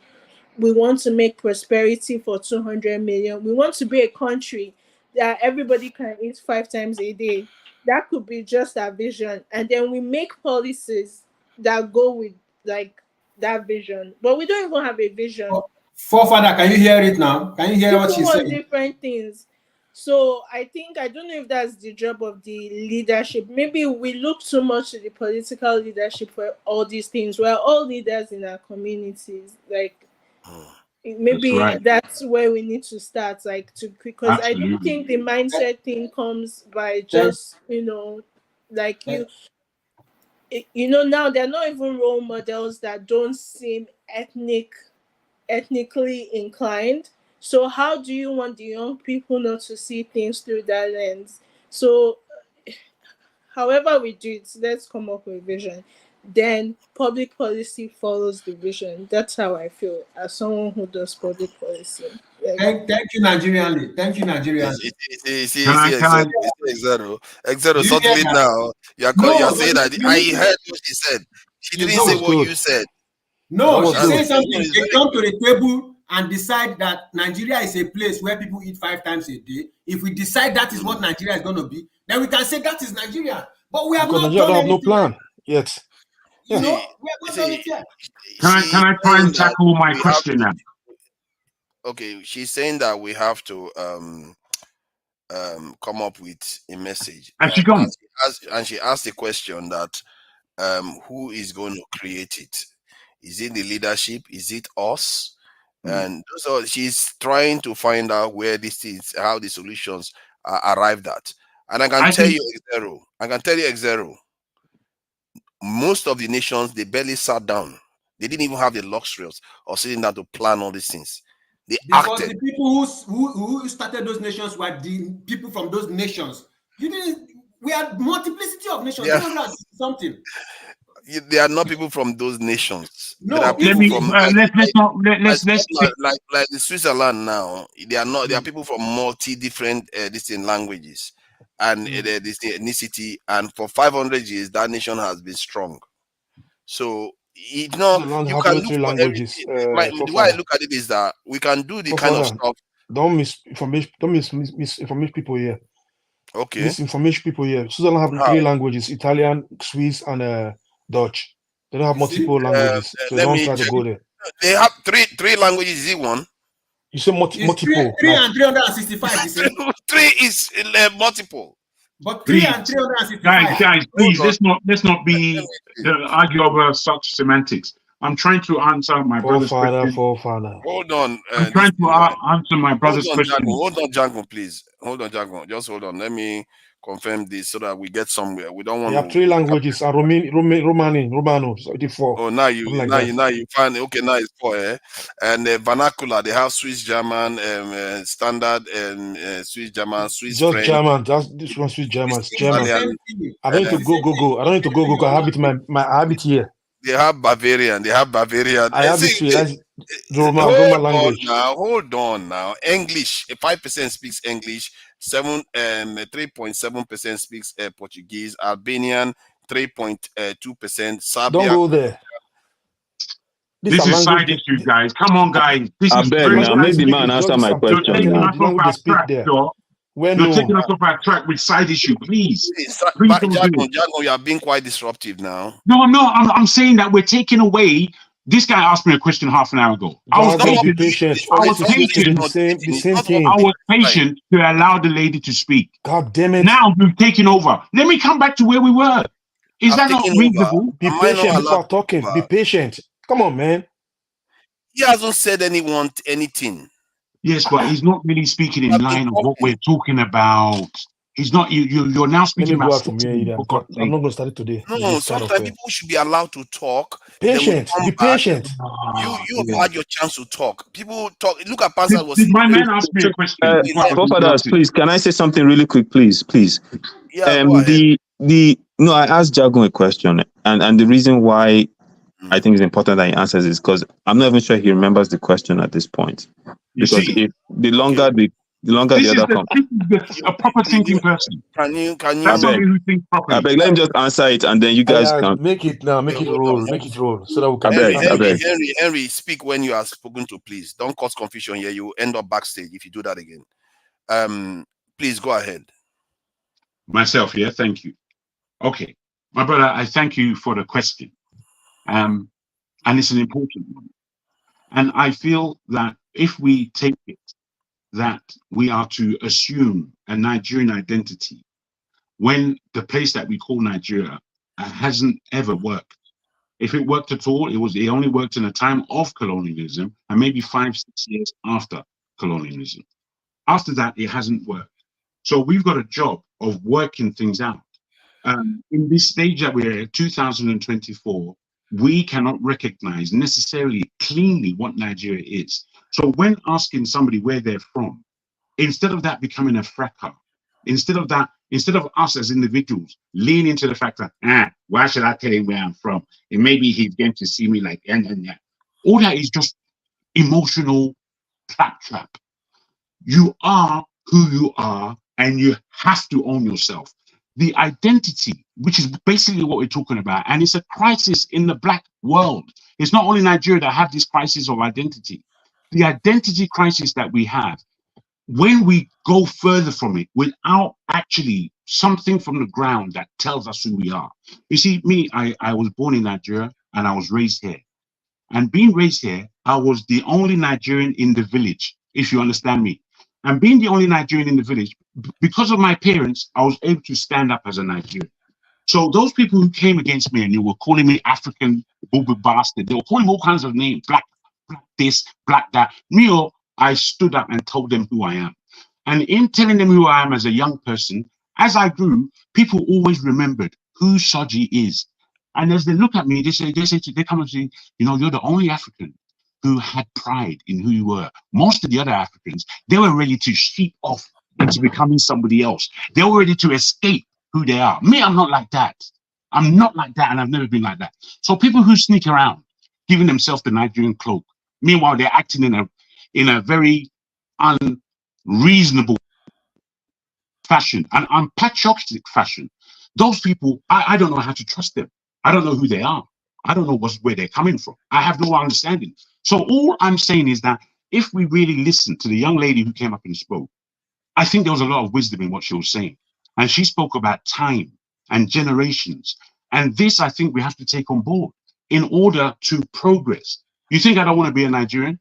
You think I don't want great things for Nigeria? You think I don't know how great Nigerians are in their different veins? An Igbo man is clearly different from a Yoruba, clearly different from a Hausa, clearly different from... Are we going to just disappear who we are? Me, I don't believe it. I don't believe it's ethical. I don't believe it's a reality. Again, I'll bring you back to the UK that I come from. English people know exactly who they are. Up to this day, they're a very old nation. Scottish people know exactly who they are. You can't take it away from them. You can't even begin to take it away from them. Yet we, somehow, we want to flesh out who we are. We want to say, I don't want to be tribes anymore. Tribes is for, I want stupid people. No, bruh, I don't follow any of that. Because what I follow is what's intrinsic in my heart. And I grow my heart. I grow my heart in the case of love. And I put that to you. We don't love ourselves. And if we can't say, like my man, where he's from, for fear of what somebody else would think, then I'm saying you don't really love yourself. You can't stand in the ground. You can't stand up. You'll fall down like a flower. That's how easy it is to deal with people that don't know who they are. Identity is real. And if you don't follow an identity, bruh, you're like a weed in the wind. I don't know if that answers you. Can I speak something now? Please. Not yet. Father, I'm gonna go off on your program because like if you're you want to pressing me go right off, now. please go off. If you want to go off, you can go off. Fuck off. Oh dear. It's not by force now. I don't know why. I don't know why people act as if it's by force to be here. It's not by force.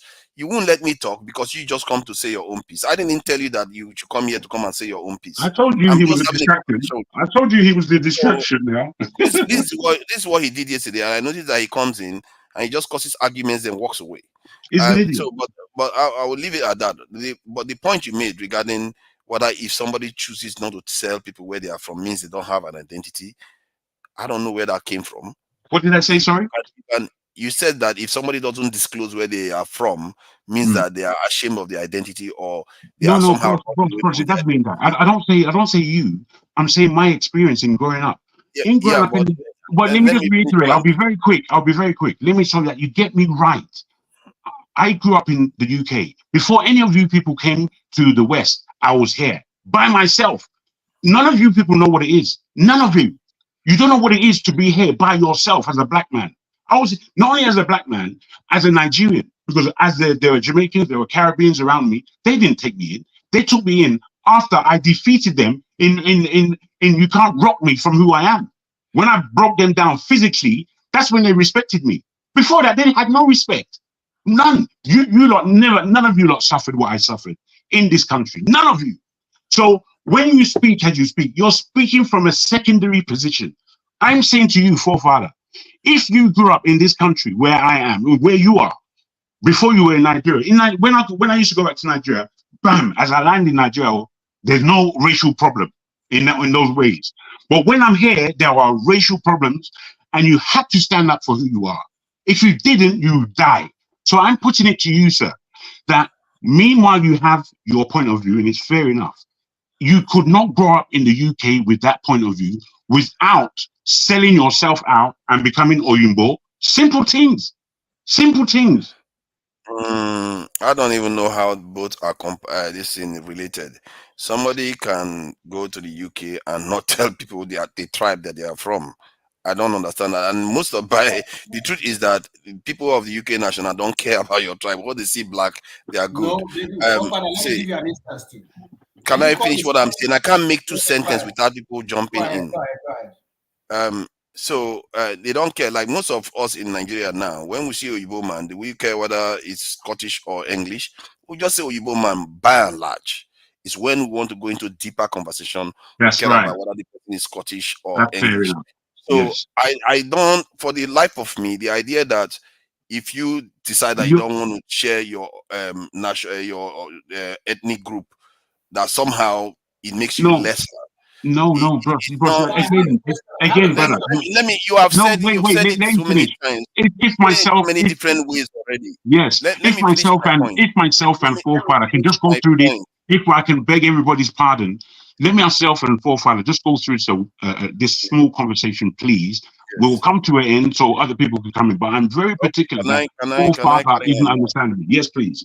Can I carry on? So the idea that if somebody doesn't disclose their ethnicity means that they are less than is just completely misplaced.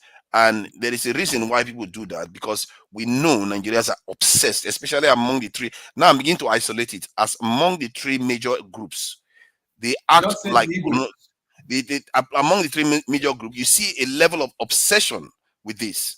And if you look at this panel, the people that are obsessed with that, they are all from the major groups. The ones that don't are not. Why? So what I don't know whether it's inherent in being a major group. You always have a certain mindset towards society.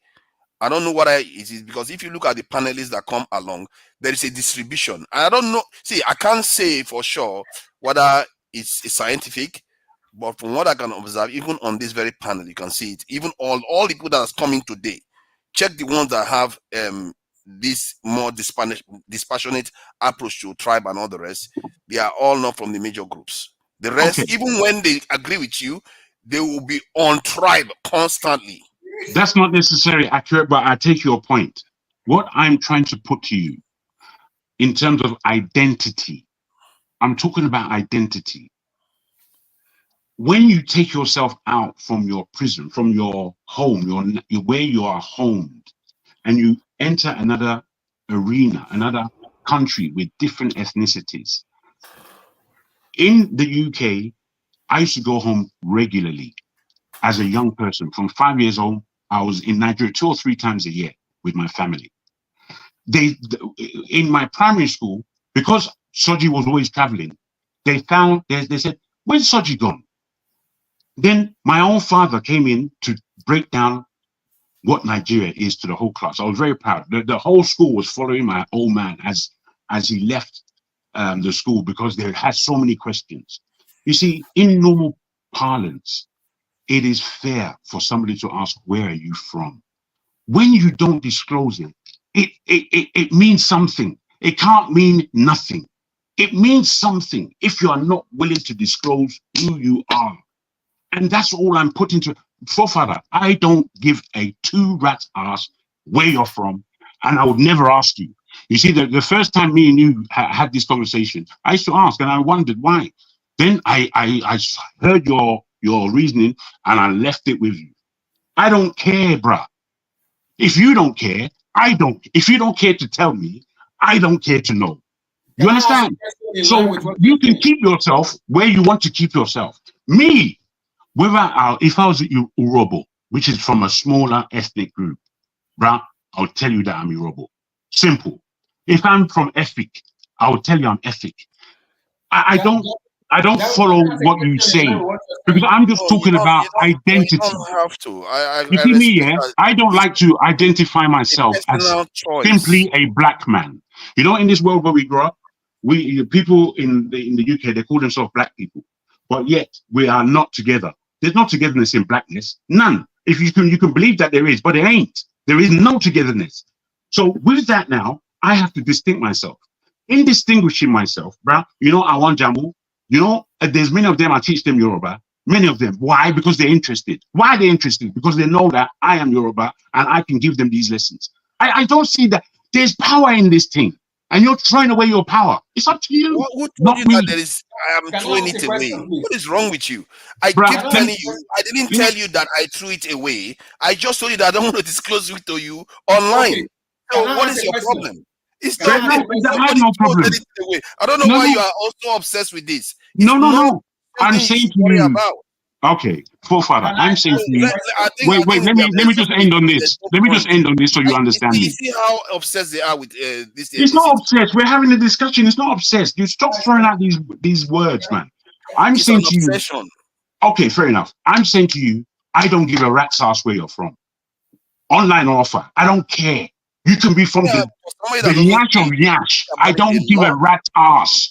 You understand? Other people may contest it. I don't. Can I ask a question? Can I ask a question, please? Please go ahead. Forefather, somebody made a salient opinion on the comment section, and I want to throw that question to you because you're so eager to make all of us represent ourselves as Nigerians. But I want to ask you if you I'm not.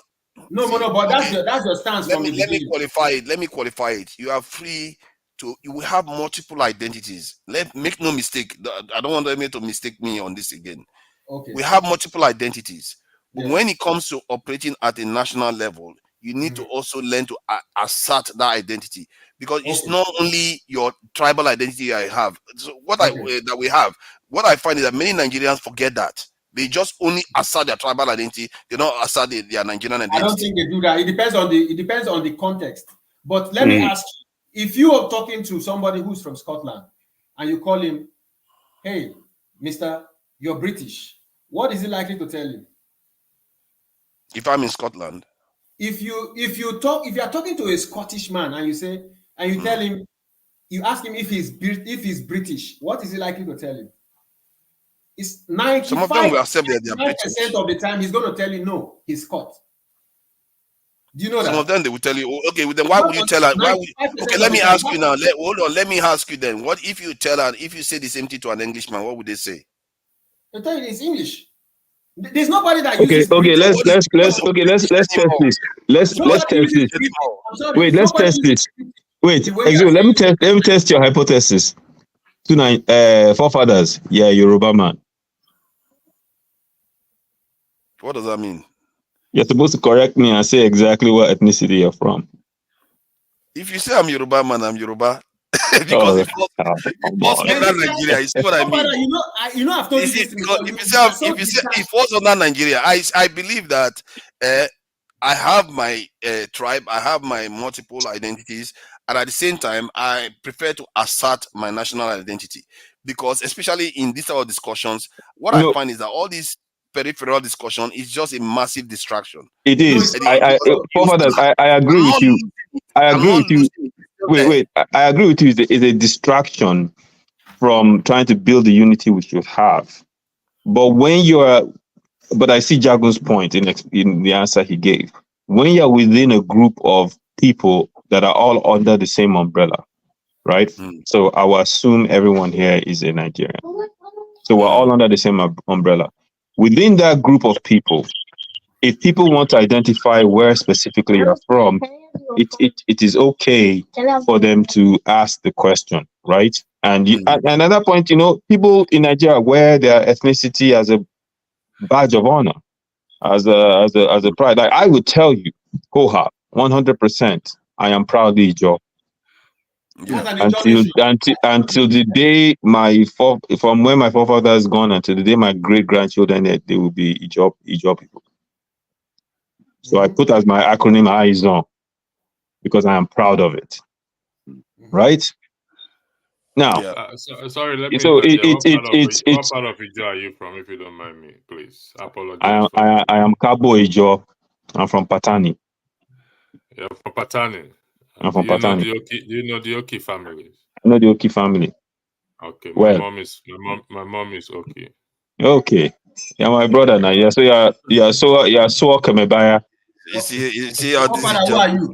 You're my brother. Don't let us make it a tribal, please. This is not a job fraternization organization here. Don't start your own. Who are you? Who are you? You're my brother. Electricity. We will talk. You can see my name. That's my name there. That's my name you are seeing there. That's my name. Okay. Well done. You're my brother. No, he's should I explain to them? No, don't let us go Okay, there. Let's okay. focus on the subject. Because you see how Izon and this in the pastor talks about Nigerian issues. They hardly bring up tribe when they talk What are about you saying? Nigerian They're just telling you their tribes now. You're saying they hardly bring up. No, They are can I telling you. finish now? X0, X0, No, my man. you're helping Let's them not talk do why this. they are here. Mr. Ayuso just told you he's coming. X0, why did you choose to do this today? Tell this guy how the Scottish Mr. man describes himself. Mr. Troublemaker has joined the platform. Sure. No trouble. No trouble. No. Can you guys see how beautiful the sky is? In the UK. Tell forefather how the Scottish and the English. That's why I came on. That's exactly why I came on, because I was in the comment section and I typed it and I think he missed it. So just to let you know, forefathers, based on my experience, I'm not speaking for them. Of course, I'm not qualified to. But based on my experience, for many years, I worked in organizations where you have forms that you present to them and they have to take a box and all of that. And we had a form, a template once where it just says British. I can tell you for free that I had thousands, and I mean over the years, thousands who came in and they will tell you, and this was in England, and they will tell you, I'm not going to complete that section because I'm not British. I'm talking as white as snow people. They will tell you, no, I'm not going to fill that part because I'm English. And I've had Scott, if you thought who came in because this happened in England, bye baby, I'll see you later. So people who came in who are Scottish, very few. But they will come and they'll tell you, oh no, I'm actually Scottish, I'm not British.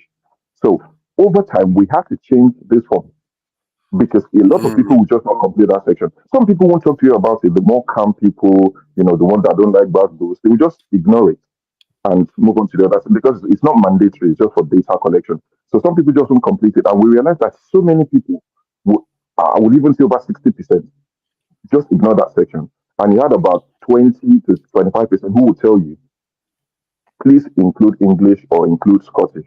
And you had some people who didn't mind, they didn't care, they just, especially the younger people, they just filled in, they just tick it and print it and they're gone. But you see people over 40, 50, 60, honestly, they will tell you straight up, I am not British, I am English. They don't like it. So and I'm sure you're not trying to take it away from people, but I think maybe it's about being careful not to, because the way it came across when I listened to you, you said it in your own words. You are first Nigerian before you are whatever you are, and I think I'm trying to believe that you don't mean it. Maybe conversations got heated or whatever. I am first a Remo man. In fact, let me tell you how minute it gets.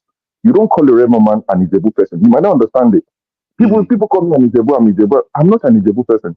As we are next to each other, I'm a Remo man. Before I'm Ijebu, before I'm Yoruba, before the rest, you have to take it home. That's who I am. I was not going to change. So that's what. Anyway, let's get back to the barbecue. You see, Jago can tell you we don't get this You weather often barbecue in the there, UK. and you never invite me. What do you think it is? Why you do? This Jagno is the kind of friend that when you are follow him behind your back, you better watch out because he's always there to check where people are there to knock you down. So let me hold on now. Let me say my time unnecessary. No, now And you are the one using the UK as an example. And okay, now can you let me talk? Jesus, you guys, you just want to believe what he said now. No, but I've been telling you the same thing. You are the one who uses UK as an example. I can provide evidence that he is wrong. Forefather, let me come to your defense real quick.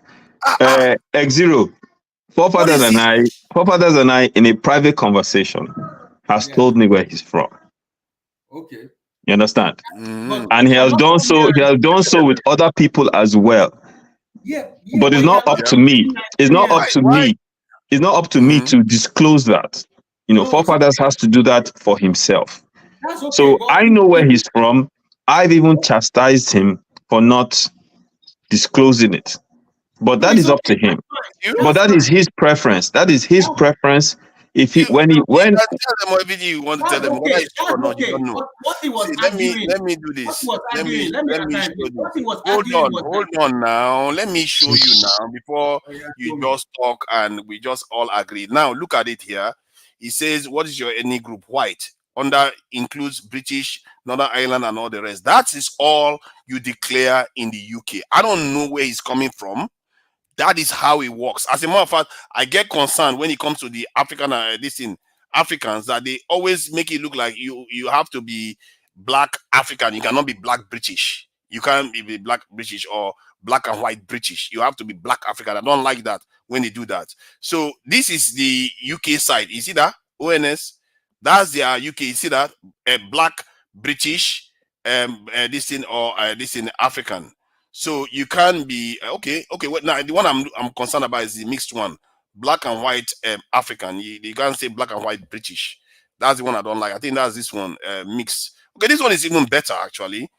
But what he just said, what Show just said, this is the evidence. I don't talk too much. I just show you the evidence of what I'm talking about. He can say maybe Scottish people like to assert their own identity. That is true. Is within the UK. But if somebody from outside the UK says, oh, you're from the UK, they're not going to say, oh, they don't have any obligation. Some of them will. They don't have any obligation to say, oh, no, I'm not from the UK, I'm from Scotland. They will say, I'm from the UK, but I'm from Scotland too. Because both two things can be true. You can say you are Nigerian and also Igbo. It's not contradictory. And the only reason why I don't like disclosing ethnicity, because people color everything based on ethnicity in Nigeria. And you see that constantly. They can't get past it to discuss the bigger picture. But I understand why they are doing it. When you say the three big groups in Nigeria are obsessed, is that not coloring the thing? Is that not doing what you're saying that you're against? Bruh, you talk a lot of nonsense. I don't know how else to put it. I don't say you talk nonsense, but it's okay. No, what I mean, I don't mean it just to abuse. I'm just letting you know that you're insulting somebody, you're telling them you're not insulting them. I don't know okay, what. Okay. Let me take away nonsense and say. I'm getting fed up. Okay, wait, calm down. I'm taking away the word nonsense. I'm taking away the word nonsense and I'm putting the word hypocritical. You have just told us that the three main tribes are obsessed with tribalism. Fair enough. That's your opinion. Then you went on to say I didn't qualify it too. That was the breakdown. The breakdown is that these three big tribes are making trouble with all these tribalistic talk. Then you went to espouse why that these people are obsessed and we shouldn't be. If we had to claim our tribe, it means that somebody would have a connotation on who we are. So we don't push our tribe. But the big three, this is my connotation on them. It's hypocritical. Yeah, but it's not hypocritical. It's trying to say that is not the most important thing. How is that hypocritical? I don't even understand. I mean, you don't, bro. You really don't. But fair enough. Somebody's being racist, and you say, if let's say some group of white people are being racist, I say people are being racist. Does that mean you are being racist yourself? I don't understand it. No, you don't understand. But I did explain it, and I took away the abusive term to call it nonsense. I took it that away. Hopefully that you register. And I'm saying it is. You can't say one and then use that same thing that you're afraid of to castigate someone else. I don't believe it. I don't understand. I'm saying that they should not. It's not something. My observation is that they are too focused on tribal discussions. I'm not saying that I want to be tribal against them. Did you grow up in Nigeria, forefather? Let's allow Pastor to say something. I think he's got his hand up. Please go ahead. Yeah. I hope I can weigh into this. Forefather, let me say this. Sometimes unknowingly we create room for suspicion where there is no need for creating suspicions. For example, Zero will understand what I'm saying. He's a young man. He's always on his phone. He talks to his sister and hide it from his girlfriend when the girlfriend asks him. And the girlfriend will not think. His girlfriend will not think, oh, he has another babe, side chick, this and that. Whereby all he could have just showed his sister is what his girlfriend is. Look, I'm talking to my sister. You can talk to her if you want to. If you notice, when I came on this platform, I didn't display my name. A lot of people ask, they press on it, even where I come from. Because I don't want it to be anything. And I agree with you. I don't want things to be based on tribe or ethnicity. Because Hunger don't know me too. You don't know anybody. You don't send anybody message. You doesn't care where you come from. But when it becomes now some because we not create that unnecessary suspicious in people's mind where they don't have to. There's no need for it. That is the angle I see this issue of people pressing and they now become suspicious, even though they shouldn't. So that is my own position in that matter. We've had this issue in private conversation, but it doesn't mean I can't deal with you in public. I mean, it may be an issue of trust, and I would say when it comes to the nitty gritty of some matters, then if I can't know your name, then I probably will not want to give you my I mean, know your whatever. I probably will not want to give you my bank account to hold for me or my house key or whatever it is. Because it gets to that point. Now, that is just my own 5 cents on that issue. Jagun, in respect to your is Jagun sleeping? No, I'm already here. Oh, okay. I thought you were sleeping. So in respect to your argument on Pansat and Rudolph creating I mean blaming Rudolph for that. Listen, I hate to disagree with you. I mean, I hate to agree with you. I'm ashamed to agree with you, but that is you're 100% correct in that regard. And I know that if you go to the private chat now, all he's saying is that he will wait for Rudolph to come back before he deals with every one of us. That means you are correct in what he said. But that still does not excuse bad behavior. It will be tamed by the special grace of God. I'm very sure of that. Nobody can intimidate me. If you know my story and my history, you know one person will not come and intimidate me, regardless. So I yield the floor back to you, Father. Can I just say that where Pansat is concerned, I understand everybody's fears. I too have experienced Pansat's terminologies that are rather derogatory. However, I've come to the point of understanding him and come to the point of understanding where he's coming from in terms of his generation. He's not that much older than me, but he's older than I. And I know people like him. There are many of them. And whilst in my first instance, I thought, why is this kind of guy on this platform? Why don't you just throw him Thank you, guys. I have to leave, okay? Thank you, Izon. I appreciate your time. I really do. You did the justice to your presence here. Thank you. All right, man. Well done. Just to say that I think, especially like people like Forefather who know everyone very well, really. He knows everybody, he knows their personalities. He may, there may be individuals that rub us up the wrong way, and it's very now difficult for us to interact with them. But in this platform, I think there's only two people that I find it difficult to interact with. And so what I do, I just leave them alone. I don't interact with them. I don't try and measure conversation with them because it's not going to go anywhere. It's going to turn into a blasted argument. That means nothing. So, where Pansat is concerned, I think all of us would understand that there's good and bad in all of us, and it's quite clear in Pansat. I think sometimes we just have to, because we've already given him room through Rudolph, I think maybe we have to give him a little room. That's all I'm suggesting. Nothing more than that. I don't mind. We were here having a conversation. As a matter of fact, myself and Pansat, it became a myself and Pansat show. We had a conversation for over an hour. I was just about to close when everybody started jumping on. So Pansat was here. We were talking normally. I just asked him that, and I understood he was waiting for a while, which is true.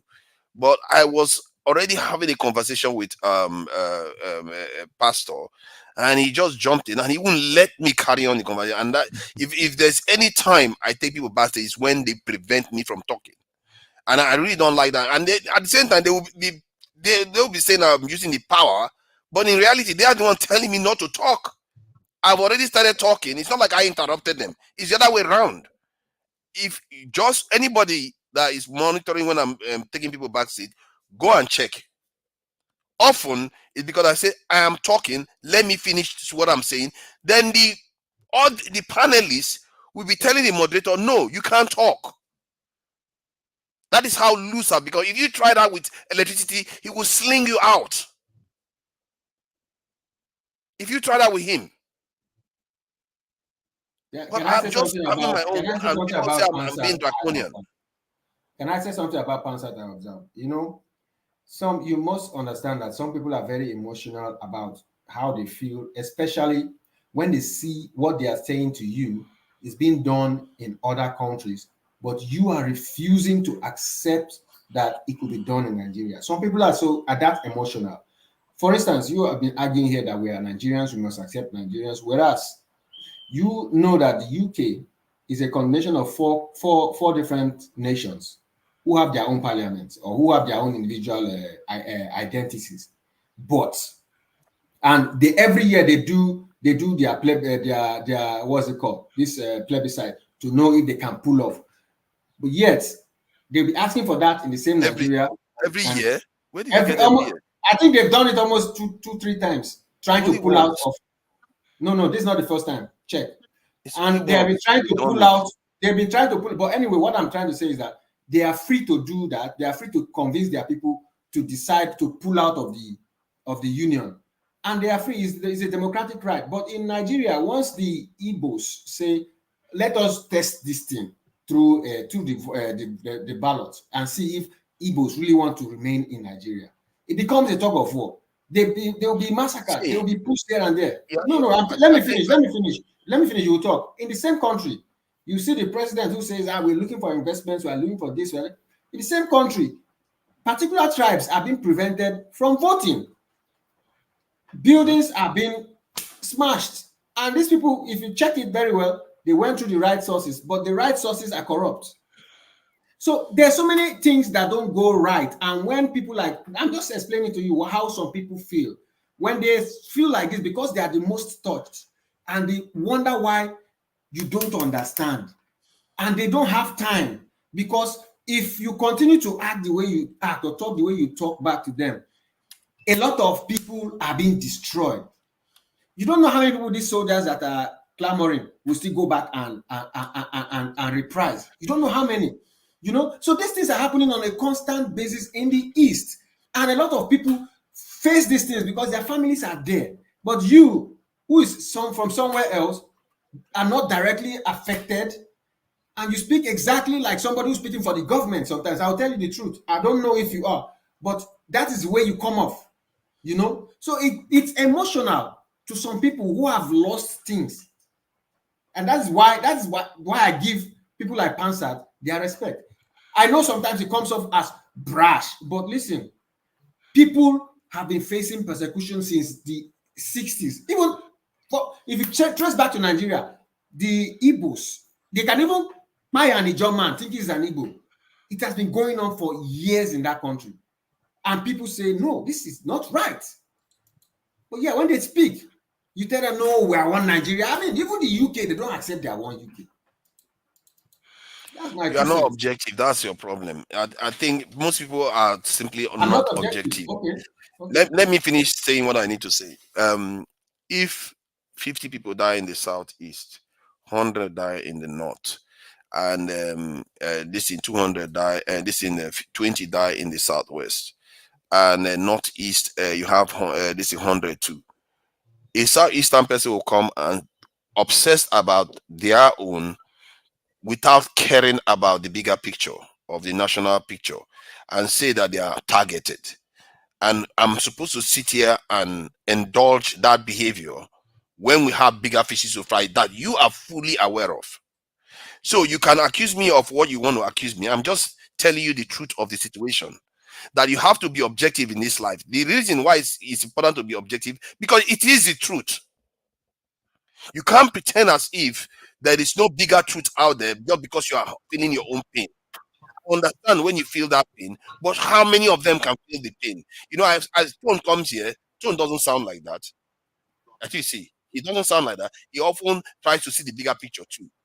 But some people that you expect, that they will tell you they are Pan-African, and yet they are still talking about this side as the enemy, I understand why you feel that way. But if you are not disciplined enough to get yourself out of there and try to rescue the bigger picture in terms of the nation itself, all that stuff you are fighting for, you don't even own it. The tribe you are fighting for, the Fulani man, is the least of your problem. You can't control it. Who is a Fulani compared to what America can do or the UK and the rest can do? Who is a Fulani? And you are worrying about him. They don't have power compared. We all don't have power.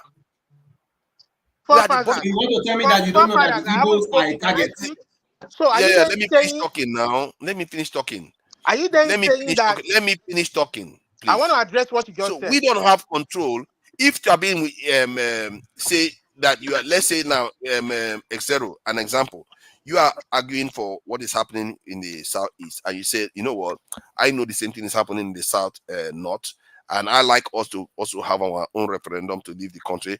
But to get to that point, let's work together to deal with this problem that we are facing in the country. Now, I say that is a logical approach, because you know you cannot get there by just complaining about one region. They all have the same problem. And as a matter of fact, think about it logically. If you want to succeed in that your region, it makes sense that you work with the other side so that you are all more powerful for it. You pick a punch. But if you are working on your own, they can use the other side against you. We've heard you. Can I talk?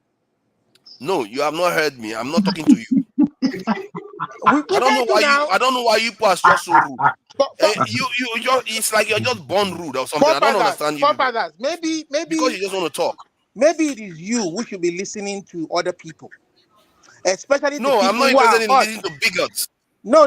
There's nothing like bigots. Oh, so am I the one you're calling a bigot or who? I'm talking to you. You want them to be wiped. Not you. You want them to be wiped off the map before action is taken. Before action is taken. Oh my God. You understand? You are saying that the Fulani man is not our problem. As far as hold on. I think that sometimes I don't want to waste my brain cells. Nobody's being wiped off the map, okay? Let's just stop that. Let's just stop that now. Hold on. Let's just stop that. I'm not interested in nonsense today. Because America loses 43,000 people every year from gun violence alone. How many people are being lost in the southeast from violence? How many? No, that's got nothing to do with us, bro. Bro, I don't understand why we keep making. But he comes here saying that look at what he said. They are wiping us off the map. No. He's wiping you off the map. Bro, you see what you've done? You've taken him off, and you said that he can't talk the one he wants to. Wait, you've taken him off, and then you said he can't talk what is in his mind to say. That is lack. You're not offering him his freedom of speech. No. I didn't take him off for not speaking because he's interrupting me. I keep telling you people, you don't seem to understand it. If I take somebody off, it's because they keep interrupting me. No, wait, but we listen to you very well, and all of us on this platform right now, we know where you're coming from.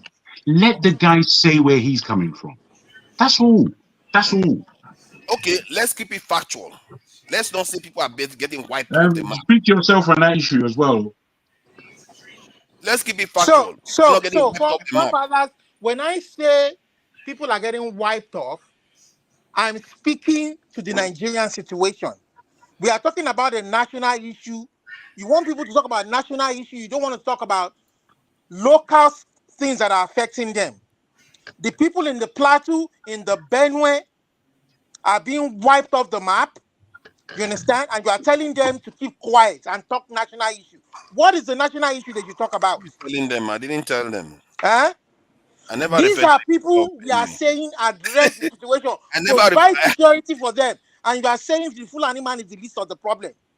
I didn't refer to the problem. The man who raised the militia that said the national governor was the sponsor told him to raise the militia has been released by the DSS. Bodejo. And here you are keeping Kanu in jail for protecting the lives of his people. And you are talking about a national question, national issue. Every issue that affects every Nigerian will always start from a local level. If people are dying every day from security issues, and some people are dying from lack of hunger because their politicians are stealing money, there are different issues that are affecting everybody in Nigeria called Nigeria. And if they raise that issue, don't tell them they're being tribalistic. You are the one who are being tribalistic. As a matter of fact, tribal is a derogatory word. Go and check your English dictionary. It is ethnic. The right word to use is ethnic nationalities that make up Nigeria. They have a right to complain about issues that affect their everyday lives. and all those issues cannot be won. We cannot not all have the same issues affecting us in Nigeria. So let people talk. When you repress people and you keep don't them understand down. my issue. What do you think? Okay, let me ask you. What do you think is my issue with the way they speak? I don't have any issue with the way they speak. They are talking about No. their I say, what do problems. you think is my issue? You are not the way listening they to them. talk? You are not paying attention. You think the issue they are raising is not important. No, let People Olumide are dying finish, every because day. I You want are to get telling me the to Fulani what man he is perceives. not our major problem. How dare you say that to us? So we should keep So you dying. just think that I don't listen to them, The Olumide? Benue So people you should just keep think that I dying. don't The listen Plateau to people them? should keep dying. The Igbo people should keep dying. They I can't go to never their farms. spoke about the Plateau people, Olumide. Try to follow me here. These are So the do you issues. think I don't listen to And them? how much more Nigerian can I be if I talk about my fellow Plateau man being killed every day? Benue man being killed every day. Taraba man cannot go to the farm. But I'm Being killed every day. not talking about that. I never spoke about that. That is what you are saying. You are What I saying said that was that the Fulani man is the least of our problem, and you are ascribing to that. If you raise yes, that issue and tell me that it's not my problem, you are ascribing to that issue. because you subscribe to that, do you? That the Fulanis are a problem. They are part of the problem. They are a part of the problem in that country, and they have politicized it. They have come into our politics and messed it up. They have So ethnicized is it. that not a little bit of generalization too that you are doing? I would generalize because they hold power.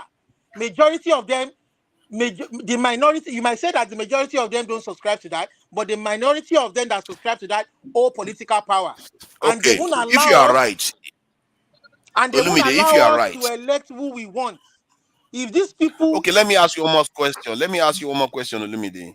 Do you think is the Fulani the reason why the Nigeria is poor?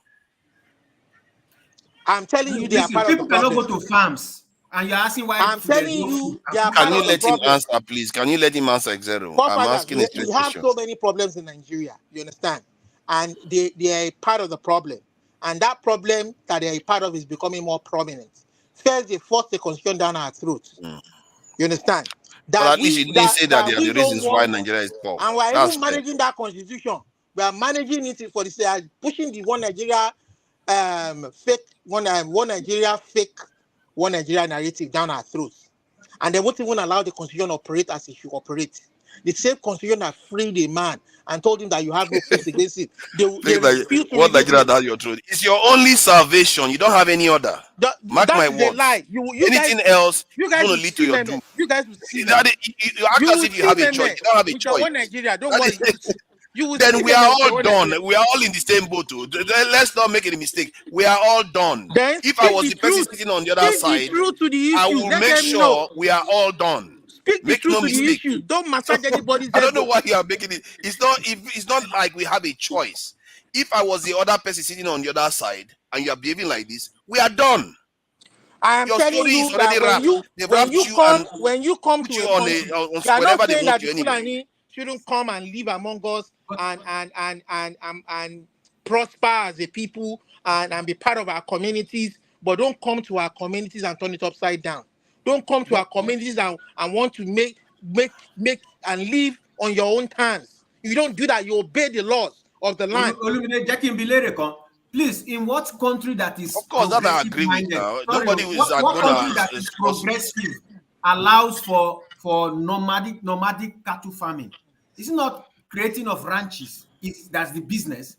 In what country do you allow cows to walk on the street? In this country, horses don't walk the same path where humans walk. Do you know that? Because they defecate. So in what normal sane countries do cows walk in the streets? India.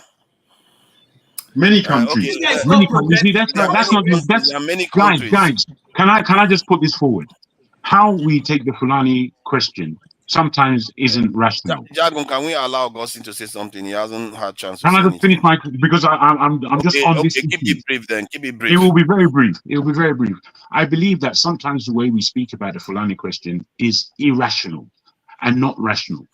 An animal walking on the street is not a problem. Here in London, where I am, there are horses right there, and we ride them. Sorry. Forgive me about that. I think we have to round up in about 5 minutes, or at least after Bumi speaks, and we all give her a round of applause because we know she's going to bring wisdom here. All this, then we can round up and close. So they have a stream. They have a stream for 4 o'clock. We have to run. Yes, there's a screen for 4 o'clock. Yeah, I forgot about that. Yeah. Who's managing that one? Who's comparing that? Is that you as well? No, it's me. I don't think it's me. It's Pastor. Nobody messes with Pastor now. Nobody messes with Pastor. He comes to this, he talk nonsense. You're out. No problem. No problem. He doesn't think nonsense now. I just want to say that is misrepresenting if I can, that is please, Ross, I've got something. So sorry, guys. Can I talk? I came in. Can I talk, I just want to speak on the Fulani issue. Augustine, sorry. Let Jagmin just finish. Jagmin, try to keep it under a minute. Then Augustine speaks. Then Bumi. Good. All I want to say is cows on the road isn't a problem. Death in our villages is a problem. Cows on the road is general around the world. There's a place near me called Catford. It was where they used to rear cows all the time. They don't do it anymore. Dedicated roads to cattle, yeah, but not. Yes, there are those. But what we have to understand about our brothers in East Africa, Southern Africa, and West Africa that raise cattle, they are nomads generally. What can change is the growing of the grasses, and making sure that these cattle have food. They don't have to necessarily come to the south to get greens, because we can replenish and regreen the north. We can do it, but nobody's thinking sensibly. Everybody's thinking irrationally, and I just want to put it like that. Okay.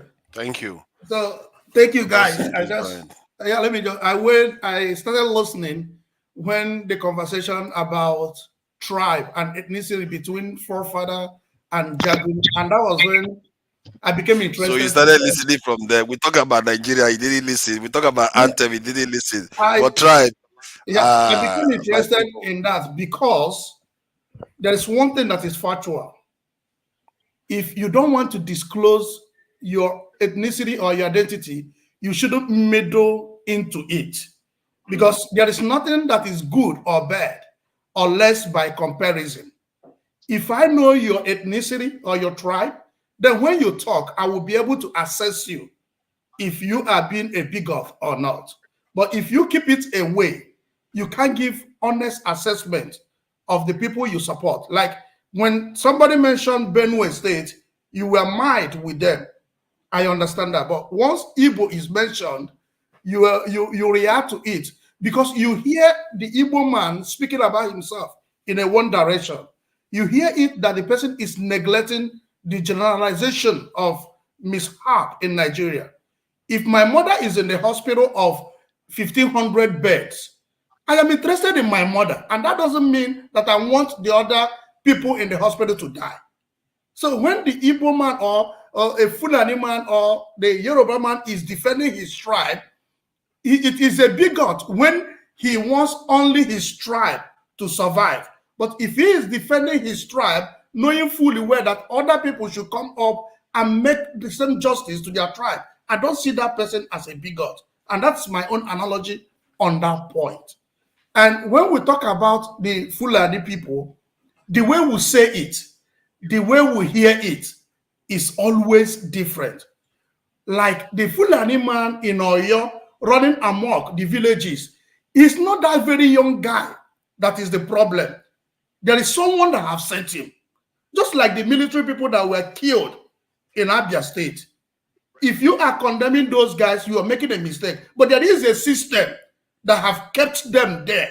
And when you talk about the army, you talk about that very system that made them to be on the street without giving them proper information, without giving them proper equipment to be alert and to do what they need to do properly. So when we speak about a people, we should always be careful. The Fulani as a person is different from the system that uses them against the other people. Now, somebody, when we were talking about this, I had a conversation with a major in the army. He was like, you guys are talking about this. If you go to the military today, they get these guys everywhere and give them gun and give them clothes. This is somebody in the army with authority. He's telling you that a system is pushing these people with an ideology. So when you condemn the Nigerian army, you are not condemning the right ones, but the system that is corrupting the people. Thank you. Thank you. I don't know where to start from, but I take your point. Let me go with your hospital analogy. If we were discussing building a hospital that is going to cater to everybody's healthcare, and you keep bringing it back to my family member had a problem in a hospital, this thing, when the discussion is about something that is going to solve that hospital problem for your family member, then you are missing a bigger reward, because they are trying to build a world-class hospital that's actually going to cater to that family member too. But you keep ignoring that big one to discuss the small one. So, for further, once I mentioned my family member had an experience, I'm not an experienced person in building that hospital. So you bring me on the table and ask me a question. What do we do to make sure that another member of your family will not get involved? I become part of the conversation. That is true. You see, now that is exactly where you tend to have a lot of people go on. They refuse to talk about it. Then instead of talking about building a new hospital, they say, that doctor that treated my family member, I don't like him. They won't let it go. That is the problem. They won't let that issue go. Instead of talking about building the new hospital now, they will keep talking about the doctor, the nurse, and all the rest, and the person they didn't like in the other hospital. That is the issue I have. I like the fact that you brought that analogy up. So can I add to that analogy? I want to add to the hospital discussion. Hey God, just 30 seconds. That's the only thing. Okay, good. I have to take permission from Mrs. there. Can I go ahead? Go ahead. Yeah. The hospital analogy you made does not make any sense. You say you will focus on your mother. What are you going to be doing with your mother? If you want to focus on your mother, don't bring her to the hospital. Keep her at home and treat her. When an hospital, listen, hold on.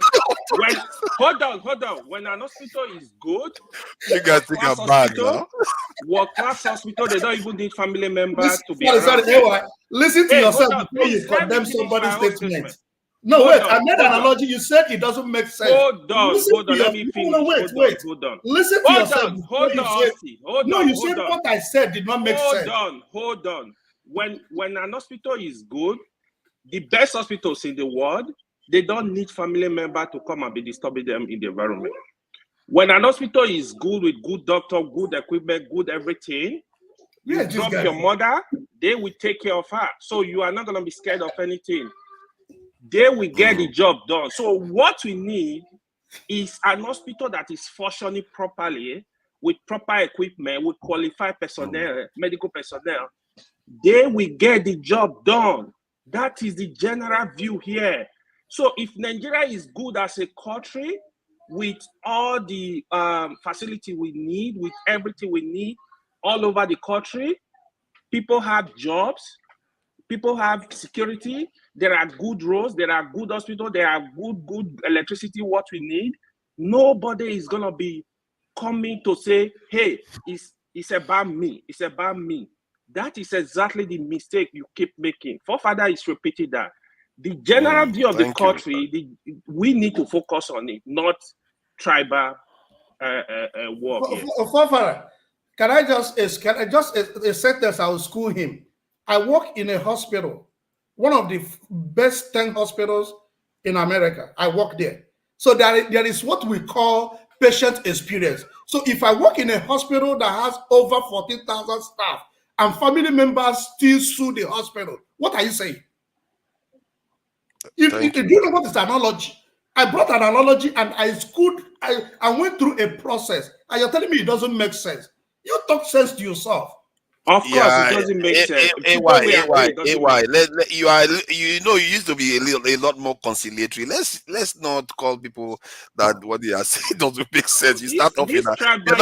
You're not going to get anywhere. It's not saving us. It's a distraction from the real issues we have. Speak for yourself now. and let people speak for themselves. Yeah, okay. But you speak for people every Bumi time. You speak so come that and we be. can go. No, I didn't speak for people. I spoke for the people If you who want to are really discuss agitating. this issue, hold on. If we want to really discuss this issue, how can we believe that you will be different when you're in a position of power? You're not going to treat other tribe because they are not from you differently because they are not from your tribe. I never want power. What I want is justice. Just be fair. Look at what's happening in the country. What do you mean by is the country fair like this? Listen. Let me take you back to history line. In the history of Nigeria, right? Let's when it consider. gets to my turn, let me see. Me give you time, yeah, but me give you our time. Okay, thank you. Please go ahead, and anything nice on my end will be helpful. At this rate, they have badmouthed me so badly today. Thank you for joining us. Yeah, you're bribing her now. Yeah? What can I do now? All this beating you people have been giving me all day. Bumi, please go ahead. So yeah, good evening or good afternoon, everyone. To be honest, I only came for this whole tribal topic, and it's true that this tribal topic is not going to help any of us, but we need to know why it exists in the first place. It's an amazing world to live in that every single Nigerian will want to identify as a Nigerian. But you need to understand the creation of Nigeria has not been existing for 700 years, that everyone can just easily identify as that. When was Nigeria created? It's not long ago. So you still see how people would forever still relate to their indigenous tribes or ethnic group because there's more story and there's more history to it. For example, like my name, I'm obviously Yoruba, but I didn't grow up in the South West. I grew up in the Southeast, and sometimes when people ask me, "Oh, where are you?" When I tell them, "Oh, I'm Nigerian," and they ask me, "Where in Nigeria?" Sometimes I find it hard. Should I say I'm somewhere in the Southeast or somewhere in the Southwest? Because it's hard for me to truly identify which side.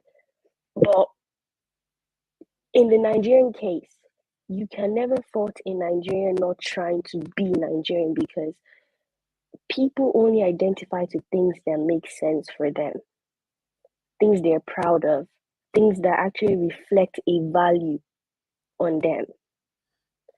For me, when I started reading about the Yoruba tribe and I started looking at the history, the culture, or you going down to the language, it's very fascinating.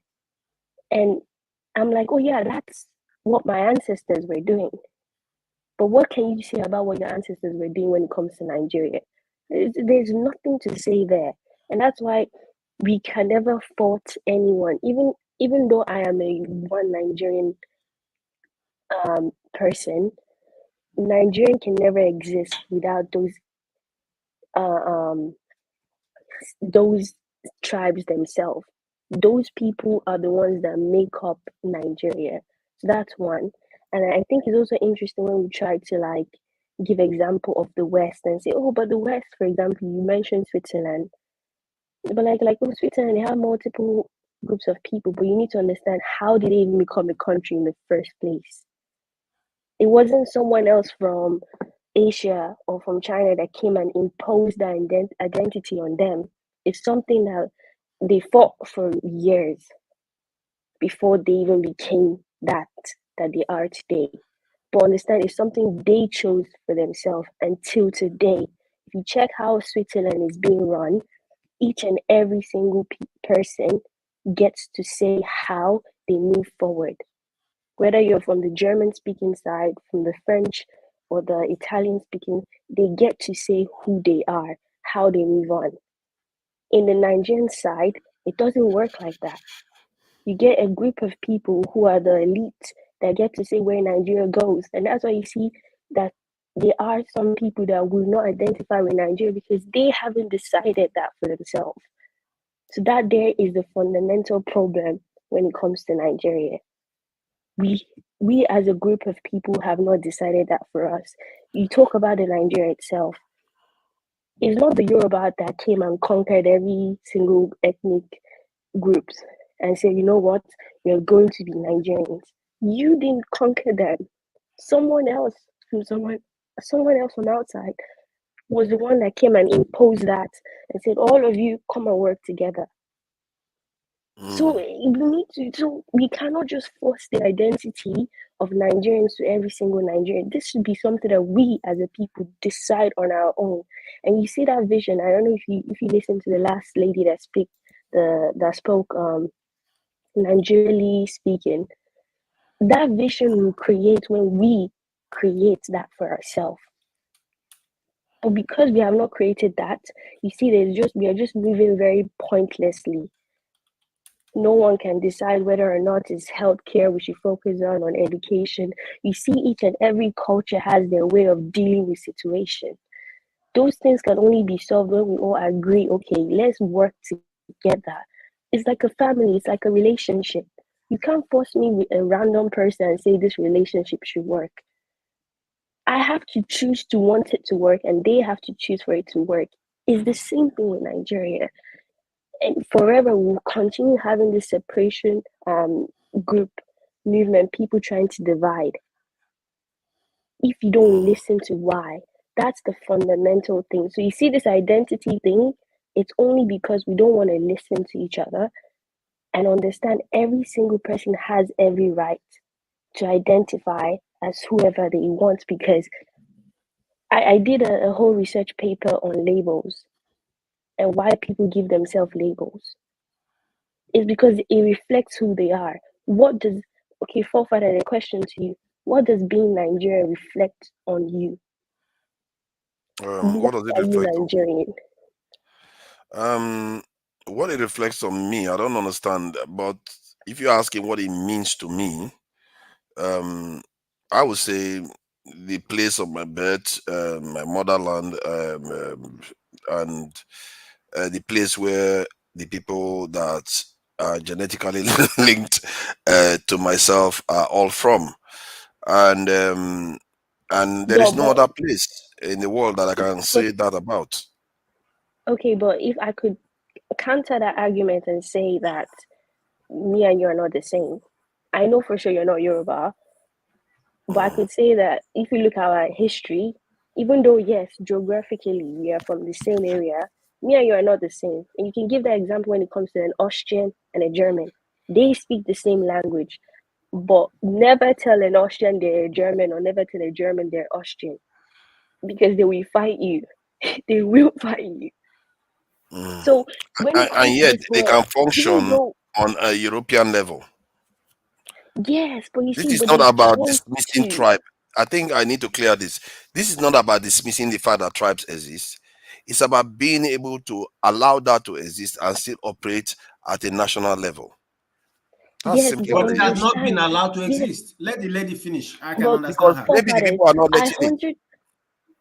No, it's not forefather. I 100% agree with you. Like I said, I'm still a one Nigerian girl. But understand that being one Nigerian was not decided by me. It was imposed.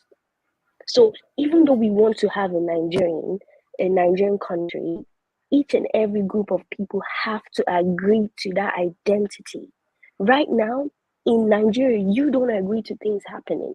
When you talk about, we're talking about the national anthem. Did you agree to the change of the national anthem, or was there a group of people that did the change?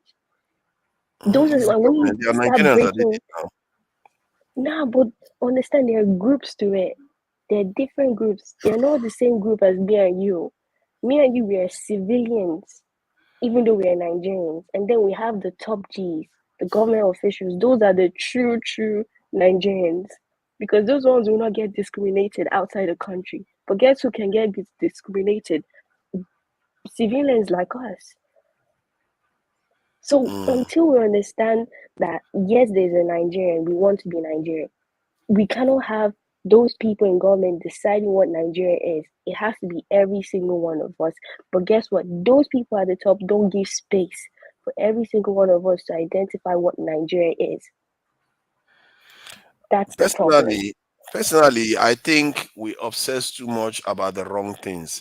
And that is part of my stream today. And I know why too. So that too can be forgiven. I know why, and most people are not even operating at that level.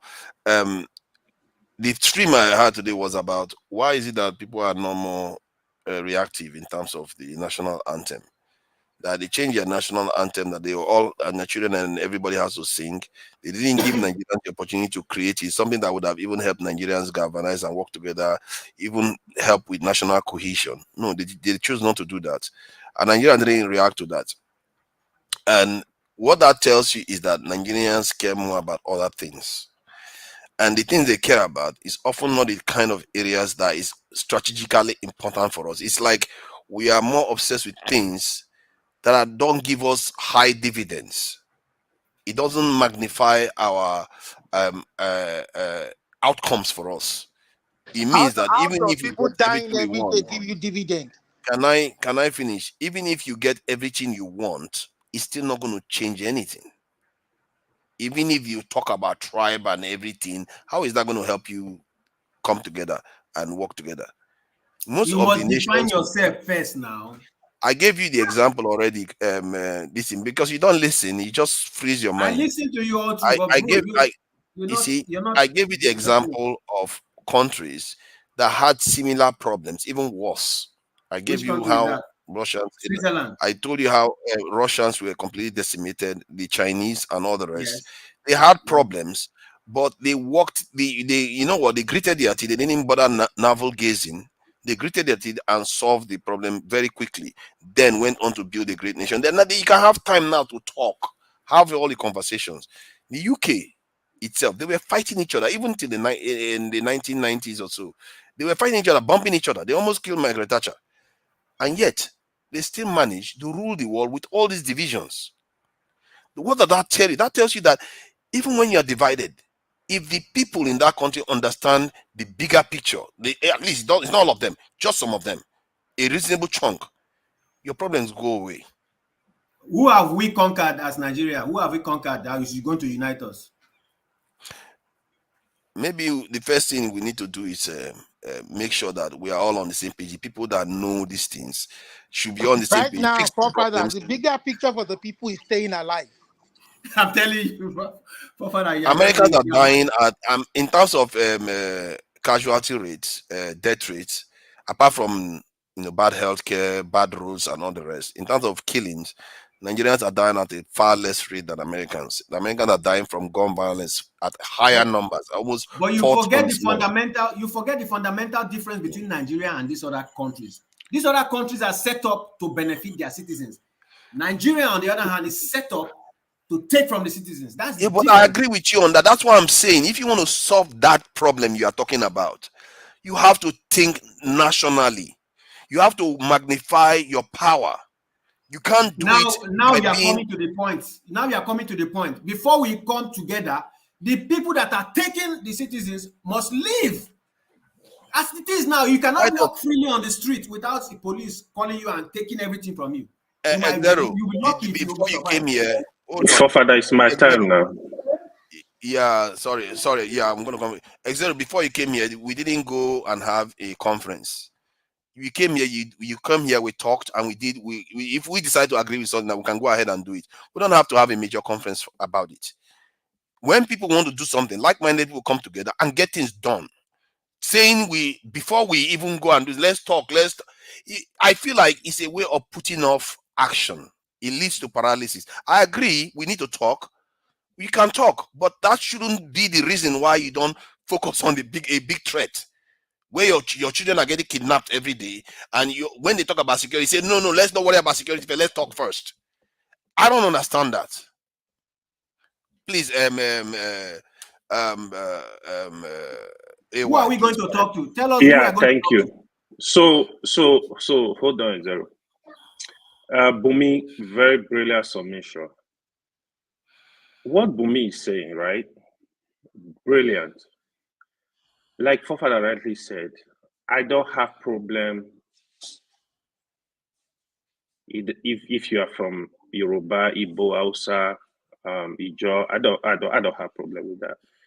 We are all from different places. We understand that. But when you get to the point you want to burn down a country, I'm not with you. When it gets to the point, because I'm from Ijaw, I want to slaughter a Yoruba man, I'm not with you. Look, I should be safe in every part of Nigeria. When, for example, I will say electricity is from Ijaw, he say that every day. If I go to a restricted village, will I be safe? How will it treat me? Ask yourself that same question. Will you treat me different? Will you treat me I'm not from here? The problem of Nigeria, Bumi, if you are a Yoruba lady, good. I will appreciate. I want to learn from you. I want to know a lot of things. I want to appreciate our differences. I want to also understand our differences. The problem of Nigeria is bigger than this issue we are discussing. Why I said it's distraction. Go to the Senate, for example. Every state, FYI, in Nigeria, produced 3 senators. Every state in Nigeria. Every state in Nigeria has up to 15 to 18 House of Rep members. 3, sorry, that's wrong number. 9 House of Rep members, 3 from East Senatorial District.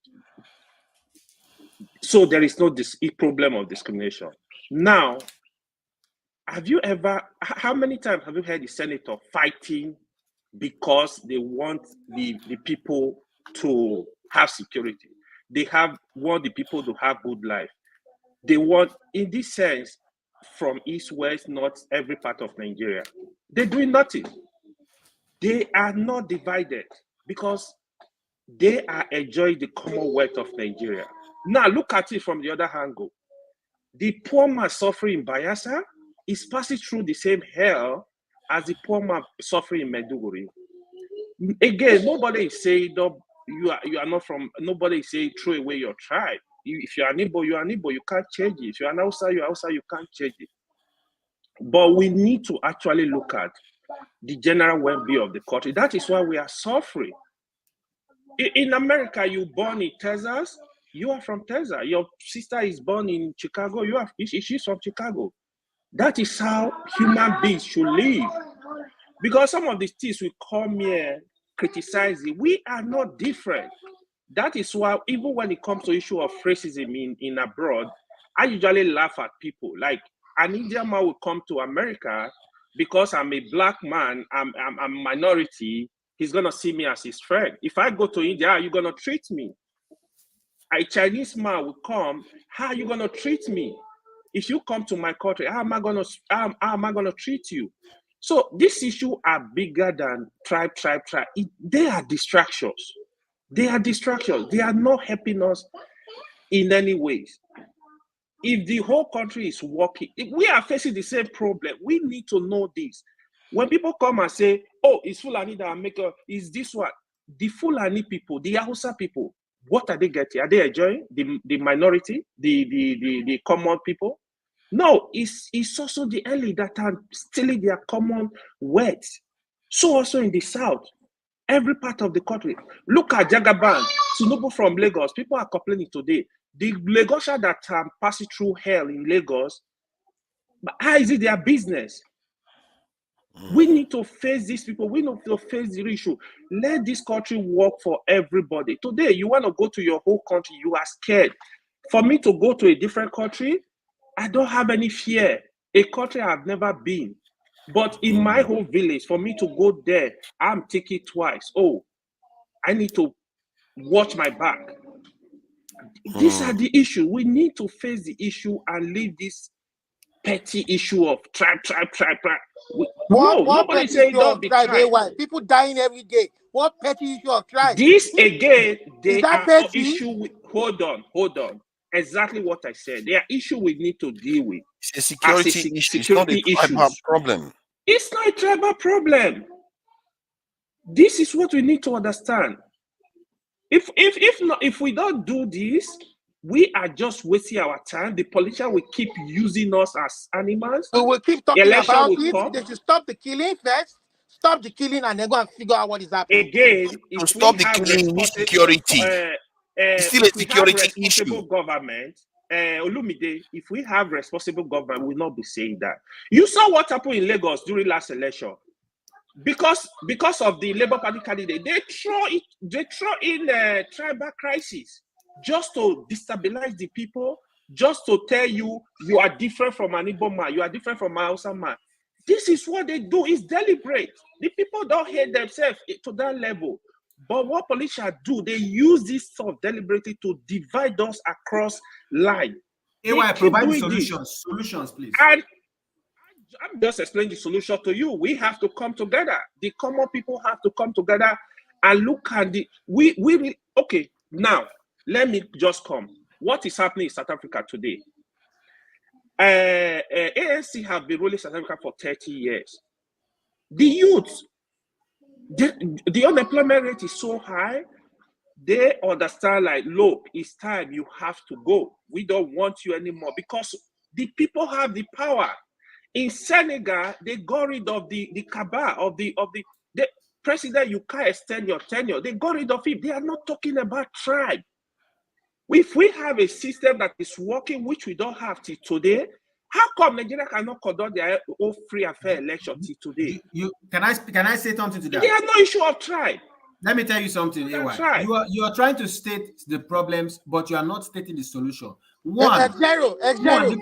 He did state the solution. He only stopped short of saying a free and fair election. He only stopped short of saying a free and fair election. That's what I'm saying. Who is in charge of INEC? Who is in charge of INEC? Who is in charge of the ministry? You notice that even on this platform, my kind of theory, which I am not generalizing on, still seems to hold. The ones that are part of a major group in Nigeria tend to hold a certain view about tribe than the others. And you can argue whether that is positive for Nigeria or not. But I personally prefer that we know how to compartmentalize these things. You can maintain your tribe, be proud of it, and as a matter of fact, see working on your national level as part of helping that tribe. It's a tide. Can you let me finish? Oh, okay, I thought you were finished. It's a tide that lifts all the boats up. That is what it means. If you work for the bigger picture, it helps your tribe too. If the nation is weak, I assure you, your tribe is going nowhere. Listen, you're making it look like everybody wants separation. We are saying justice. It's not about separation. It's about we can't focus. We lack focus. We keep talking. You think I'm not facing injustice too? I'm facing all the same things you're facing. But you're saying that the big tribes are always they always have the numbers. Of course, that's why they're the big tribes. It's not the numbers. I'm not talking about numbers. I'm saying the way they perceive the nation. It's almost like they all believe that they are victims somehow. Forefather, let me give them example. From 1999 to date, the most prosperous period is during Obasanjo. Obasanjo, I'm not a big fan. I love some of the things he was doing. Obasanjo, you will not accuse Obasanjo of being tribal. You will not accuse him of being a religious bigot. The reason why Nigeria was prosperous at that period, Obasanjo does not look at you if you are Igbo, if you are Hausa, if you are Kanuri, if you are Fulani, if you are whatever. You can get the job done. Look at the job. Most of the leaders you still see today, Obasanjo actually dig these people up. Like if Obasanjo go to a country, he goes to like conference, meet Nigeria. Oh, I need a professional in electrical engineering. I need a professional in petrol. He just look at you and say, okay, you can get the job done. Please help us. He pull out Ugozi Iweala, you see here today from what bank? They have to pay dollars. Obama example you are giving is the very reason why we are here today. Obasanjo nationalist now. I don't know why you're allowing him to struggle to talk. I didn't see that she wanted to say something. No? She wanted to say something. You can say something whenever you want to. You know that now. Let Bumi say something. This new dispensation, Obasanjo, in terms of looking at the national. We have to close out. We have to did close a out. very good job. Once we say So he's at it peace, was we have to frustrating us, that close out. period. If you want to go backstage and finish the conversation, you can do that. Because there's another stream coming on. Please, Bumi, go ahead. Then we'll close out. Okay, so I wanted to say, because you mentioned something in terms of like the three tribes are the ones that are always very much not trying to be Nigerian, and which makes sense because if they're the big ones, they have the space to just take over the topic, and because they're big, they see a reason why they should be alone. You get it's understandable why someone who's Yoruba can decide they want to have their own nation because they have the numbers to have their own nation. So it makes sense. But it is very true that this whole tribal thing is the reason why we're being submerged. But you need to understand because of that, because you asked the question, why is it that no one is complaining about the change of national anthem? It's like, why are we not working together for that? But I'll ask you a question. Why is it that when how many people were being killed in the north, no one stood by it? It's not like people spoke about it, but they carried on their day. And you need to understand because those people don't see those other people as their people, which is the problem of us being a country. If we want to be a country, we have to see every single person as our people. But now that the people are telling you that they don't see those people as their people, you need to understand why. And you need to understand, okay, are we going to keep on trying to take that mentality out, or should we just let you go be on your own as a country, and then let's just relate on an international level? We need to put those two conversations there.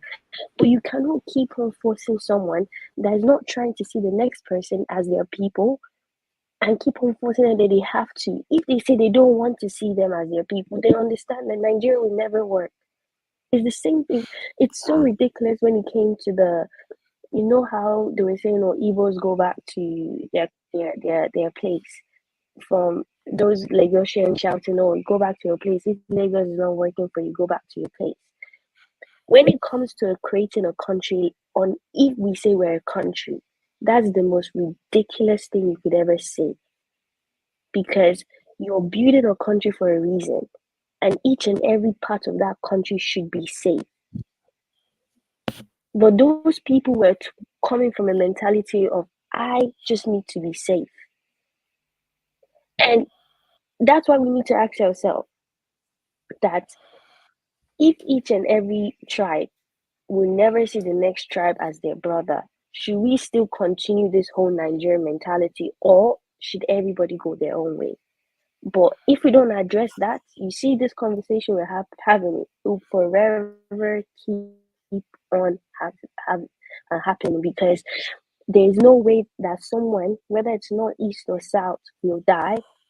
Not one, multiple, and we Nigerians will carry on with our day. That's ridiculous, and that's why you see no one is being Nigerian, because you want us to campaign for an anthem but not campaign for someone's life. That's not a country. It's not. Did I say that? That is quite mischaracterization No, I was of my position. I was trying to put I was trying to put as a topic in terms of like, if you want us to be more nationalistic when it comes to an anthem, but you're not shocked why you're not nationalistic. Talk about national anthem. It's garbage for me. I don't want to discuss it. It's national anthem is quite serious, actually. I believe that it's up to you. The point about campaigning for the kidnap people and kill people, I'm the one that was saying that all the platforms should have 1 month for each: security, education, electricity, stuff like that. You can pressure the government on so that they can hear. Because if all the platforms are saying the same, sooner or later they will hear it.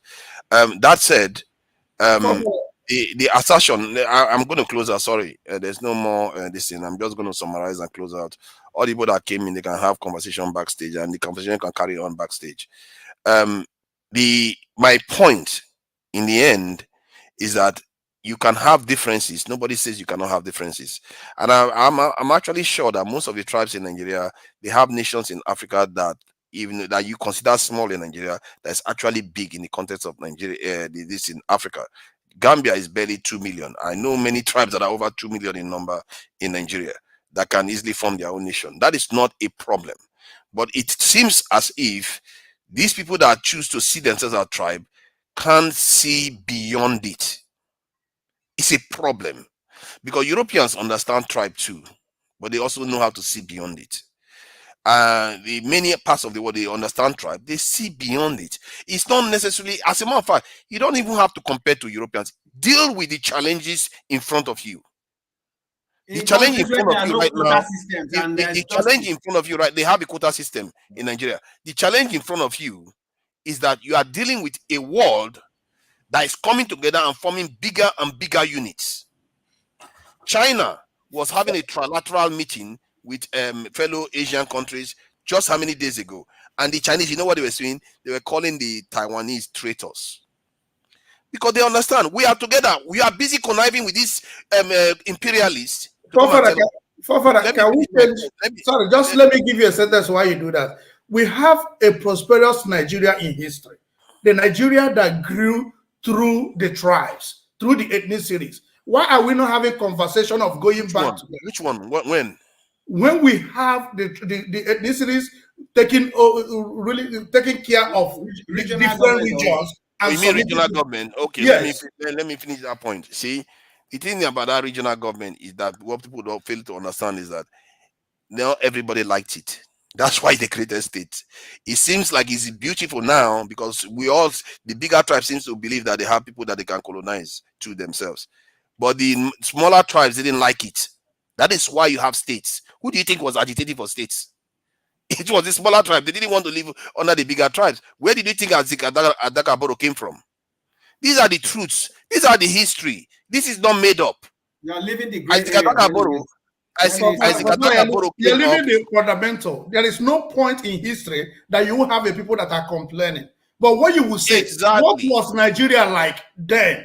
It led to a civil war. That's what it was like. It wasn't what led to the civil war. It wasn't. You can't take one part and ignore the other. That's what led to civil war. You have to look at the outcome. You had this system, and where did it end up? You end up in a civil war. No. When the system was taken off, you had a period of a little bit of prosperity. Then you had the military could come remove it.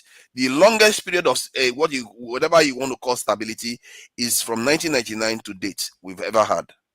We've always had interruptions in power. Let's make no mistake, and you have to always look at outcomes. Don't always just look at, it was nice for me. But how about all the people that lost their life because of the civil war? It wasn't nice for them. It's like you're living your own fate. This is not the conversation. Your own world, man. Regional government. You are choosing not to see. Let me try to give you a simple example. If you top up the engine in the car and you're able to move, but if you don't top up the engine, you are not able to move. What is the conclusion? The conclusion is that the car needs an engine. It's logical to think that way. If you have a system, it crashes within 6 years, that should tell you that there's a problem there. But you want to go back to it anyway. What have you learned so far from before to now? You know my problem with the analysis you are giving? You are leaving out a lot of things, and these are the kind of discussions that make Pansat very, very the way it is. I'm sorry. Even me, I can see the holes. I don't see holes. You can write the holes so that everybody understands, because the only holes I see there except that big holes. One, we refuse to move away from pride. Sorry, one, we cannot use the military as a yardstick for a democratic nation. It's totally rubbish. Anything that the militaries did, we cannot continue. We should have, as a democratic nation, come together and say, okay, the military's laws and rules are abolished. Let's set a standard. Let's start our democratic life. So we didn't have all that all these years. Yeah, we chose not to. Who has this national anthem we are discussing now? Is it not a civilian? Whatever you say about the national anthem, even the old and the new one and the recent one, what I'm saying is, I don't know what is wrong with us, man. A country has to define its path at all times. You have to define your path according to the peculiarities of the situation. Okay, let's go backstage so that we don't eat into another time. We'll talk another time. All right. All right then. All right. And let me thank all the people that came in and donated to Sir Alexander Gomez, Tope O, Sir Alexander Gomez again, and Tope O, and Alexander Gomez, and Tope O. This issue, Nigerians, they are their worst enemy, and they believe that tribe is going to save them. And if I was a Igbo man, I'm telling you, I'm telling you the way I feel right now. If whenever I finish having this kind of conversation, I say, I wish I was a Igbo man. What I would do to our people, they will wake up very quickly. They don't understand this thing, how life is. They think all this kind of conversation is how people change the world. That they don't have time to have all these conversations. They are busy trying to survive. Most of them worked worked to death to put their nation where it is. Our people just want to have conversations constantly. I'm telling you, this is going to be an existential issue if we carry on like this. It's extremely dangerous. I don't know. Maybe these ones are just what they are. There are people that are like Izon, that are like AY, that are like Obasanjo. Those ones, they are going to be our salvation. These ones I want to talk about tribe, they are going to be our doom. If they win, we are done for. That's where I'm going to leave it.